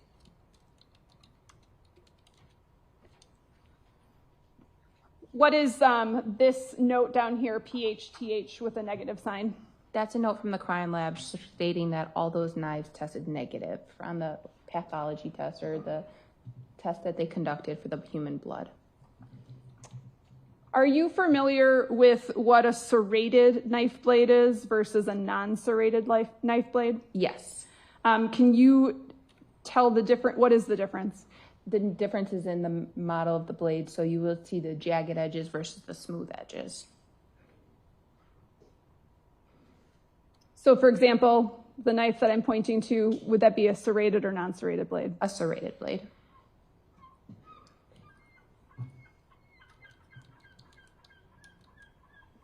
In between the search warrants that occurred on the 4th and the 5th, you testified that there were law enforcement officers that remained on scene, correct? Correct. Okay.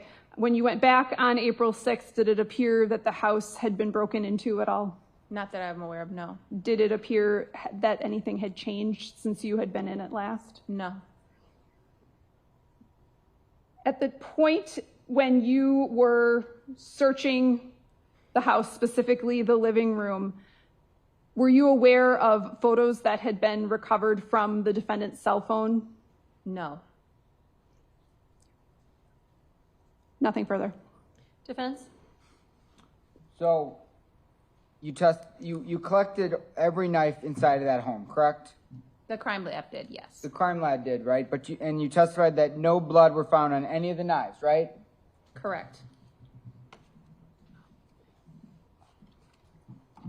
And you did test some substances, and some of the swabs were taken were positive for blood, correct? Correct. Including Mr. Anderson's blood, right? I don't know the exact human blood. It just tests positive for human blood, not a certain person's blood. But some of those substances were just animal blood, or not? I can't say whether they were animal blood or not. Okay. But I think you said this just now, was that they're just very small, I guess, drops or specks, right? Correct. I have nothing further. State? Nothing. Thank you, Detective. Thank you. State your next witness. We'll briefly recall Detective Donner.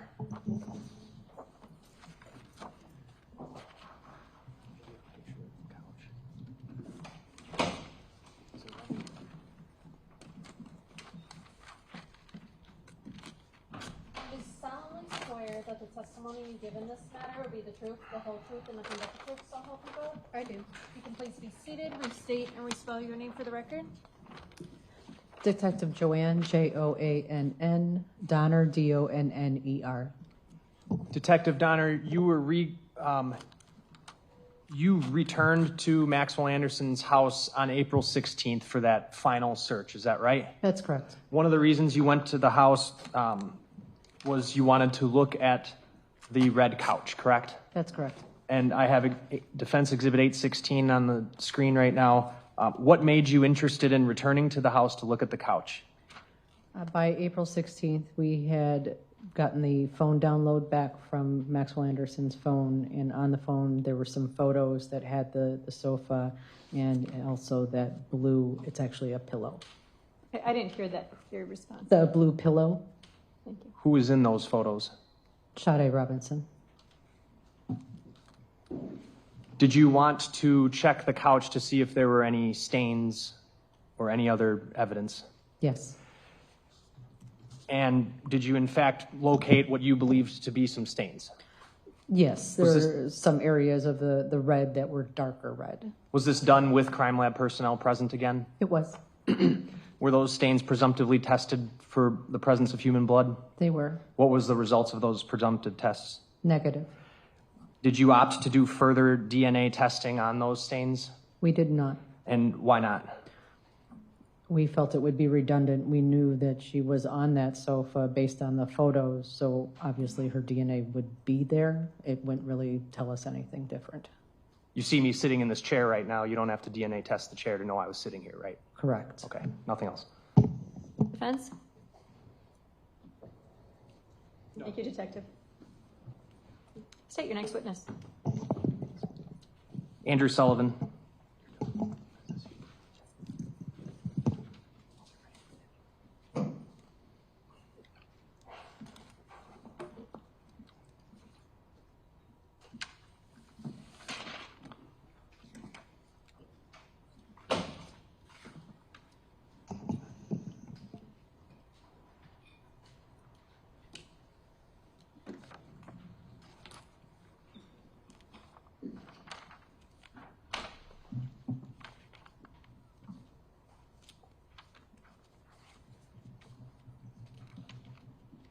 Do you solemnly swear that the testimony you give in this matter will be the truth, the whole truth, and nothing but the truth, so help you God?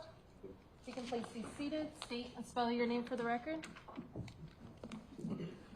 Andrew Sullivan, AndrewSullivan. How are you employed? As a detective with the Milwaukee County Sheriff's Office. How long have you been with the sheriff's office? 9.5 years. Were you working in that capacity on April 4th, 2024? Yes. On that date, did you assist with a search warrant execution at the address of 3161 South 39th Street in the city of Milwaukee? Yes. What was your role that day? Searching for evidence. Did you also have contact with the lower tenant of that residence? Yes. And did you actually go inside the lower of that residence? Yes. Are you aware of the lower tenant's name? Pete Warbington.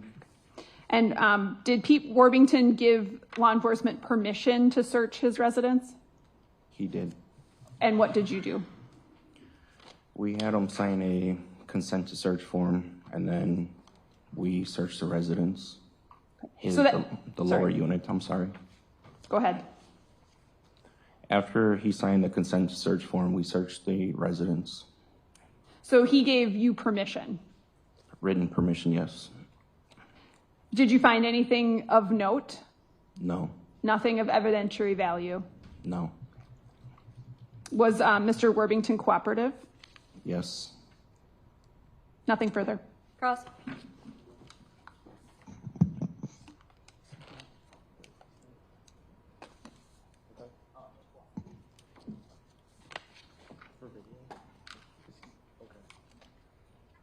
Nothing on this topic, that's fine. Thank you. State your next witness. Detective Vincent Lopez.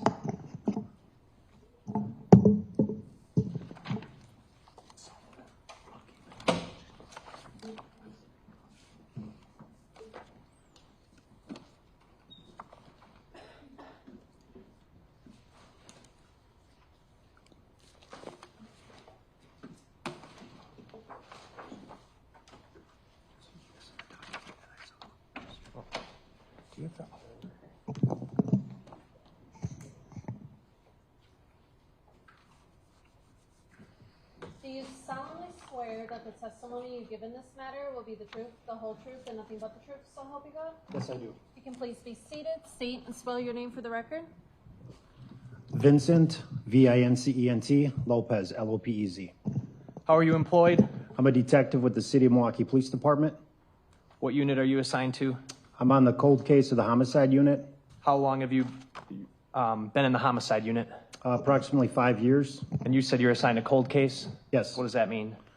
I primarily work on older cases. We say roughly 5 years or older.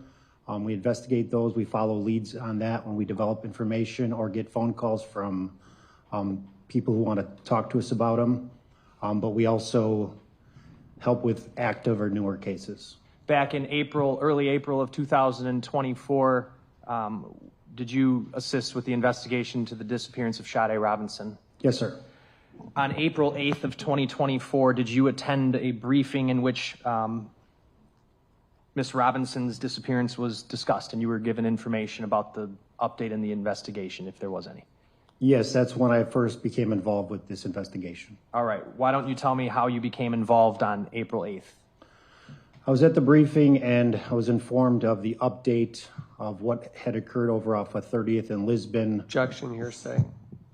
It's offered to explain what he did next. If it's not being offered for the truth of the matter asserted, but for the effect on the listener, I'll allow it. You can answer the question. I was informed that there was a arson of a vehicle on 30th in Lisbon, our Galena area. I was informed of a person of interest. I was a white male carrying a backpack based off a video.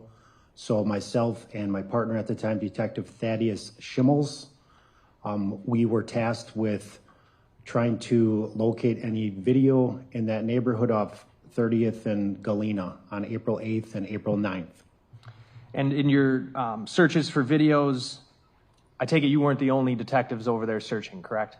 That's correct. Were videos recovered in the area that showed a person walking away from that burned vehicle? Yes, sir. And ultimately, did that lead you to searching the area near that person's residence? Yes. And who was that person? Maxwell Anderson. So on April 8th, you joined because you're going to start, you all were helping with the video canvas near the burned vehicle. And by April 9th, you had switched gears, correct? Yes, we actually, also the 8th, we did like a secondary search near the railroad tracks. We looked for video, we collected video. And then the 9th, we pivoted to look for video and do follow-up near 3161 South 39th Street, which is the residence of Mr. Anderson. The video search near the railroad tracks, was that a result of Sade Robinson's body parts being found in the playground off 31st and Galena? Objection leading. It is leading. Why did you search the area of the railroad tracks for video? So when I was briefed on the 8th, I was informed that body parts were found over the weekend near the railroad tracks of 30th and Galena and Walnut. Okay. And by April 9th, then what happened? What did you do? Myself and Detective Schimmels went to the area of 3161 South 39th Street. Video was already begun collection in that neighborhood, but we were doing further follow-up to find more video, to locate any residences that did not provide video yet. While we were in that neighborhood, we decided to do we call it a search of the neighborhood in some yards and garbage carts and recycling carts. Did you specifically search garbage and recycling carts in the 3100 block of South 39th Street?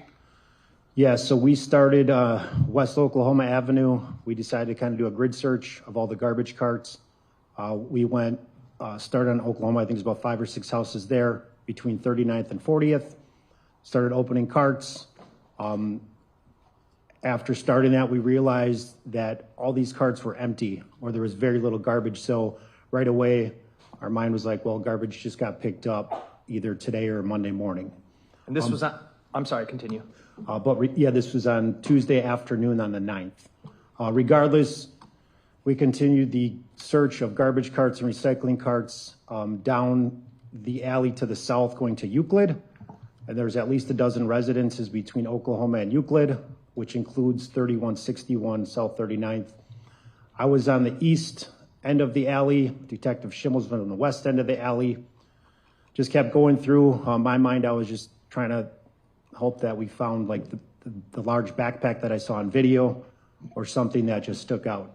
Kept going, and I recall that day, that afternoon, we got toward the end, closer to Euclid, so it was a few houses past the defendant's address. I remember opening one of the garbage carts and seeing an article of clothing at the bottom, but it didn't hit me at that point, and I just closed it and kept searching garbage carts. My mind was that everything got picked up by the DPW, and any evidence that would have been in carts would have been lost. All right, I have on the screen right now, I think this is marked as Exhibit 443 already and entered. It was moved in last week. We're looking at Oklahoma Avenue where my mouse is on this map, and then below that is Euclid, right? Yes, sir. All right, so then this street where my mouse is would be what street? 41st. All right, this street? South 39th Street. All right, and then this right here where my mouse is what? That would be the alley. It was a T alley. You can see where you're pointing right now with the cursor.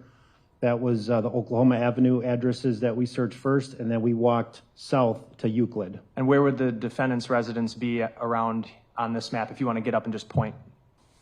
It'd be a little bit further south of mid-block, so I would say right around here, 3161. So you and Detective Schimmels are just going up and down this alley lifting the tops of the garbage carts and really not seemingly finding that there was anything in any of them? Correct, yeah, they are all empty. After you wrapped up for the day on April 9th, tell us what happened next. Well, we went about continuing the investigation the 10th and 11th, continued follow-up, reviewing video that was collected, looking for more video on the north side. And then I attended a briefing on April 11th in the evening. And that's when I was alerted to somebody had put a collage of 5 still photographs of the defendant on a bus, getting off a bus off 35th and Lakefield. And I saw that at the briefing in the evening, and they were really clear photos of the hooded sweatshirt that Mr. Anderson was wearing. So then at that point, it just went through my mind that I should probably follow up on that garbage cart where I saw article of clothing. I've got 458, which has already been admitted on the screen now. Is this the photos that you were talking about that you saw? Yes, sir. Okay. And did it hit you after you saw that on the briefing? What day was that briefing? The evening of April 11th. At that briefing, it kind of hit you that you might have seen something? Yeah, it hit me that it clicked that might be related to this case, what I saw on that cart, but I was still doubtful because the DPW went through that alley and picked up all the garbage on that whole block. What date would DPW have gone through that block? It was Monday, April 8th. Do you know in your experience if DPW will pick up the carts that are empty? It depends from what I understand. I'm going to object on hearsay at this point. I'll sustain the objection, but the answer will stand due to timeliness. Next question. So did you go back to that location? Yes, on Friday morning, April 12th at approximately 9:20 a.m., I wanted to clear my mind of seeing what I saw in that cart. So I went back to that location and I went through the carts again, and I came across a gray hooded sweatshirt at the bottom, and I saw a seam on it. Before I touched it all, I saw a seam on the back of the hood, which I could see on that still photo you just had up. Okay. Did you collect that item? Yes, I called Detective Schimmels, who met me at that location. We took photographs and collected it. Was there anything else in that garbage cart? No, just a few items stuck to the bottom, but nothing loose. Was this one of those items that was stuck to the bottom? The sweatshirt was not stuck to the bottom. It was just laying at the bottom by itself. Nothing on top of it? Correct. I'm going to show you.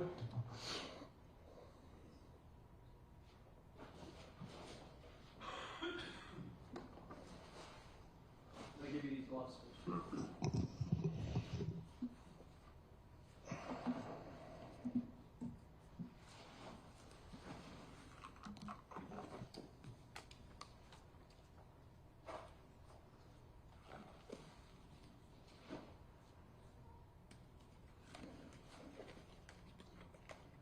Showing you it's marked Exhibit 480. I'm just going to ask you to take a look at it and tell me if you know what it is.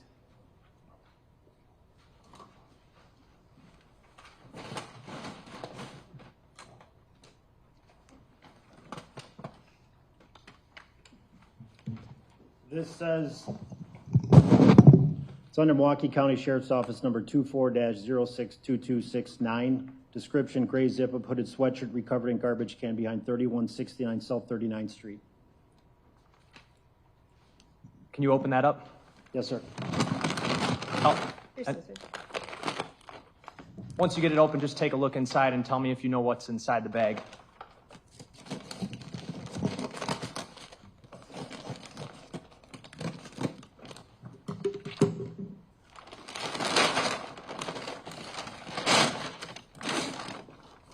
There is another bag, a brown paper bag with my handwriting on it, and I can see the gray hooded sweatshirt in that bag. Okay. I'd move 480 in.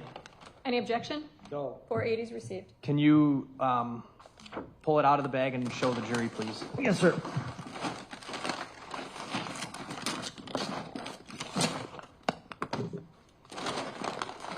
Then inside is just another bag that's pulled up. So that's my handwriting, and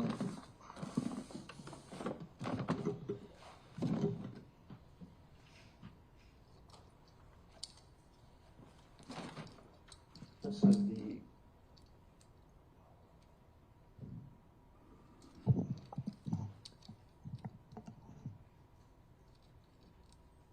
All right.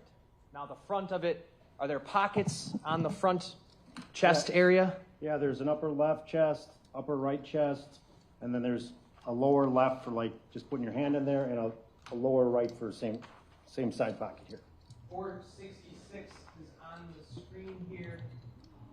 Are you able to see the two chest pockets here? Yes, sir. Do they appear to be the exact same pockets as on that jacket? Yes, sir. And then one of his hands is in the lower pockets, right? Yes.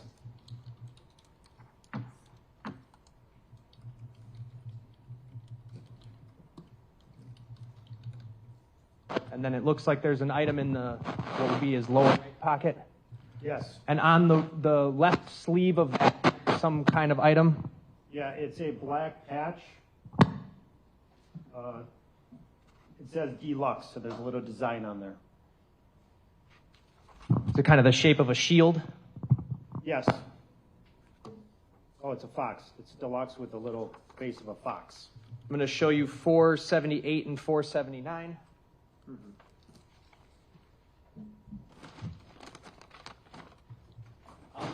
I'll just hold these up for you. Yes.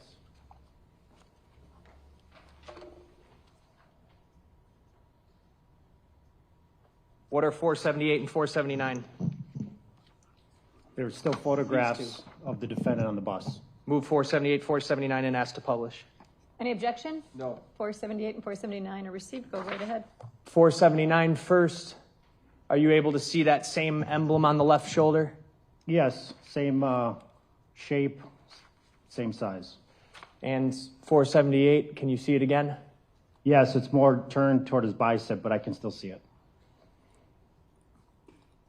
All right, you can put that in the bags.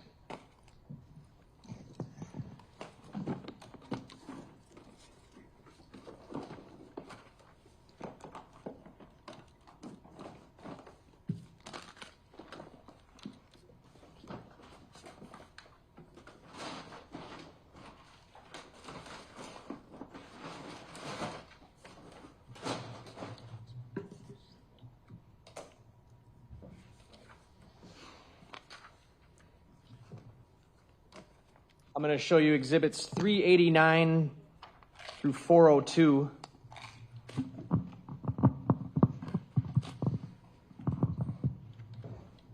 Take a look at those and tell me if you know what they are.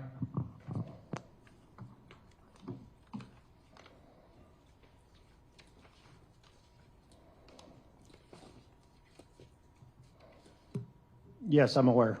Are those all photographs from the date of the recovery of this sweatshirt? Yes, sir. I'm going to move each of those exhibits in and ask to publish. No objection, Your Honor. Can I have the numbers one more time, please? 389 through 402. Thank you. They're received. Go right ahead.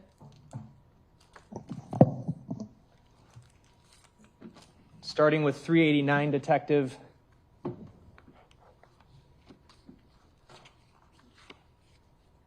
What is that? That's a photograph of the front of 3169 South 39th Street, which was the residence where the garbage carts were for. And I'm going to put up 391 here. What's that? This is a view of 3169 to the left, and then it's pointing to the north, so that would show two houses down as 3161 South 39th Street.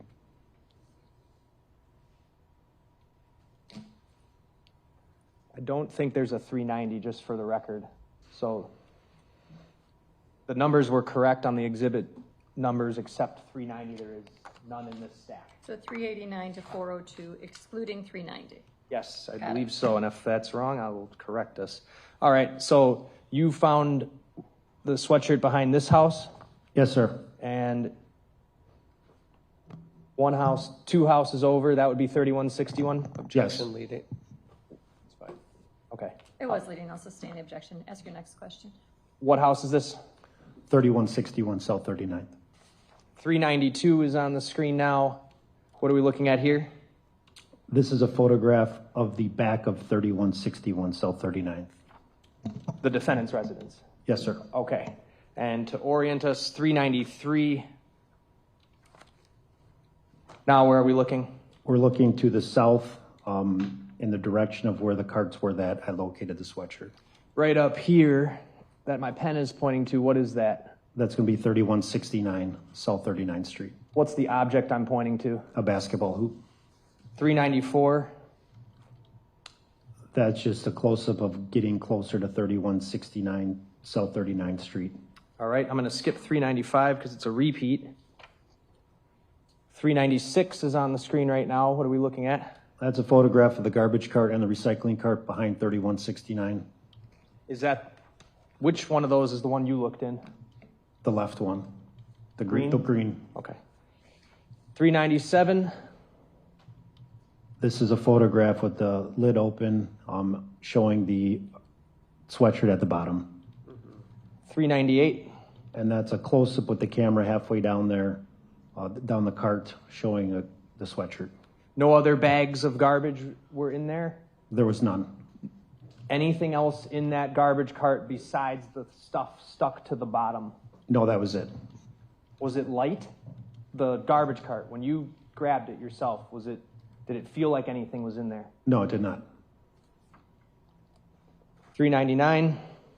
This was me recovering the sweatshirt, and Detective Schimmel's taking a photograph of showing it, the whole front of it.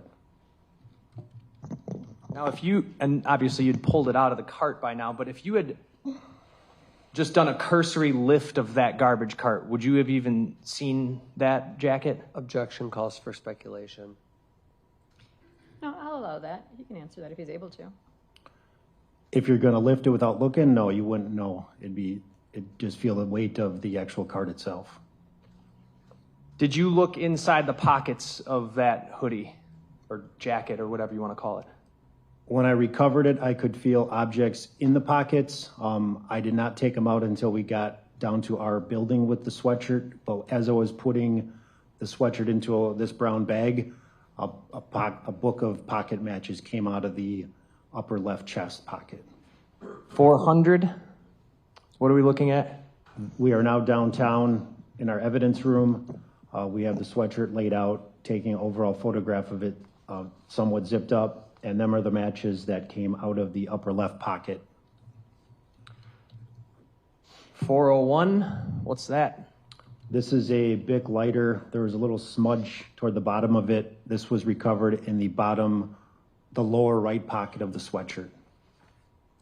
And 402, finally, what is that? This is all the items out of the pocket. The blue and black Swiss Army knife, very small blade. That was in the lower left pocket of the sweatshirt. And then the other 2 matchbooks and that small keychain lighter, which the light did work, those were all found in the upper left pocket with that box of matches that fell out. Okay, so just help me understand, is one of these box of matches in this photograph one of the ones that originally fell out? Yeah, it's going to be the bottom one. So this is the one I'm pointing to, that's the one that fell out when you were originally starting to go through it? Yes. And then in addition to that, you found how many more boxes of matches? The 2 on top, so 3 total. And then what is this gray item here? It's a keychain, just a flat light. I might have said lighter, but it's a light. Okay. And just one of those little push button lights, put it on and it gives you a little bit of light, and it worked. It's not a flame? Correct, not a flame. This item here, what is this? That's a Swiss Army knife. It's got the tools like a corkscrew and a little bit of a file on it and a little blade. Were there matches within these matchbooks? Yes. And the last item is, I have 401, that's the lighter? Yes, that was by itself in the lower right pocket. Were there any other items found in the pockets of that jacket or hoodie? No.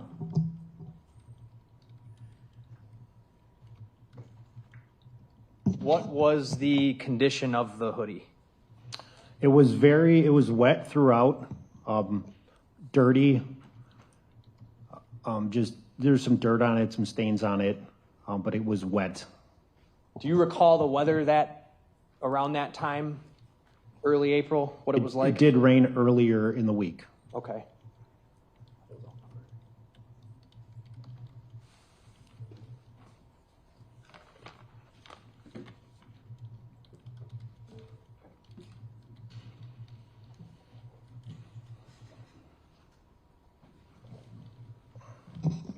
Showing you exhibits 481 through 486.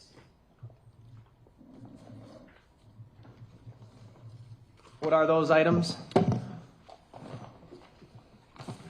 These are the items that we just went over on the photograph that I collected out of the pockets. This is my handwriting. It's a Swiss knife, a lighter, the small little keychain light, and then the 3 boxes of matches. Move 481 through 486 into evidence. Any objection? No. They're received.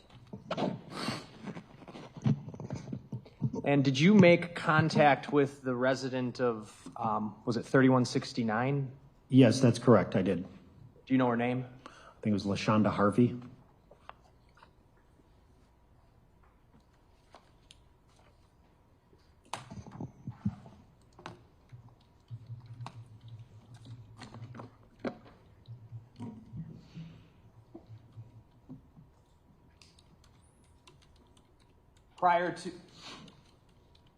Prior to going out there to do that search of that alley, had you learned from other investigators whether or not the hooded jacket had been recovered? I learned on that night of the 11th, it was brought up about the jacket or backpack, or the sweatshirt or backpack, and then I learned that neither was recovered during the search warrant or during any type of searches. And in your searches of the alley, we'll strike that. That's what made you go back out there, right? Yes. And in those searches, did you ever recover the camouflage backpack? No, sir. Nothing else? Cross? Thank you. You played a number of roles in this case beyond just looking in trash cans, didn't you? Yes, sir. Including going to 27th and Lisbon to look for witnesses. Would you agree with that? Yes, I did.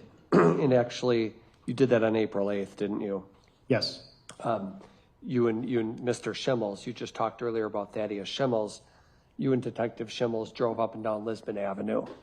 That's correct. Because you're familiar with the timeline in this case, I'm sure, right? Yes, sir. That we have April 2nd, that there's a vehicle that is on fire and the days of what happened afterwards, right? Yes, I learned all that on the 8th, correct. Including that Mr. Anderson was arrested on April 4th, right? Yes. Okay, so we know that for sure, arrested on April 4th. Yes, sir. And obviously the arson happening a couple of days before that.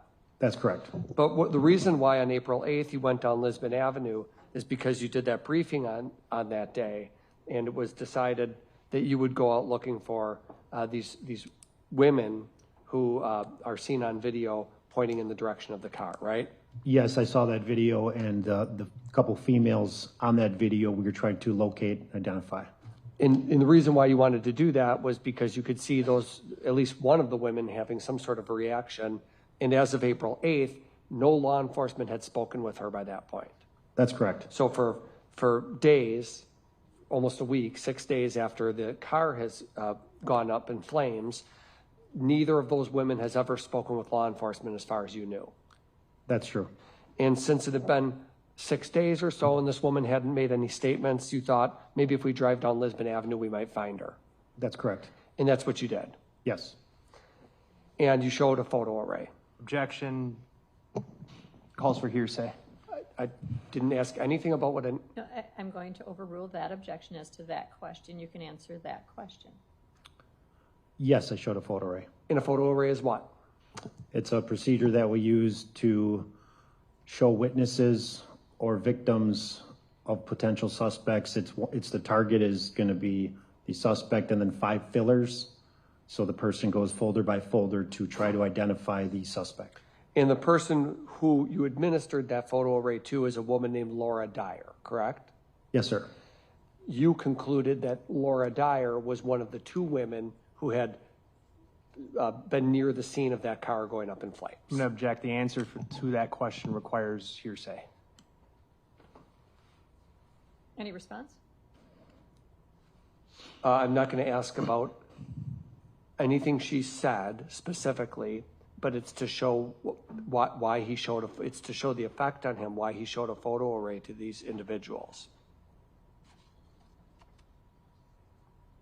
So if you're not offering it for the truth of the matter asserted, you're offering it for the effect on the listener, the information that that was garnered. I will allow you to answer that question. Can you repeat it? One of the women, who was the woman that you showed the photo array to? Laura Dyer. Very good. Now, that happened on April 8th, right? Yes, sir. Did the photo array? Yes. And you talked to her? Yes. And just to be clear, as far as you know, that's the only time she spoke with law enforcement? Yes, I believe so. Okay.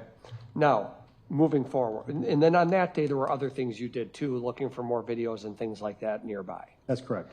You would agree that the amount of videos that you've reviewed is rather extensive, right? Yes. I won't go through all of them with you here on the stand, but in general, you're also aware of the fact that there is video surveillance. When we were looking at remember we had the map up of the alley and the trash can area? You remember that? Yes, sir. You're even aware that there was video surveillance of the home across the street from Mr. Anderson's house, right? Yes. Okay, that there's a video camera that may not be the best quality, but allows one to look into essentially down the pathway leading to the alley, right? Yes, sir. And you canvassed that whole area, including the alley area, for videos as well, right? Yes, I know there's initial video canvas done by other shifts, and then we piggybacked off of them to try to get addresses that they had no answers. Okay.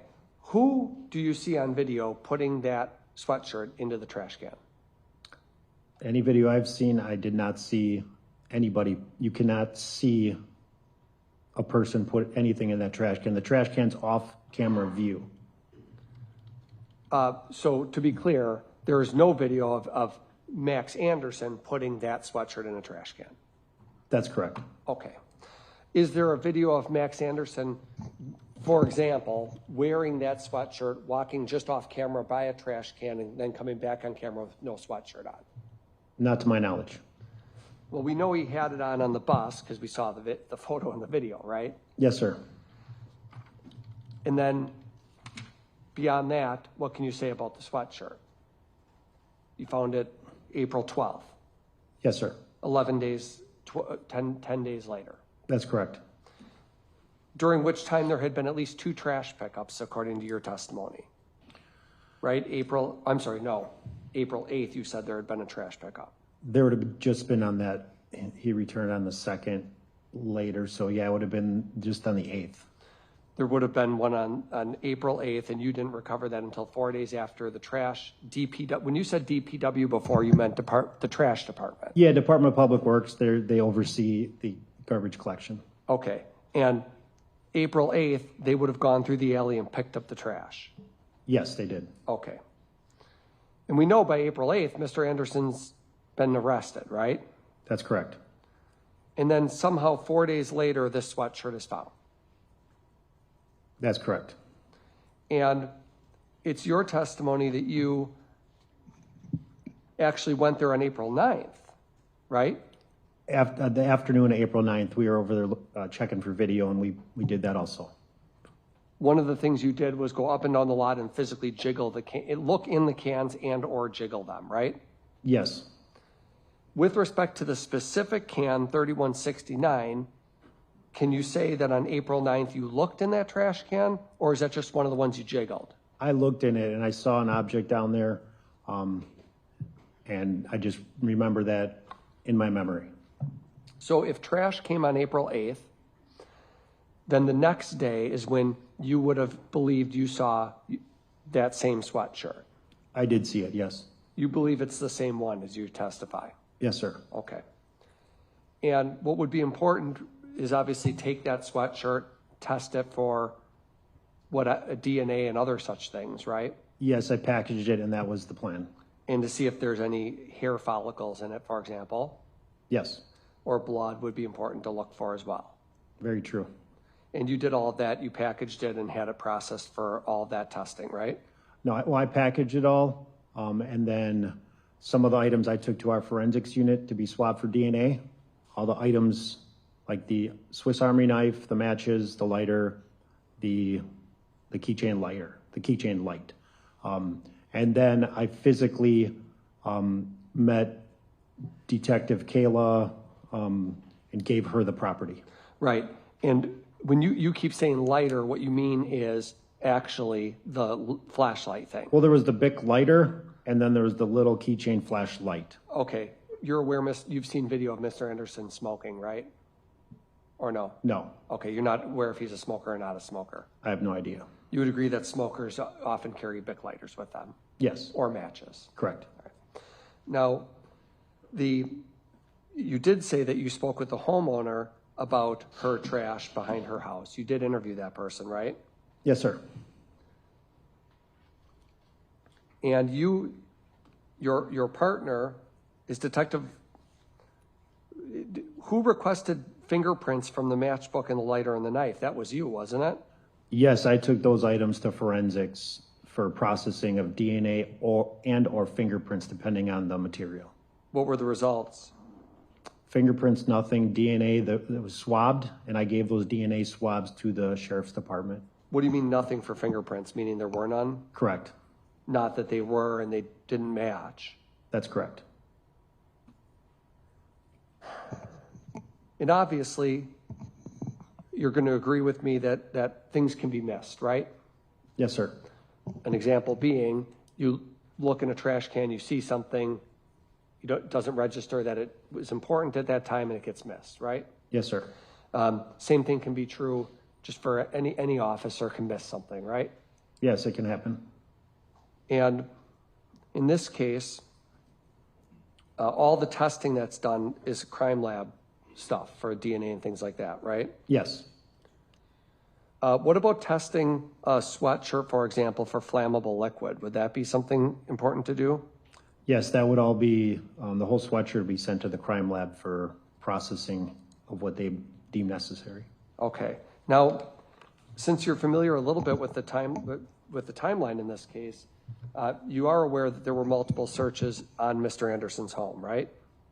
I was aware a search warrant was executed there. I don't know the details, and I don't know how many times. Okay, so you're not familiar with how many times law enforcement went into the home? That's correct. I have no idea. Do you have any idea?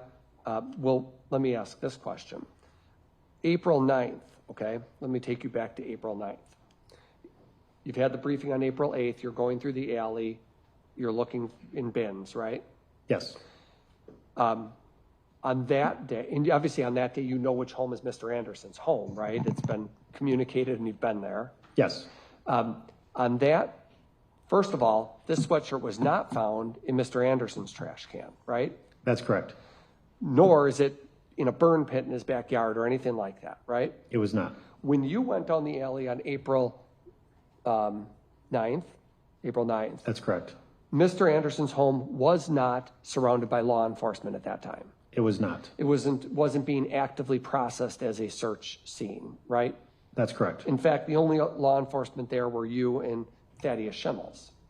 Yes. And that was what time of day that you were going through the alley on April 9th? It was the afternoon. Okay. So then the morning, you didn't as a detective instruct a deputy to keep eyes on this alley at all times, did you? No, I did not. Well, when you try to piece things together with video surveillance, because there is some video surveillance in that alley, isn't there? Yes. So when you try to piece things together with video surveillance, are you able to piece together a time frame in which Mr. Anderson supposedly put, can you even say that Mr. Anderson put that in the trash can? No, I cannot. Okay, that's all. State? Did you attempt to figure out the timeline of when that would have gotten into that trash can? We tried. Did you do that by talking to the woman who lives there? Yes. What'd you learn? I found out that she was in and out on vacation and used very little trash, which is why it was no garbage in there, and there was no article of clothing that she put in that garbage cart. And did you follow up with DPW to try to figure out if they had in fact picked up that specific can? Yes. What'd you learn? We learned that I'm going to object on hearsay grounds to what DPW said. I think he opened the door for this. It's still hearsay. Any other response? No. He opened the door to it. I still need a hearsay exception or reasoning underlying. I'll ask a different question. Go ahead.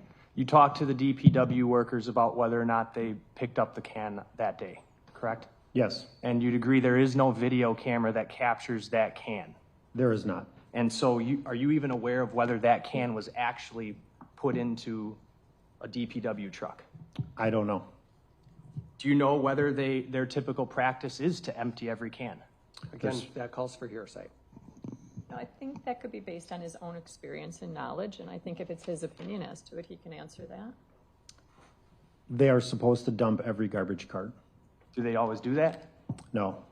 Nothing else? Pence? Yes, on the homeowner, she didn't say she put out no trash, right? She said she had very little trash during this time frame because she was on vacation a few times. Right. During portions of time she was on vacation, but she still had some trash, just less than normal. Yes. Okay, that's all. State? Nothing more. Thank you, Detective Lopez. You're welcome. Okay. State your next witness. Janelle Vitt-Latchel.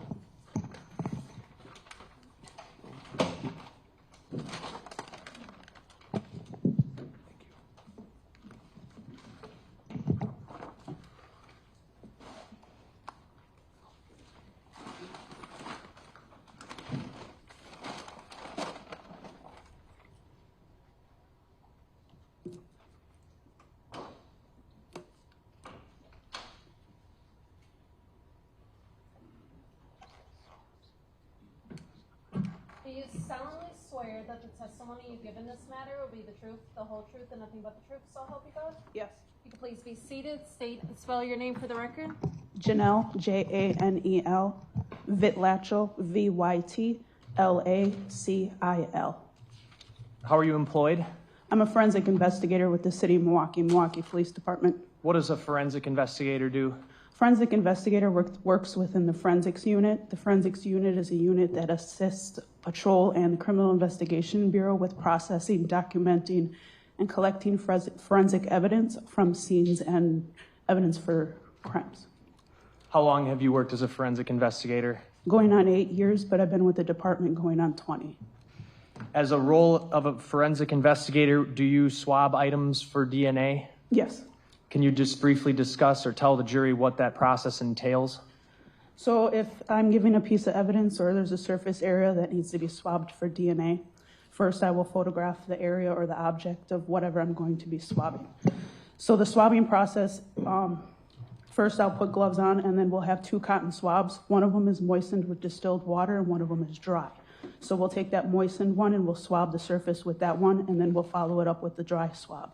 So these 2 swabs are then put into a glycine envelope, which is a wax paper type envelope, and then sealed into another envelope that has the case information on it. Did you receive a series of items to swab from that were recovered from a hoodie, namely matches and a lighter? Yes. Okay.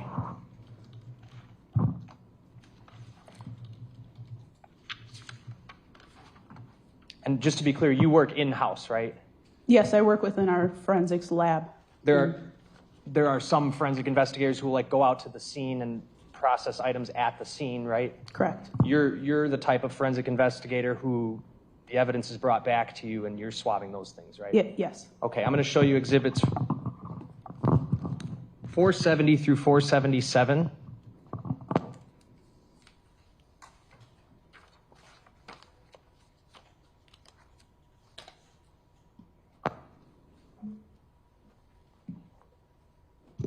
What are those?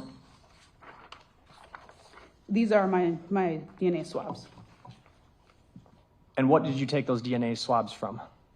So there's 8 total DNA swabs. They were collected from a Swiss Army knife, a Bic lighter.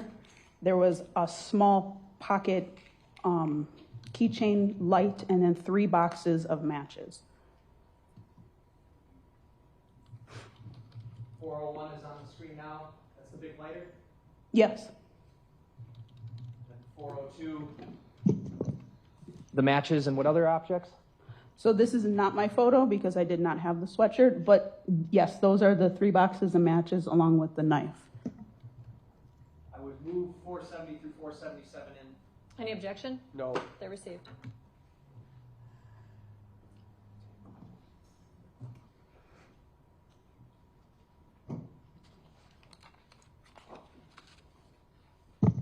And then the purpose of you doing that is because eventually those swabs would then be sent down to the state crime lab, right?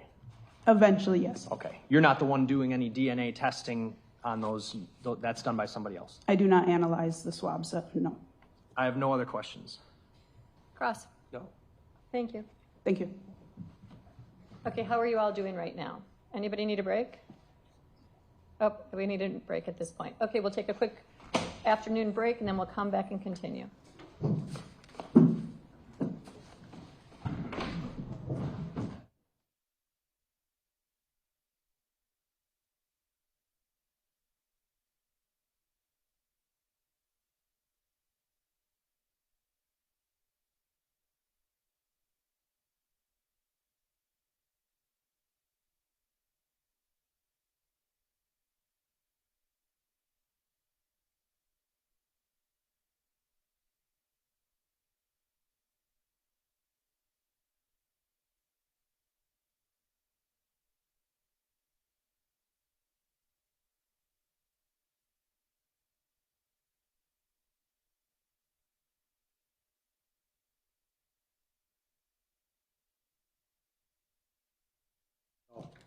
Okay, thank you. We'll take a break.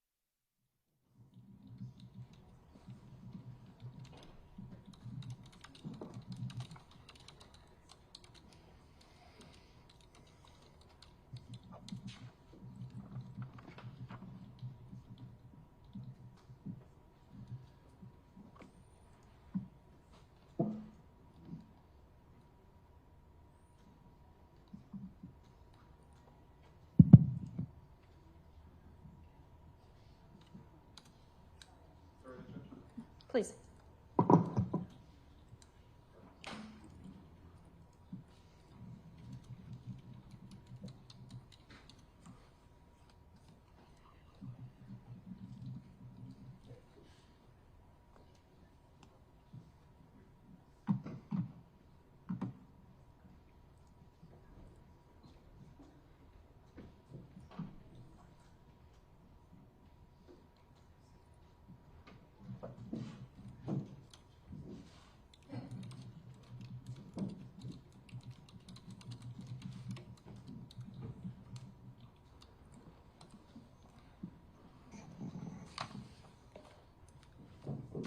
Okay.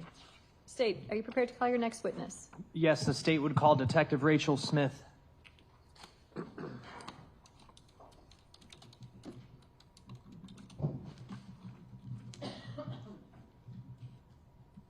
you solemnly swear that the testimony you give in this matter will be the truth, the whole truth, and nothing but the truth, so help you God? I do. If you could please be seated, seat, and spell your name for the record. Rachel, Rachel, Smith, Smith. Are you a detective with the City of Milwaukee Police Department? I am, yes. What unit are you assigned to? I'm assigned to the homicide division. Through your employment as a detective assigned to the homicide division, did you assist in the investigation into the disappearance of Sade Robinson? I did, yes. Was one role of your investigation to look for surveillance video in the neighborhood surrounding Maxwell Anderson's home? Yes, that was one of my assignments, yes. Were you aware that his home was 3161 South 39th Street? Yes. That neighborhood in general is predominantly just residences, correct? That is correct, yes. And the street to the north of the residence would be? To the north is going to be Oklahoma. And to the south? It's going to be Euclid Avenue. Is that location on the map here? It is, yes. All right. I've got my cursor. Here's 40th Street. You see where my cursor is? Yes. All right. And if I zoom in a little, we're talking about this block here, correct? That is correct, yes. This T is the alley that is in that 3100 block of South 39th Street?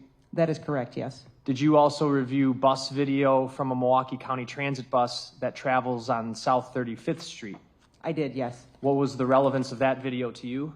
I was made aware that the defendant had traveled on that bus from 35th and Lisbon south all the way up to the area of 35th Street and Lakefield. Can you, using the microphone that is next to you, which I believe you're going to have to turn on, can you get up and tell us from your review of that Milwaukee County Transit video where the defendant exited the bus? Sure. So the bus traveled southbound on 35th Street here. He exited the bus right about here, just south of Lakefield, which is this street here. And then he traveled west on Lakefield, and then it would be south on 38th Street, and then continued west on Euclid until arriving in this area of his residence. All right. So Lakefield here is this angled street on the right side of the screen, but this going across 35th Street would be the most logical route to take from where he got off the bus to get to his residence. That is correct. That is what we believe. So what area, did you search the area of the alley behind the defendant's home for video that might show him arriving back? Yes, we did. And could you point out on this map approximately where you found video? Sure. So the residence is going to be 3174. It's right here, and it is a camera in the rear alley facing towards the address of 3161 South 39th. Does it angle towards either of the north or south streets? Yes, it angles. The camera is on 3174, and it points in a southeast direction towards. It's going to capture like the alley, and it captures Euclid, and then it just captures South 39th Street in the background. The corner? Correct. Okay. The T part not depicted, right? Correct. Did you also become aware when you were reviewing the footage from that camera of an approximate time that Sade Robinson's car arrived in that location? Yes. This would have been obviously hours before the bus. That is correct, yes. All right. Where was that? What did you see?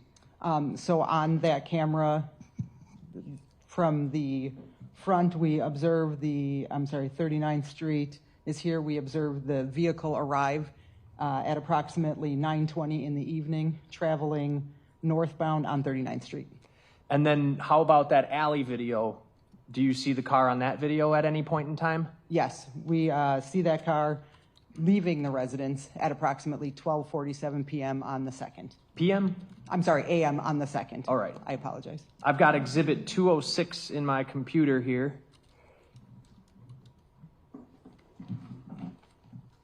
Is it a disc? It is a disc Thank you. marked as Exhibit 206. Thank you.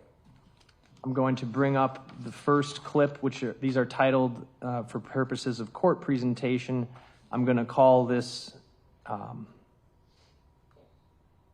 let's actually go off the timestamp. So what are we looking at here, Detective? Can you just explain everything for us? Sure. So this is kind of how I described. So the camera is on the residence here, and it is pointing in a southeast direction.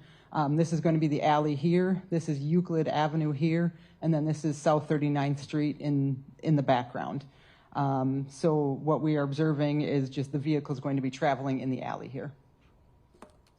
And tell us about the date and the time, because I don't think it's readily visible on the screen here. Yes, so this is a cloud-based camera system, and it does not depict a date and time on there. However, if you look at the file name, the date and the timestamp is the starting time of the video is depicted in that. What time does this video start? So it starts at 12:47 and 21 seconds. AM? AM, yes. On what date? On the 2nd, and it's the clip is approximately 31 seconds long. And that's consistent with how all the files that you originally obtained were titled? That is correct, yes. All right, I'm going to move Exhibit 206 into evidence. Bless you. Any objection? No. 206 is received.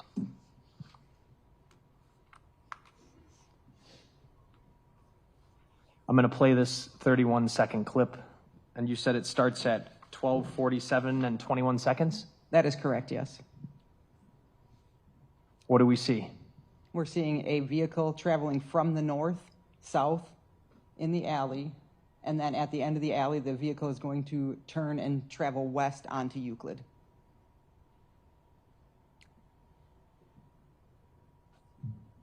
All right, and I'm going to back it up to the beginning. Are there any distinctive features on the vehicle which lead you to believe this is Sade's vehicle? Yes, we were made, or I was shown pictures of the vehicle, and the most distinct thing in this photo is you do observe the distinct taillights. C-shaped? Correct. I'm going to zoom in slightly. Can you point out what you're talking about? Yes. So right here you can see it, and I believe when the vehicle gets closer to the end of the alley, you can see it a little bit better. All right, I'm going to go frame by frame. Like right there, before the brake lights illuminate. All right. And then the vehicle turns which way on Euclid? It turns westbound on Euclid, and you can't see it actually, but you can see the lights through the fence line there. The next thoroughfare, I'm pulling back up 443 here. If you exited that alley to the south here, and you made that westbound turn on Euclid, what would be the next main thoroughfare that you would reach? South 43rd Street. All right, and South 43rd Street,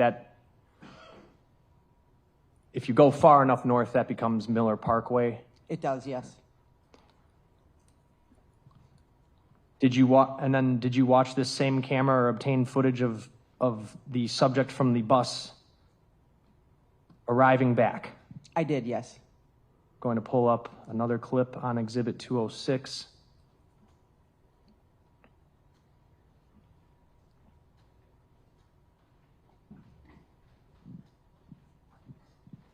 And can you tell us what date and time we're looking at for this clip? Sure. On this one, it's going to be April 2nd, 2024, and this clip starts at 8:42 and 8 seconds a.m. On what date? Sorry. On April 2nd. Okay.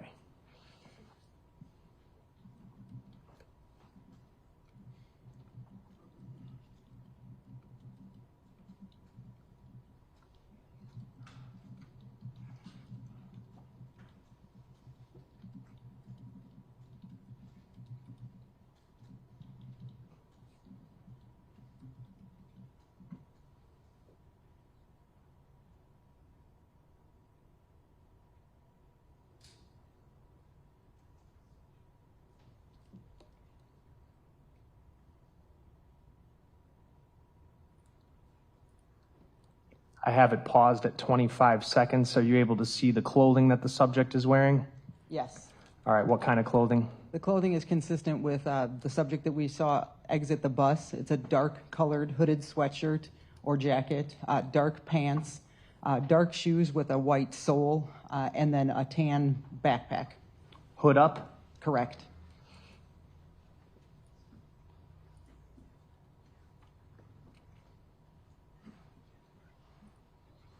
I'm going to disengage the Zoom and play it again from the beginning. While that's playing, are you aware of what time that subject gets off the county transit bus? Let me restart the clip. I was going to say, I think it froze there.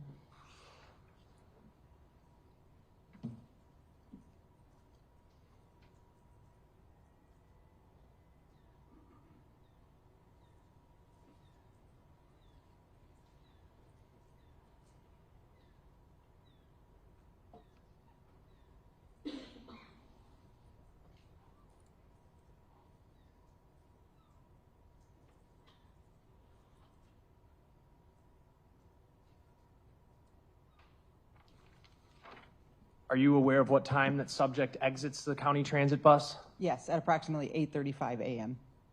Are you aware of how long it would take to exit the bus and walk to the point where that person is picked up on camera? I believe we did a Google Maps type thing where it's approximately 0.3 miles and walking distance estimated approximately 7 minutes.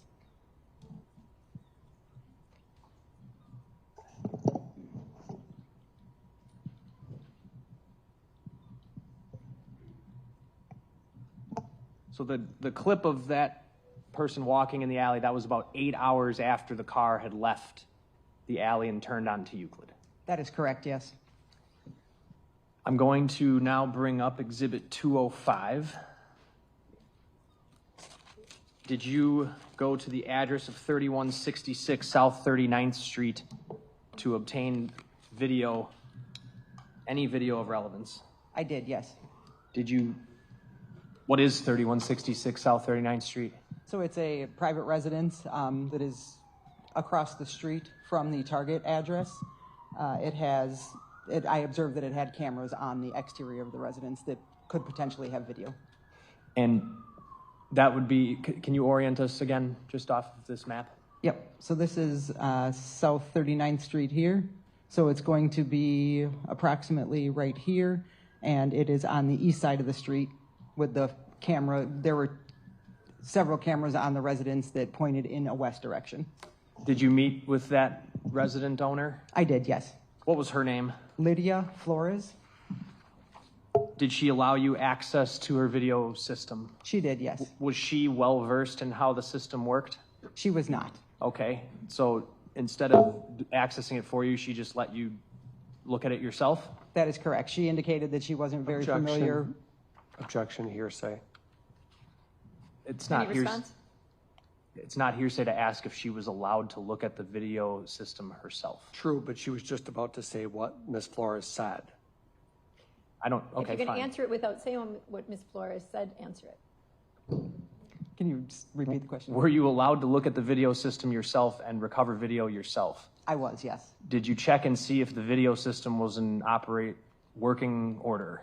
It was in working order, but I did observe that the timestamp was approximately 1 hour slow. From real time? That is correct. And did you observe this to be a continuous recording stream? So at the time of the downloading of it, the video system was set up as continuous recording. However, once we did download the files and get it back to to our police building, when I was reviewing the files, it is not a continuous recording. There are gaps within the video. Not really. It's set up to be continuous, but there were definitely gaps in the video. What time frame did you obtain video from? We obtained video from 9 p.m. on April 1st until 11 a.m. on April 2nd. Why that time frame? That was the time frame that we had been made aware of other events in the investigation. I believe it was phone records and other things like that we knew that was kind of the relevant time frame that we were looking at. Were there multiple video cameras depicting areas that were really not of interest to your investigation? There were, yes. And describe that, please. So there were several cameras, and I observed that only 2 of the cameras on the system would capture anything relevant. Several of the cameras were depicting the backyard, the driveway, in a direction that didn't face towards the target residence. So what we're going to be talking about today, do you remember what cameras those are? The ones that were working? Yes. Yes, Channel 4 and Channel 5. Channel 4, I'm going to pull up a video clip here on Exhibit 205. It's a flash drive. And what are we looking at here? It says Channel 4 up in the corner. Yep, so this is Channel 4, and this camera was placed in the south, that would be the southwest corner of the residence, and it was facing in a northwest direction. And is the defendant's residence on this camera or not? It is not. Okay, where would it be approximately? It would be approximately right where the Channel 4 is, kind of right here. What are we going to see on this camera? On this camera, we are going to see the victim's vehicle arrive. What does it do? Stop in front or do what? As it's traveling past, the brake lights do illuminate as it's slowing down, but then it does continue past the residence north. And date and time? So as I indicated, so this is April 1st, 4/1 of 2024. The timestamp on here says 8:20 and 11 seconds p.m., and that is 1 hour slow, so this is actually 9:20 and 11 seconds. All the cameras were an hour slow, correct? That is correct. All right, so I'm going to start by playing this clip, but when we go to future clips and we're going through these, I'm going to ask you just to say what the real time would be, not based on what's written on the video. Does that sound good? That's fair, yes. All right, 9:20 p.m. camera 4. I'm going to play this clip.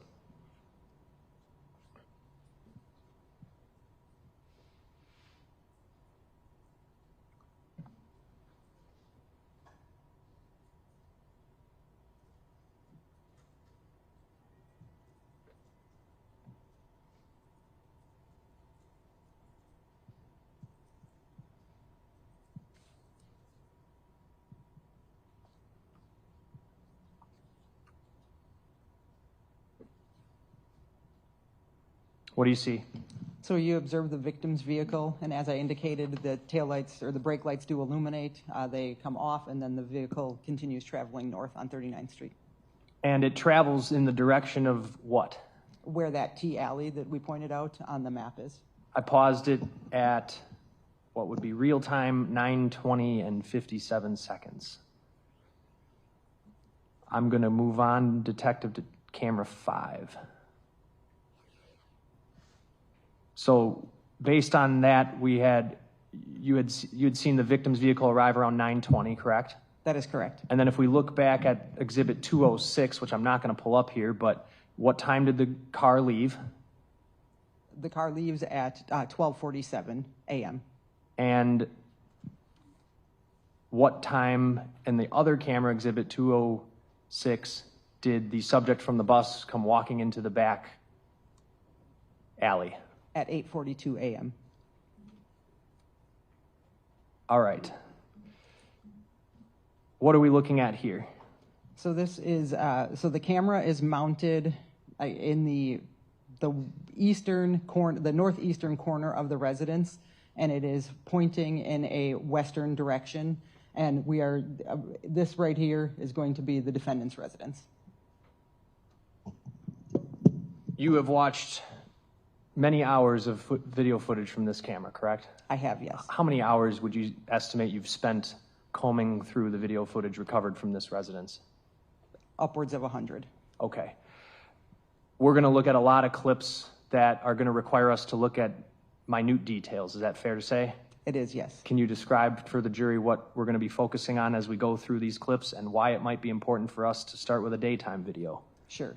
So this is in the nighttime video, it's raining and it's dark and there's a lot of shadows and it is from a distance, so it is difficult to see. But in this daytime video, you can see that this is the defendant's residence, and you have, which is an upper-lower duplex. The defendant occupies, we knew that the defendant occupied the upper of this residence. This is the front bay window or picture window, if you will, where we do see movement in there. And then over here to the left of the screen, which is going to be the south side of the residence. You're seeing a fenced area, and then you see this overhang here. The entry door that is the only door that leads to the defendant's unit is here. There is a second back gate there that leads to that alley that we saw before. Are we going to be spending some time looking at that back gate? We are, yes. Okay. I am going to play the clip I have queued up. What is the date and time in real time? Sure, it's going to be April 2nd, 2024 at 8:42 and 56 seconds a.m. And where would this pick up in relation to the clip we watched from the alley of the person from the bus walking up the alley? So where they're walking up, that person is continuing north and in the direction of where this camera is. What are we going to see? We're going to see that same person that we see in the alley, and they're going to come through this gate here. You're going to see the gate open. You're going to see the subject consistent with that same person that we saw in the alley. Playing this clip from 8:42:56 a.m. real time. Is that the gate opening? It is. What do you see? And you see the person enter wearing the black or dark hooded sweatshirt with the hood up, and then you can see the person is wearing that tan backpack. All right, I'm going to back it up to the beginning, playing it again.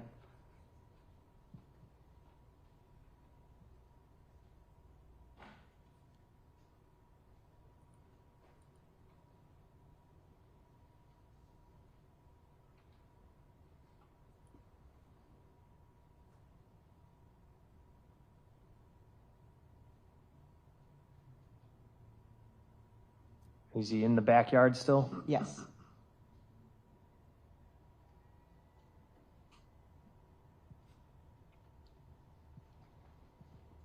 I'm going to go to the next clip. Where does this one pick up?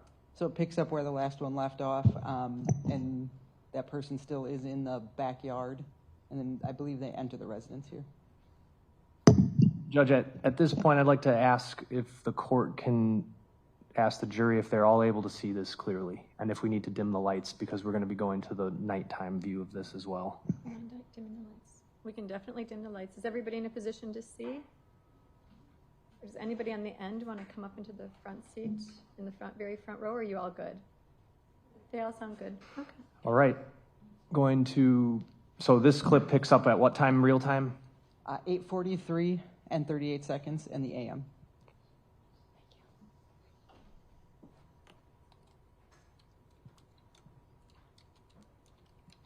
And do you see that subject anywhere? Yes, so you see that you first saw the door swing open and then the subject entered the door. And this one picks up at the end of the last clip, correct? Yes. So based on these videos, Detective, when can you conclude the person who got off the bus arrived back at Mr. Anderson's residence? At 8:42 a.m. You've seen the bus video, right? I have, yes. Do you know who's on the bus? Yes. Who? Maxwell Anderson. Okay. I'm going to show you Exhibit 487 as that clip plays out.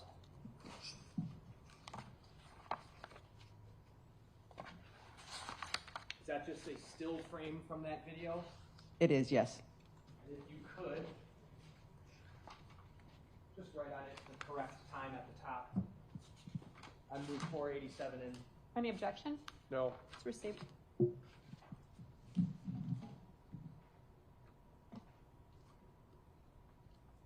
you. I can take the pen.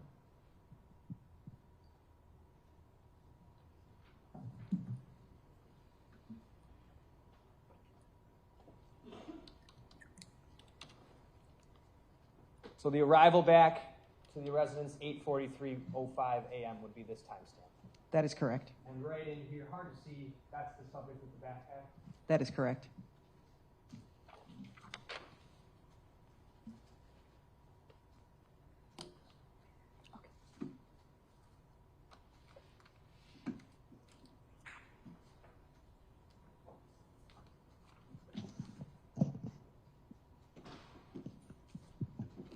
I'm going to play this clip again. During the daytime portions of this video, are you able to actually see the door opening and closing?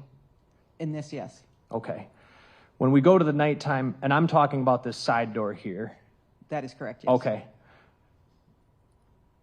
You see it there? Yes.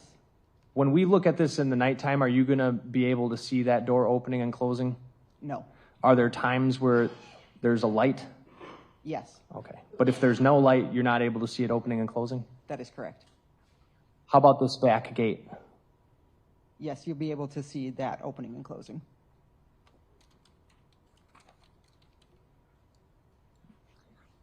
I'm going to, so I've got if you see in the lower right here, there were 527 clips from Channel 5 that you reviewed, correct? Correct. And that was what time frame again? That was from 9 p.m. on April 1st, 2024, until 11 a.m. on April 2nd, 2024.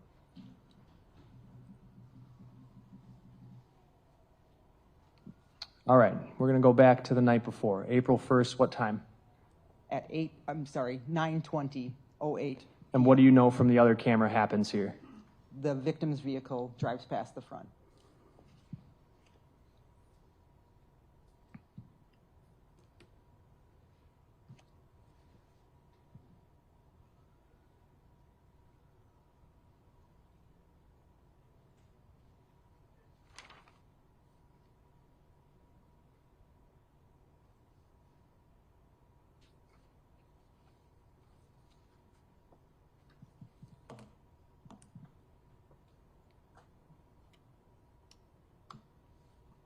Right there? Yes. Minutes later, what do you see near the gate? You'll see a motion light illuminate in the back alley there, and then you will see the gate open. All right, so now we're in the nighttime, so it's much harder to see. So why don't you point out for us where we want to be looking here?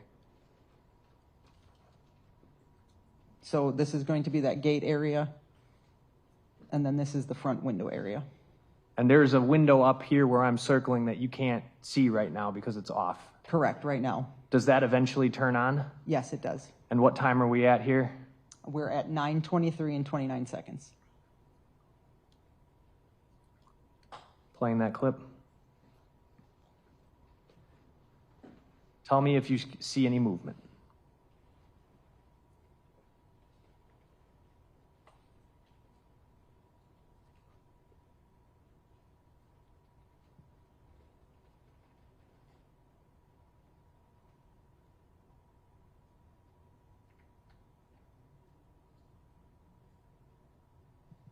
That's where we see the motion light activate.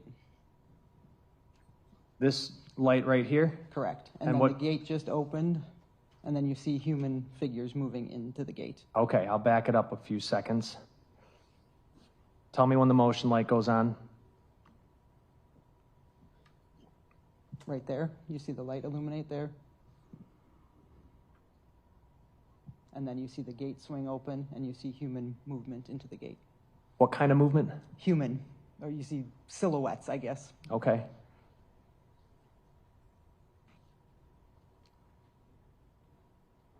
As I move this clip ahead, the gate has closed.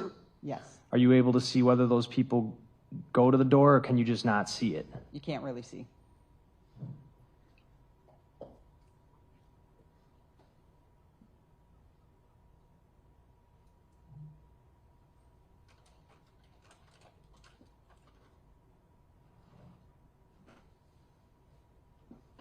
That clip is finished. Next clip, we're picking up at what time, Detective? It's going to be 9:25 and 15 seconds p.m. Shortly after the last clip? Correct. And where do we want to look now? In this clip, you're going to see that the lights come on in the upper.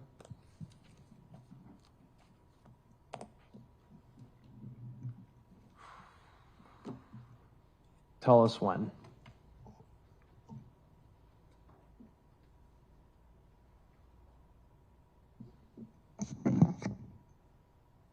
Right there, you see a background light come on first, and then you see the main light come on in the front window.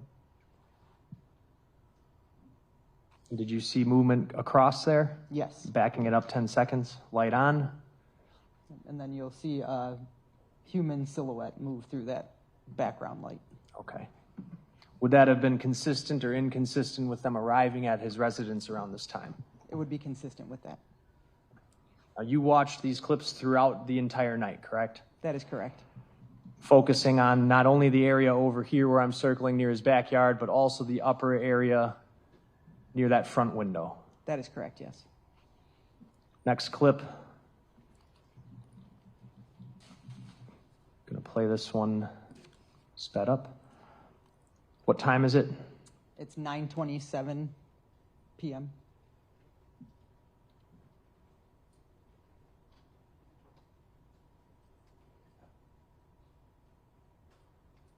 And a car drives by at what time? At 9:28 and 40 seconds.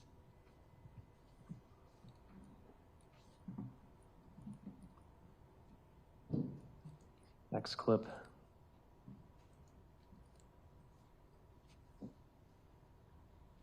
What are you looking at as you're watching these clips?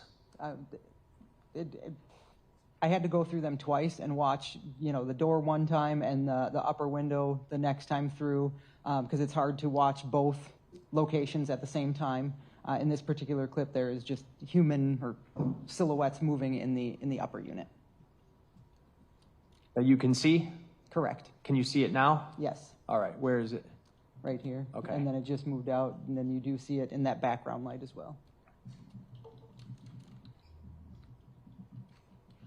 Does that movement consistently occur on that upper unit for a period of time? It does, yes. About what period of time? Between the time of the arrival and when the vehicle leaves. Okay. Next clip, we're picking up at basically 9:30? Correct. What are you seeing in the upper? You're seeing human movement in the upper.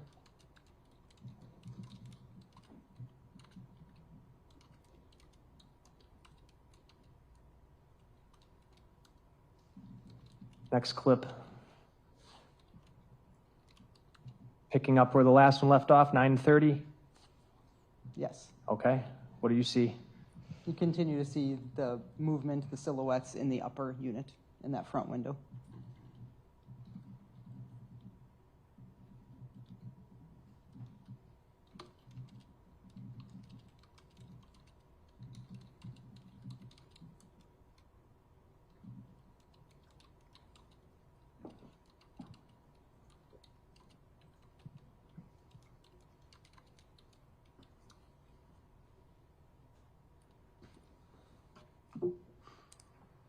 All right, this clip ending at 9:32:15. Next clip. We're not going to watch all of these, but essentially, while they're in the upper, you were just looking at that upper window, right? That is correct, yes.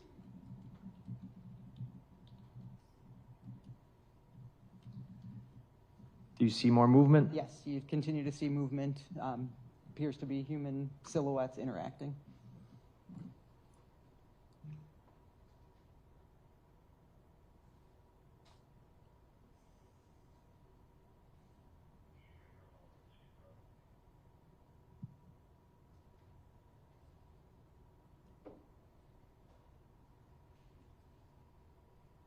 Can you tell what's going on or no? No.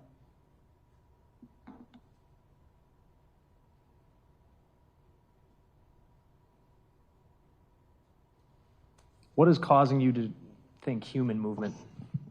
Just based on the silhouettes, the outlines, it just appears as, in like, I guess, the height of where it is, it appears that that it would be consistent with somebody standing and the outline of a person as opposed to an animal. Next clip picking up at 9:35:07 p.m. We're looking at the same window? Yes. Okay.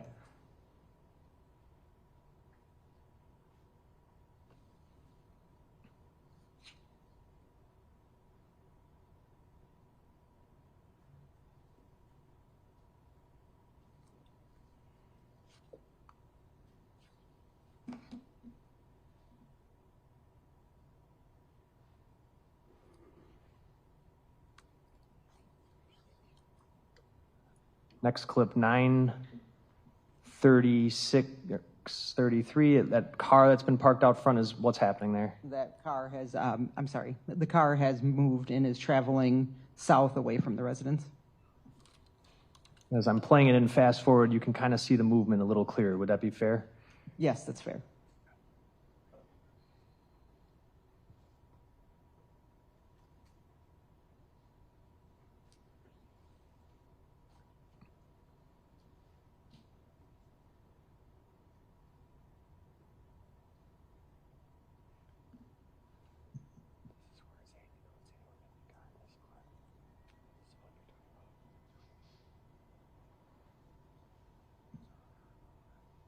Could I just, for the record, ask what clip we are looking at? It starts at 9:36:28 p.m. real time. Sorry, 9:36. Do we have a file name? Yes, it's up at the top.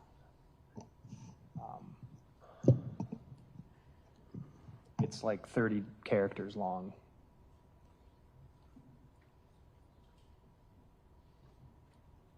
Just give me 1 minute, please.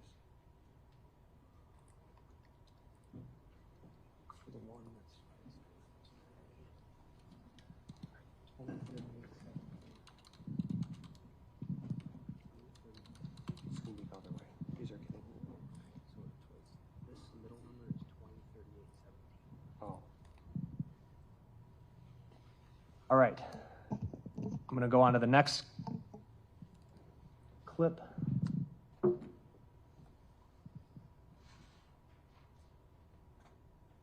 Time is 9:38:30.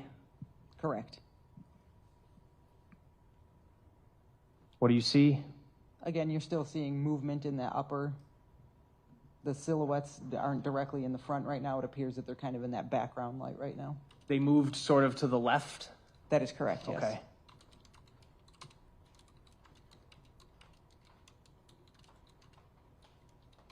And now they've moved back into that main front window area.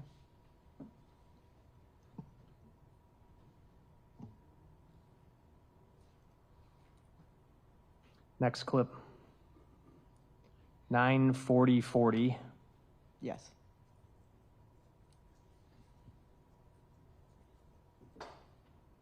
What are we seeing? And then this one, again, they're kind of in that background to the left of the main window area. You see the movement.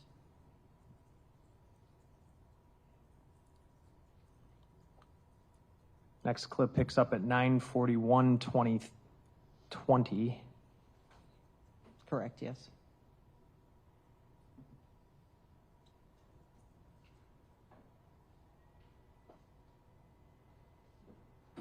What do we see?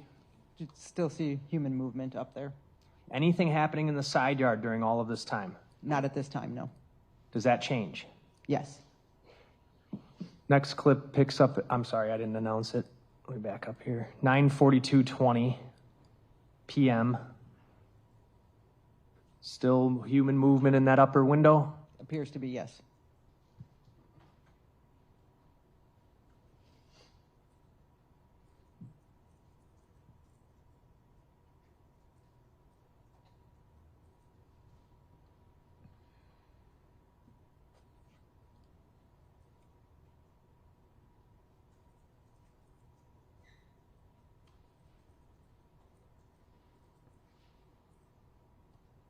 All right, one more clip from this time frame.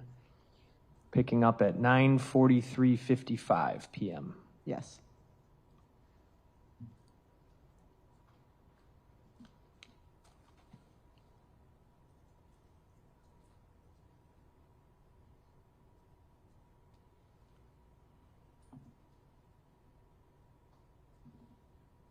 What are you seeing? It appears that there's still human movement in the upper window. Which side, the right side or the left side? The left side.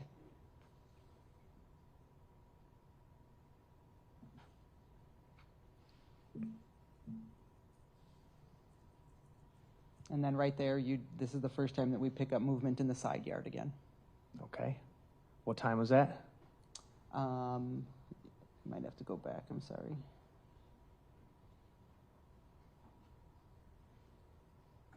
That's approximately 9:45:08.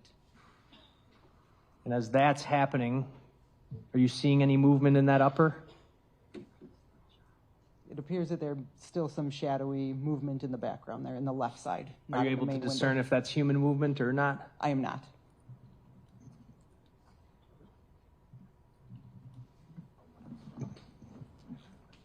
Gate did not open though, correct? That is correct.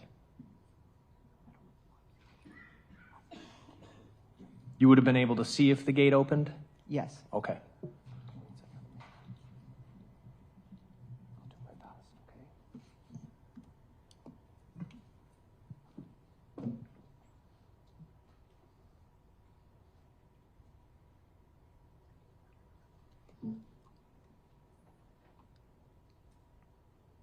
And again, if you're looking at the back door, oh, clip cut out, but let me go all the way to the end of it there. I have it queued up to 9:45:57, and we zoom in the back door area. Are you able to see whether or not this door is opening or closing in the nighttime? You are not. Okay. So that movement you saw right where my mouse is, the gate never opens, but you see sort of somebody about the size of the fence or slightly higher than the fence. Objection leading. What? I'll ask her what she can see. What can you see? Sure. So you can see a subject out there. It's a human silhouette that does appear to be about the same height as the gate. As the fence? As the fence, I'm sorry. You said gate, sorry. Okay, thank you, Detective. I'm going to go ahead.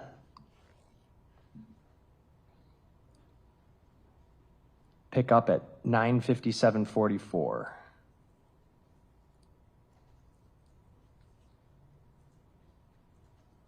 What do you see? In the left side of the upper window, you're seeing human movement up there. All right. Pausing it at 9:58:14. I want to just call your attention to Exhibit 312, which will come up on the screen in a second here, hopefully. All right. So if we're looking out towards 39th Street, that movement in the window on the video that's to the left side, it would be where here? It would be here on the right side. Okay, near that red couch? That is correct. And then when we're seeing that movement in the brighter area on the right side of the front window, what area would that be? That would be more consistent with over here. Above that ottoman? Correct.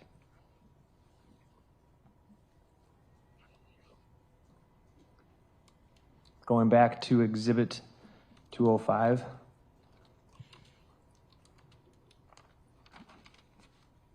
Next clip picking up at what time? 9:01. I'm sorry, 10:01:17.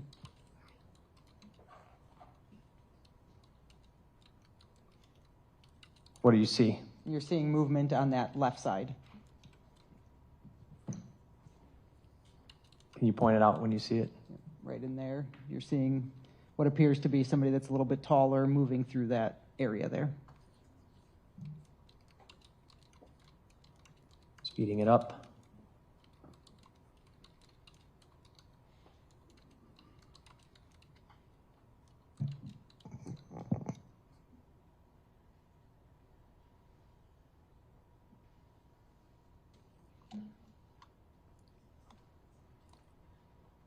Next clip picking up at 10:03:19.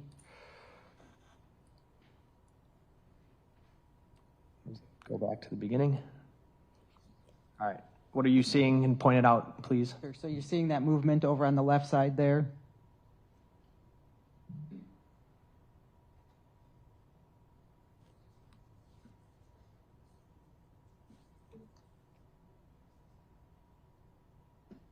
And then the movement is moving closer over into that area in the middle.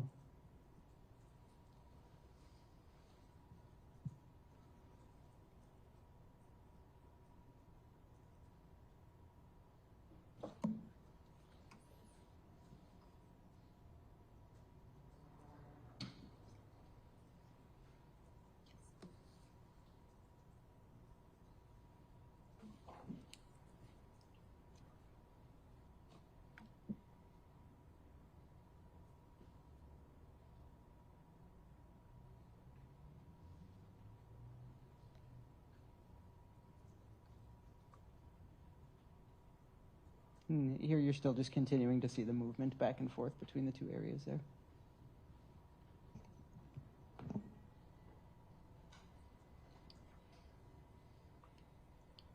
Next clip, picking up at 10, just before 10:10, 10:09:50, right, Detective? Yes, that is All right. correct. Let me play it from the beginning. It's only 30 seconds long.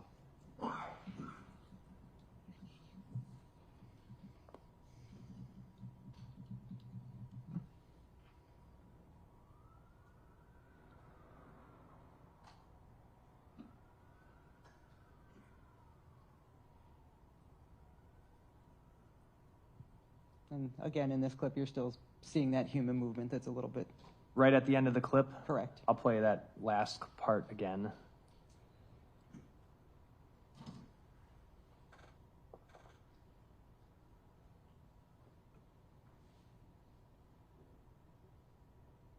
Right there.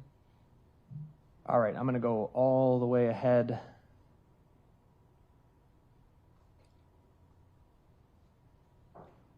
What time are we at now? We're at 11:25 and 11 seconds p.m. And up until this time, Detective, what we've watched and what you observed on all of those clips, including the ones we've skipped, can you summarize it? Where's the movement you're seeing?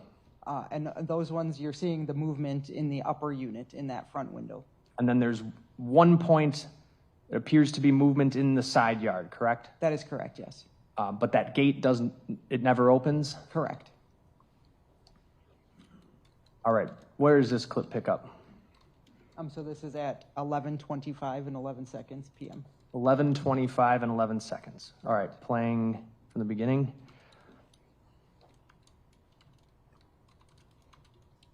What do we see? And you see the gate open there, and what appears to be a human silhouette go out of the gate, and then in the background, that motion light does come on again.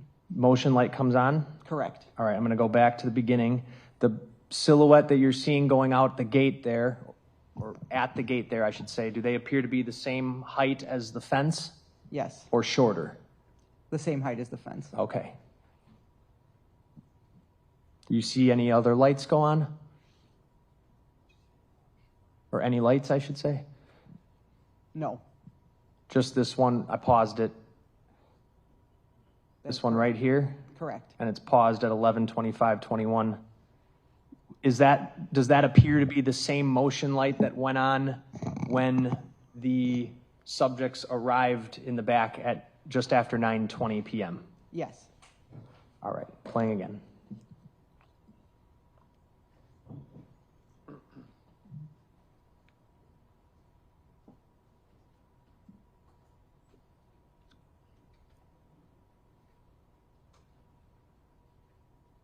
And then there you do see another light go on, kind of in the background a little bit more. Near where the garage would be? Correct. What do you see now? Now you see the gate opening.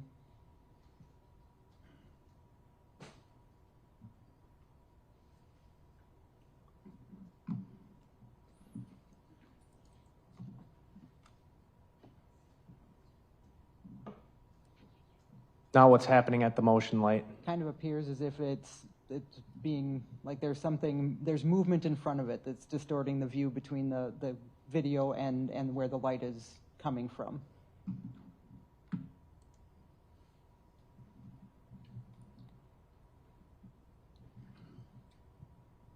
Now what happened? Now the light is out. Okay. So that time that the light goes out would be what, approximately? 11:26 and 17 seconds p.m. Does it come back? It does not. So at around 11:26 p.m., the motion light behind the house is turned off or deactivated. It appears that way, yes.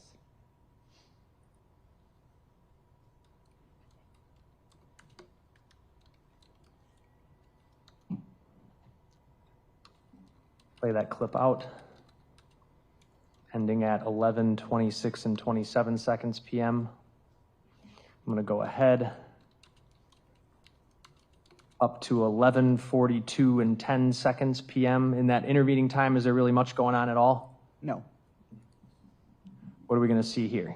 This is the one time that you do see the back door open, and you're going to see the light on in the back door there.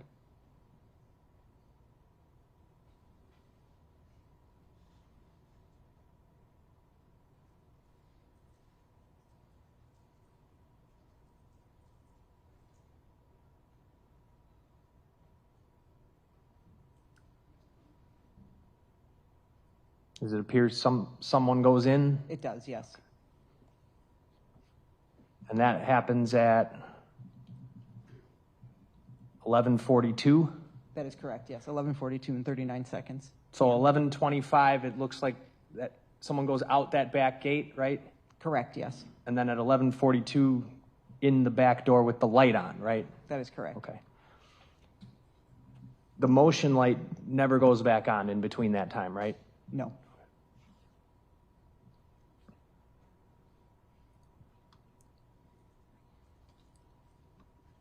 Next clip is going to go to what time?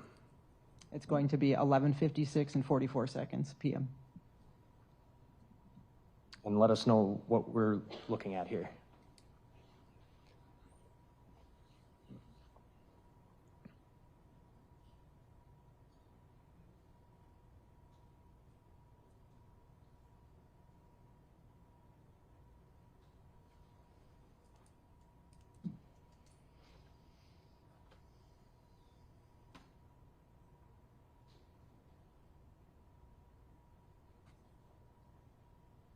Right there, you see the gate starting to open.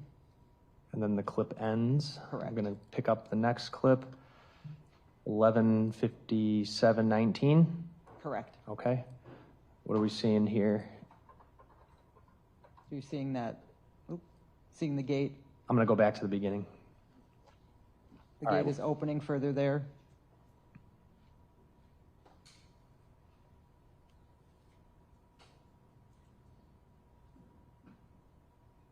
And then the motion light is on there. Motion light's back on. Correct. And then you do see a human, or appears to be a human silhouette moving through there.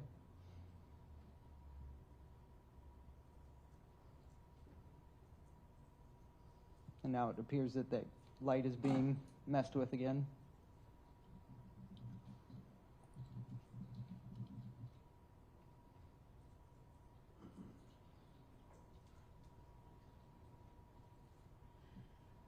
And you do see the human movement back there again. Does that human appear to be, again, the same size as the fence? Yes. Next clip. 11:58:55. I'm going to go back to the beginning here.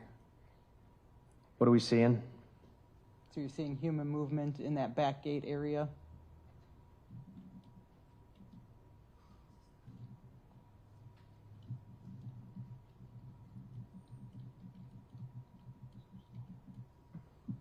Now what? Again, it appears as if somebody's over by closer to that motion light and messing with it.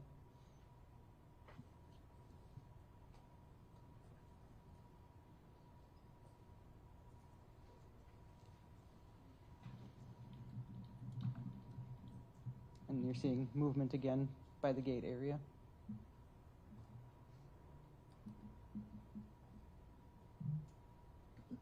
And the next clip that we pick up with here starts at what time? It starts at 12:01 and 54 seconds p.m. And where this one picks up now, the motion light is completely off, right? Yeah, and I apologize. It's now going to be 12:01 a.m. Sorry. Okay. Yep.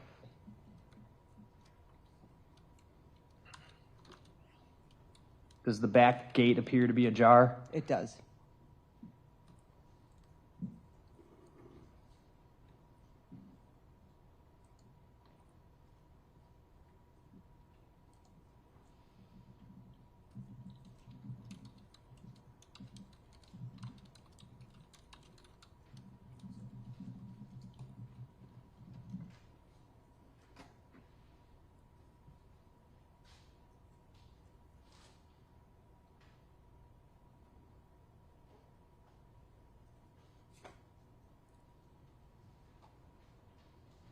Next clip I have up here, this is what time? It's going to be 12:03 a.m. on the 2nd. And in this clip, the light is out in the front window. The front window light has gone out. That is correct. Okay. The back gate over here still appears to be ajar. That is correct. All right. What are we going to be seeing? You're going to see some shadowy movement in the upper unit, but you can't really tell what it is because the light is out.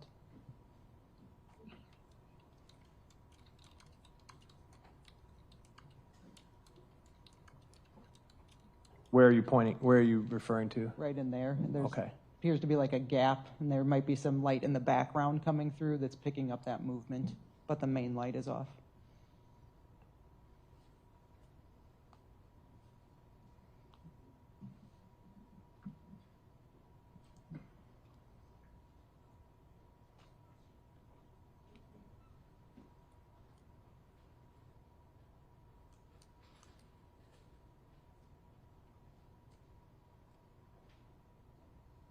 Now the gate is closed? Correct. All right. That gate, to your knowledge from watching these videos, does it swing kind of Yes, it does. in the wind? Correct, yes. All right. And you know that from watching what clips? From watching the daytime clips where you can see that there's nobody there in the yard, but the gate is moving.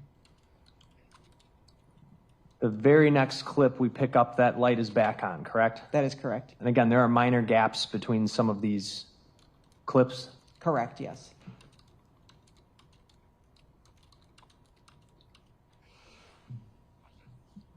This is at, 12:04 a.m.? 12:04 and 49 seconds a.m. on the 2nd now, yes.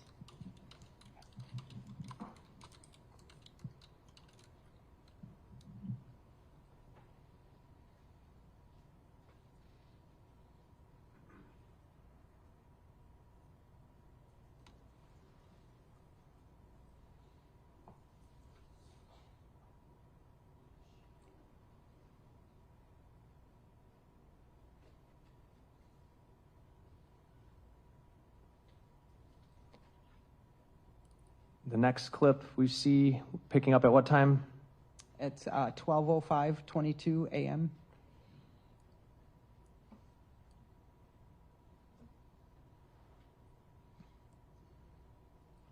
And here you're seeing more distinct human movement again in that front window.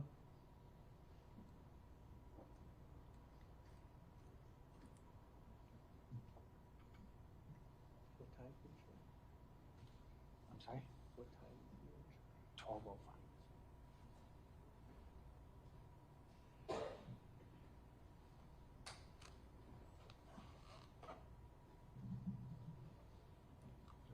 So 12:05 a.m., again, you're seeing noticeable what you would consider be human movement in the front window? Correct. Yeah, I saw, I read it. I'm bringing this clip up. It's 12:06 and 59 seconds a.m.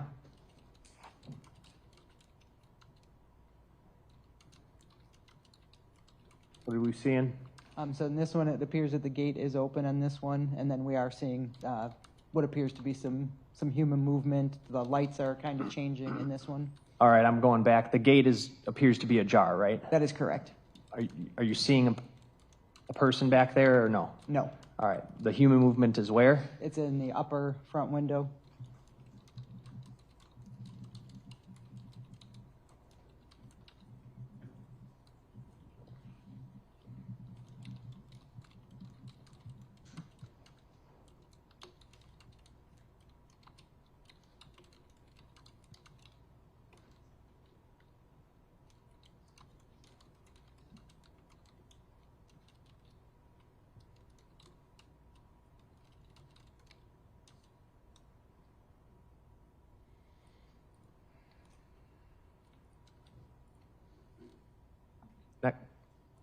Next clip picking up at 12:09:14. Yes. I'm actually going to play the last one more time, and I want you to describe what kind of movement you're seeing in this 40-second clip. Sure. So in this one, again, the back gate is ajar, but there is no movement back there. And in the front upper window, you are seeing what appears to be human movement moving around up there.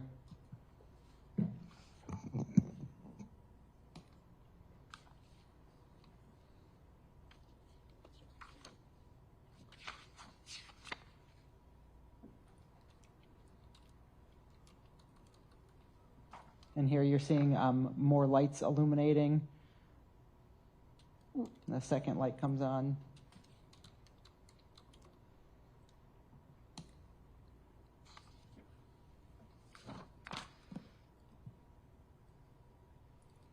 Next clip picks up at 12:09:14.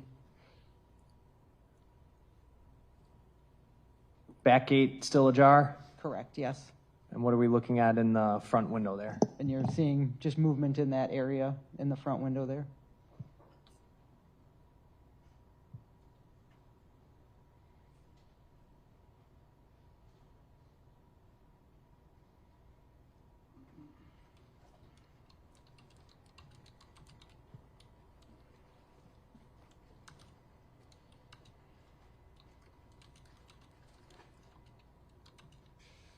I'm going to go ahead.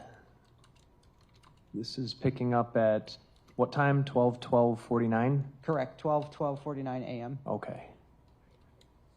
And why don't you narrate what you see as we play through this clip? Sure. And now the gate is closed again. The gate appears to be closed right now, yes.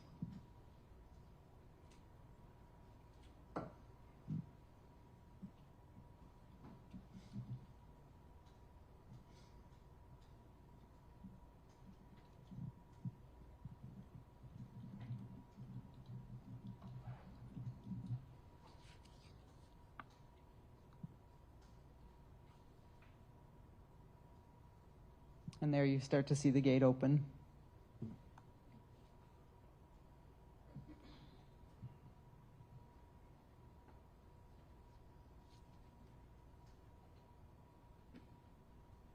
The gate's opening further there, and it does appear that there's human silhouette movement there.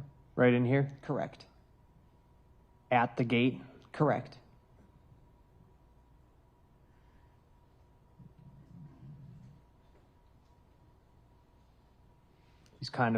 The person is kind of in the gate doorway, so to speak. That is correct, and it appears as if looks like they just bent down there. Duck down? Correct. Okay. I'm going to go back and play that again. Backing it up to 12:13:15 a.m.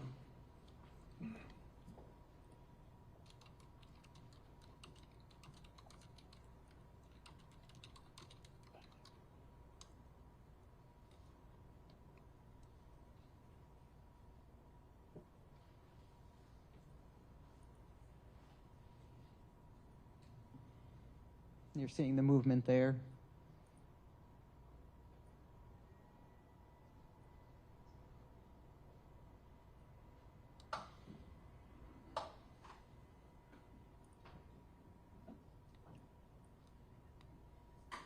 And then there kind of appears as if they bent down.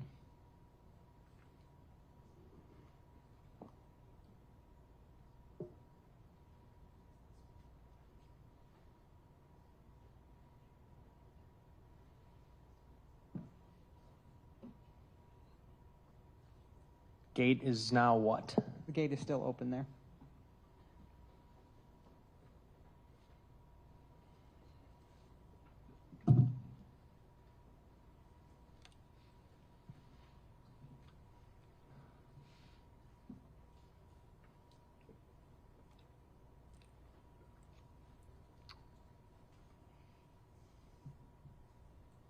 This clip is coming to an end at what time here? Sorry, can you move the box just a little bit? It's right on there. Sure. It's 12:14 and 40 seconds a.m. Next clip picking up at what time? 12:14 and 42 seconds a.m. Right when that last one Correct. ended off. Okay.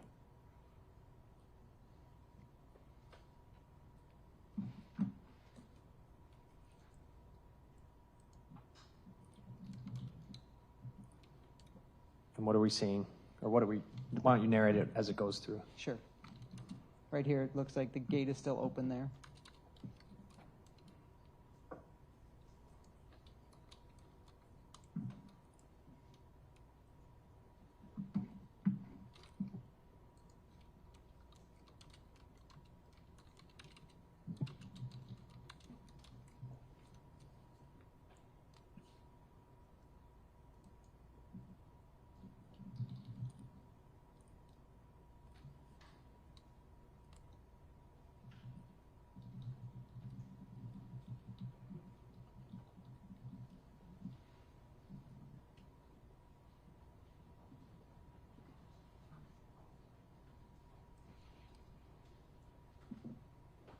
That clip ends right around what time? That is at 12:15 and 45 seconds a.m. Going up to 12:16:10, what are we going to see in this one? It appears as if the gate is open, and then you can see it kind of swinging because you don't see human movement, but the gate is moving. Point it out when you see it, please. Sure.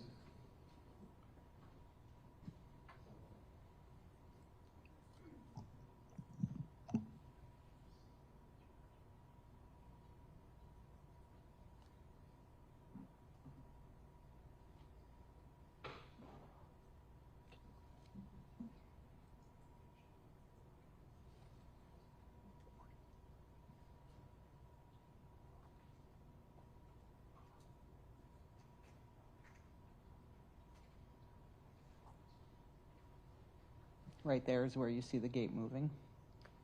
Don't see a human silhouette near it? That is correct. At that time? Okay. That is correct. And this is at 12:18?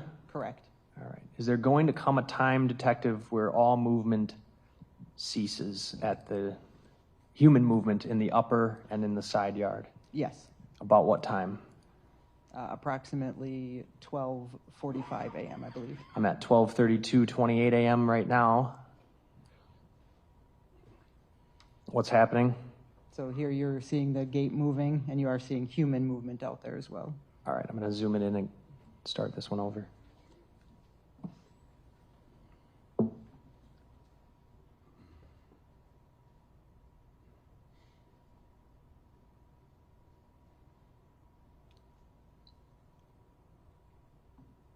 There you see the gate open.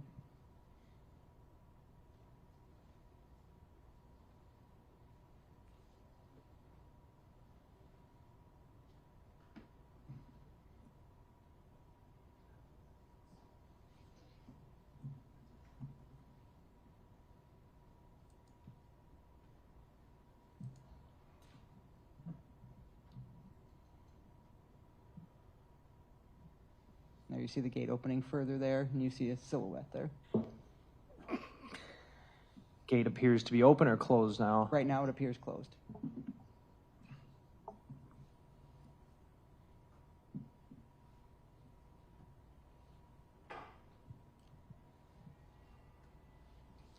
Now what's going on? We're at 12:33 and 42 seconds. What's going on in the upper window there? I'm sorry. You're seeing human movement up in the upper again. Never saw the back door open and close though, right? Correct. Because it's dark? Correct.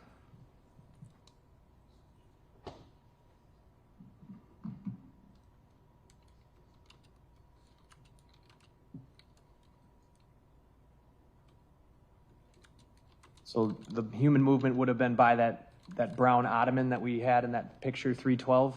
That is correct. Okay.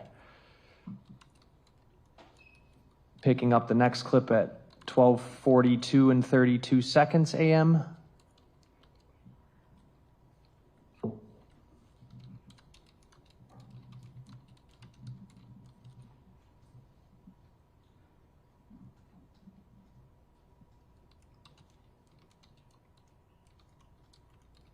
there you're seeing that human movement again in the left of where the ottoman is.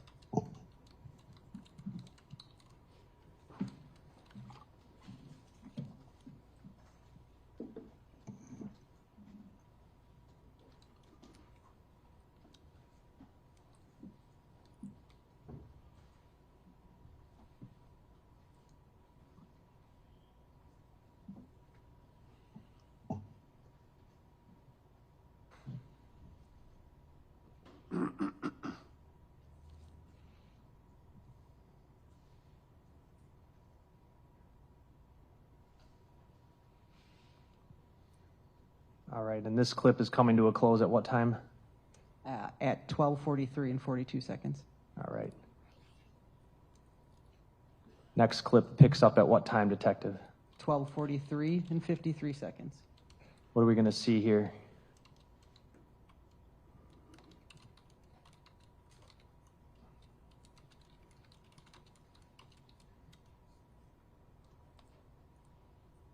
Or I guess, why don't you narrate it when you see it, please? Sure.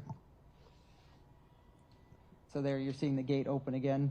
Oh, I was moving the Yeah, that's okay. camera. I'll back it up. Sorry about that. That's okay.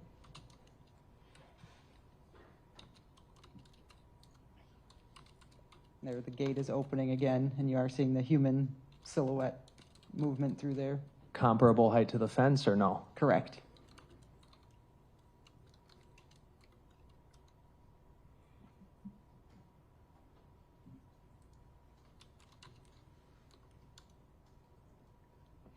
Gate is, where's the gate at? The gate is closed right now. Now it's reopening again.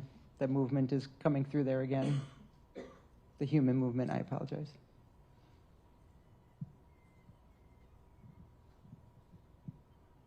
And the gate is still open right now, and we're not seeing any movement right now. All right, let me back it up slightly to when the gate opens. So the gate's opening now? Correct.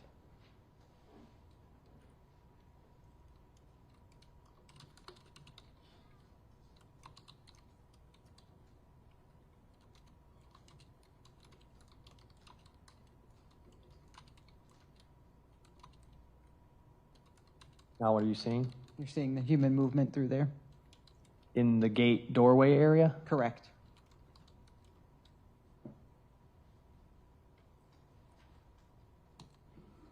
Now it appears there's a little bit of shadowy movement behind the gate as well.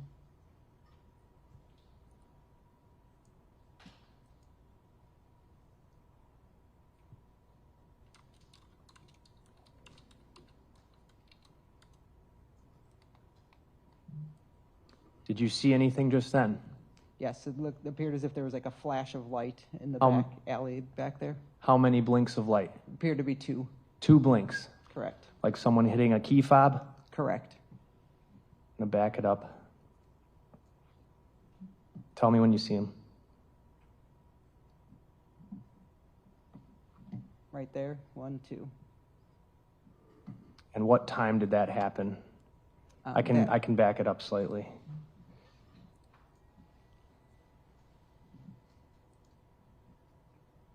So that's at 12:45 in approximately 20 seconds.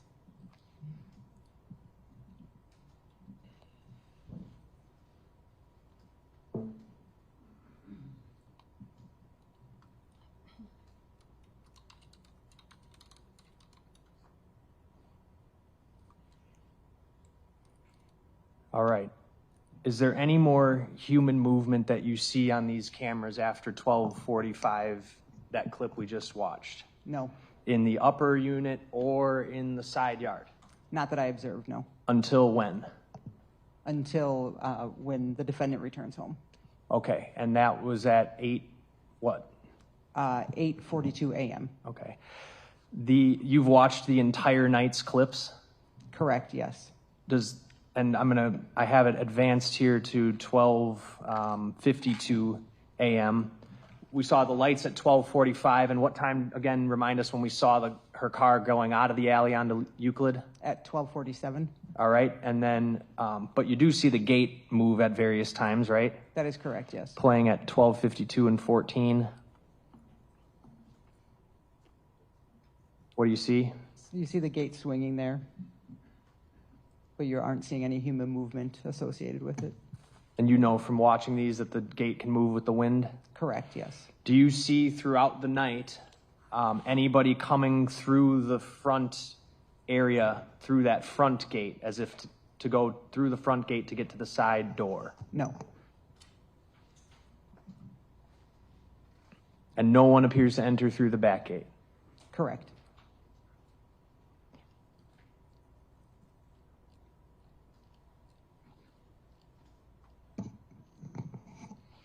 All right, and at some point, the lower neighbor is outside smoking? That is correct, yes. This would be at 5:41 a.m., right? That is correct, yes. Okay, I'm playing that clip here. You see him outside on the front porch? Correct. Did he go in and out the front door? Yes.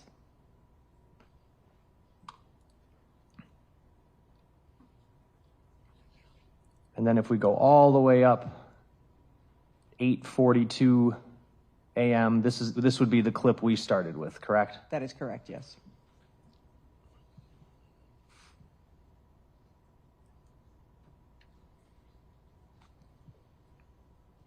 coming through the back gate there. Correct. The subject is coming through the back gate.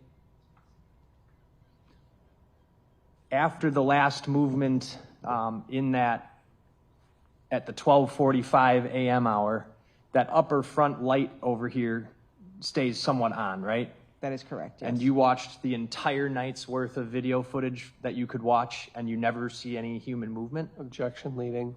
I'll rephrase it. Did you watch the entire night's worth of video? I did, yes. How long did that take you? Several hours. I watched it several times. And do you ever see human movement in that upper front? I do not.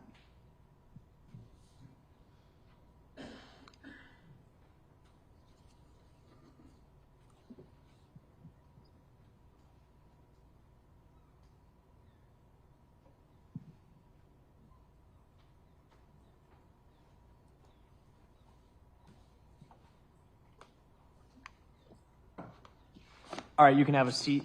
Thank you. You got one other video related to this, correct? I did, yes. So after the... You know, it's 4:41. Sure. It's probably like the perfect time, do you think? Yes. Okay, we're going to stop here for the day. Okay, so remember, no talking with family or friends, no investigation, no research, no reading of the social media. Those admonitions are even more important now since we're so far in.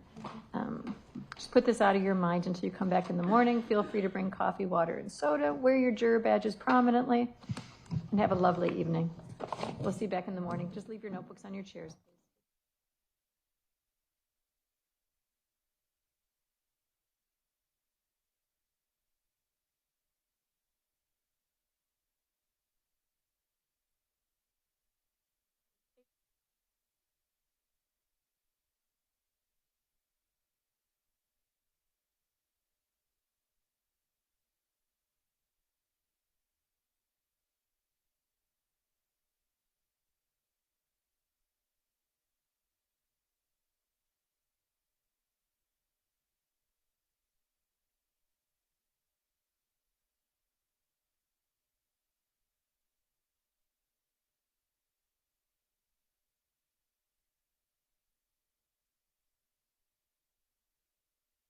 State? No. Defense? No, Judge. Okay, then we'll see you back tomorrow morning, 8:45. Yep. Thanks, everybody.